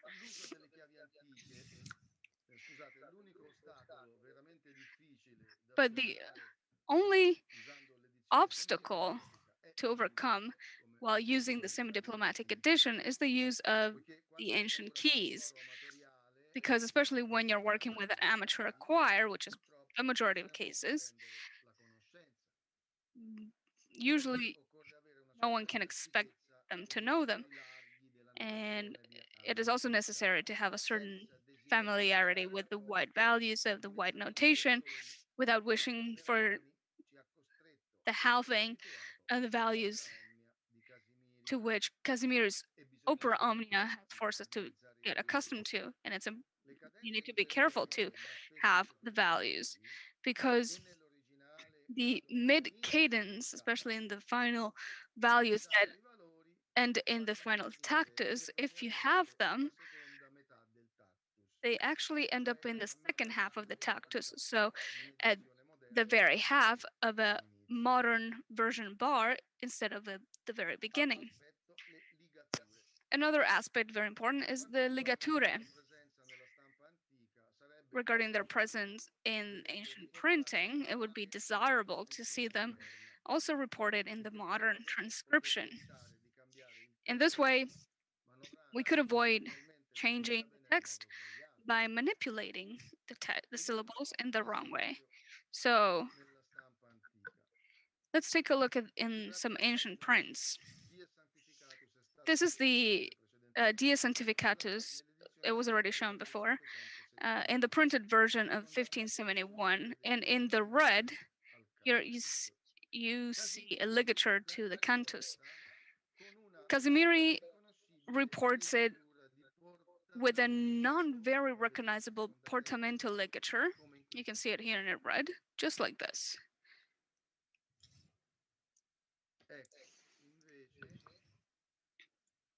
So here, instead, it's a lot clearer. Luisi, in the national edition of the Palestrina works, treats this exact same ligature of the same motet in the same way, with a very clear square bracket. Luisi also pays a lot of the attention on the oblique ligature, notably bending the square bracket to distinguish them from the squared ones. So this is another example taken from the motet Nativitas Tua by Palestrina. It's contained in the Primo Libro dei Motetti. As you can see here, we have a minor second, but you can see here the ligature is very bended. And this tells us that in the original version, probably there was an oblique ligature. And there it is, actually. So this is the original, and this is the oblique ligature. We have focused on ligature because they could hide some surprises. Luisi himself already mentioned that these oblique ones might have had a particular feedback on the performances and the fraseggio. Maestro Palombella is working on the same subject with a synoptic work that is very, very well defined. And at the Pontifical Institute of Sacred, one of my students actually is doing a PhD thesis focused on Renaissance performance, practicing among the various aspects. We also have the oblique ligatures with all the possible implications, not just proportional or rhythmic, but also with the performance and the fraseggio aspects. Now, the question of literal text seems similarly to ligatures. It's also important to understand the possible intervention of the transcriber to the text. It's necessary, sometimes the presence of an ibidem, and that obliges the transcriber to use italics in order to allow the performer to understand how much he can sort of, what scope he can go in between within the transcriber proposals. And you can see here, and you should clearly see the points where the transcriber decides to insert some text or to accept a proposal, modify it, or sometimes to reject it. Usually these insertions are put between square brackets, and it should always be treated this way. And it's well known, for example, that the text of Palestrina's opera Omnia by Haberl are rather deficient when it comes to terms of the syllables, while Casimiri's editions are much less so, presenting solutions that are generally very agreeable. The situation regarding the text to the notes is not too complicated in the motets, but it becomes a lot more challenging in the ordinarium misse. Everything was left to the ability of the singers, and there were a lot of gaps in the text. Let's take a look at some examples and pay attention to the date. So in this case, we are in 1568. Palestrina Beata Virgine, he just writes Kyrie eleison, and then everything is up to the singer. In 1591, we only have one ibidem. We have Kyrie eleison, and then we have one ibidem. 3 years later, in 1594, the first one was Miss Eterna Christi Munitas. This one is Miss Ave Maria Quattucorum. So 3 years later, we have the Kyrie eleison, and then we have two ibidems.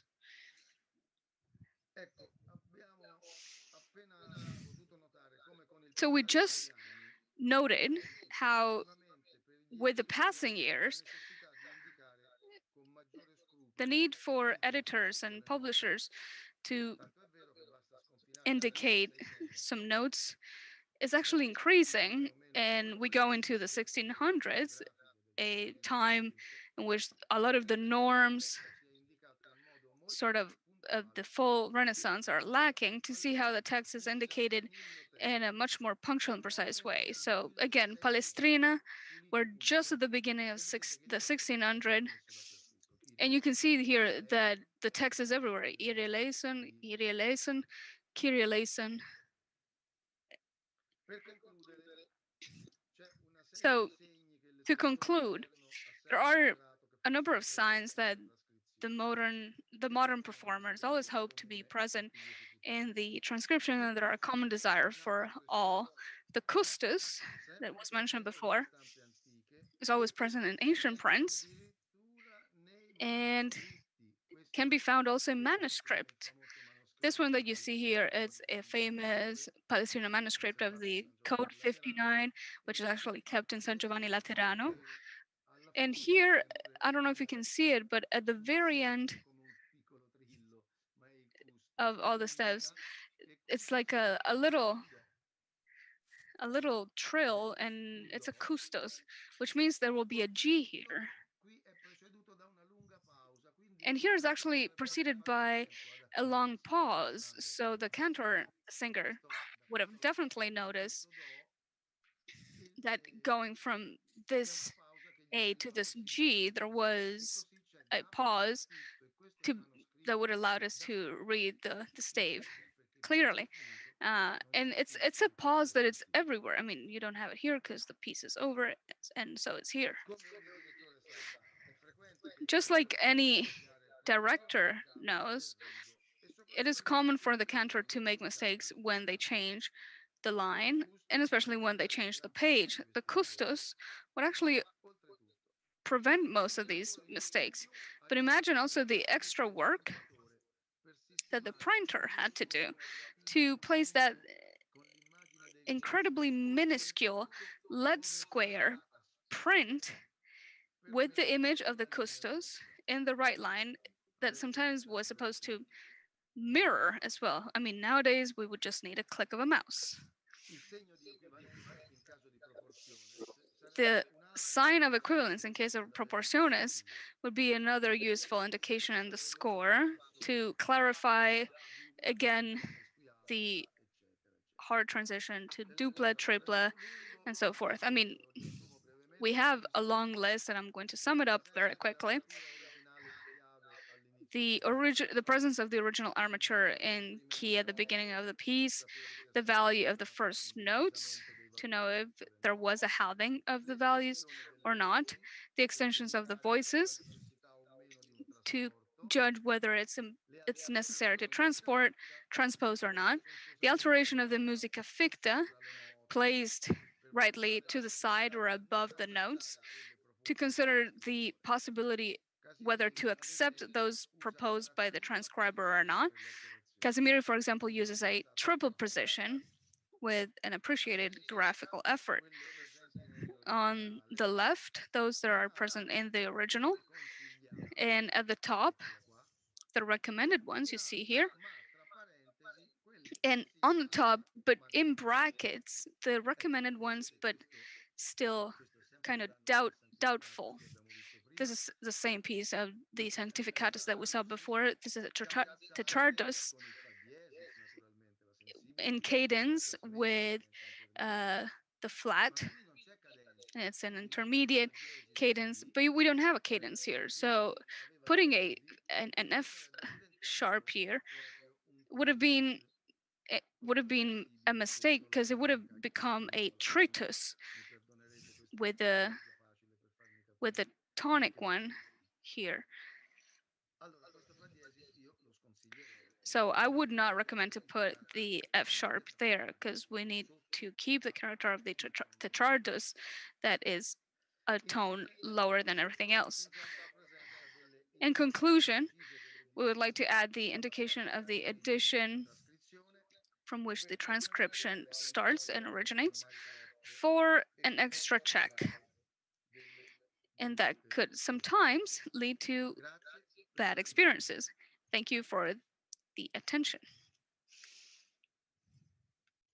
Ringrazio I wish Walter. to thank Walter Marzilli for his presentation and also for his contribution and the understanding of the ancient notations and the possibility of interpretation for the director of the choir, for the interpreter. Now we have come to a close of our session today, and if there are no questions, we have received no questions by mail. So if there are no questions, we can say good night. And I wanted to make this announcement to say that from the website of the foundation, we have the possibility of following the concert, which has been recorded by the foundation, and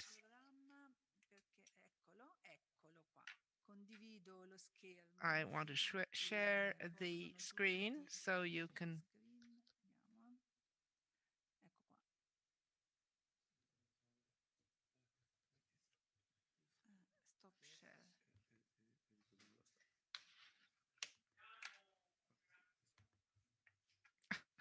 Sì. Ecco. Questo concerto, this concert, which is a part of the Guidoneum, a series of concerts which had been planned by under the artistic direction of Lorenzo Donati to be carried out live. Unfortunately, with the new rules for the pandemic, it was not possible to do it live, and so the video will be played right after the closing of this session in the YouTube channel of the foundation, and you'll be able to follow it. It's a very sophisticated concert. It's by Carlo Babelegrato and Pelegotto, and it's a repertoire of the 1300s of authors, especially French authors, but also Italian authors. So happy listening, and we meet again tomorrow at 3:30 to continue this Congress with the session on digital humanities, and then the roundtable with the participants and rapporteurs of the Congress. Thank you. Thank you for having listened today, and all the best for listening to the concert.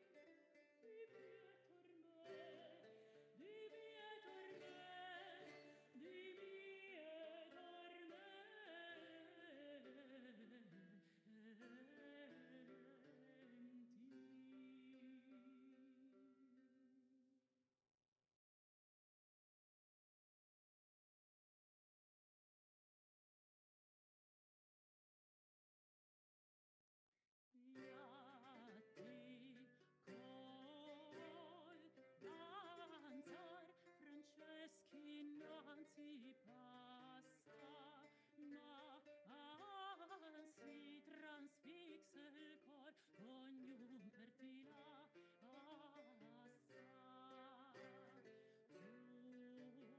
Tutto il mio diletto si vedeti mirar, e ti pur m'ascondi la tua vaga luce.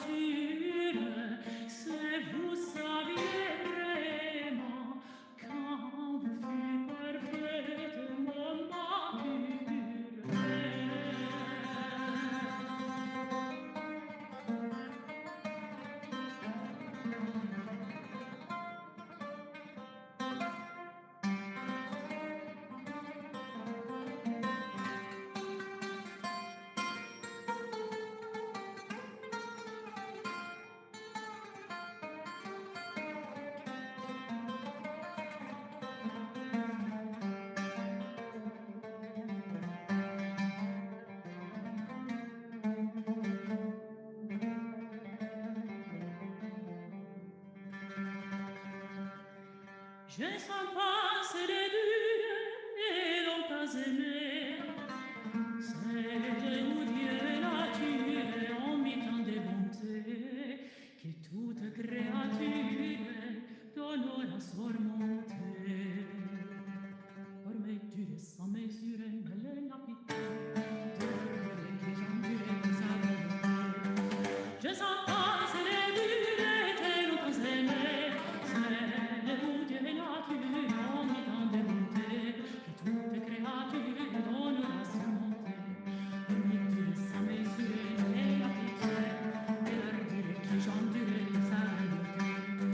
Sa manière est douce et simplement vraie, et la chevelure de sa plaisante bonté, par le douce pointu, encore plus tout près. Permettez sa mesure et la pitié, et l'ardeur qui chantait de sa bonté.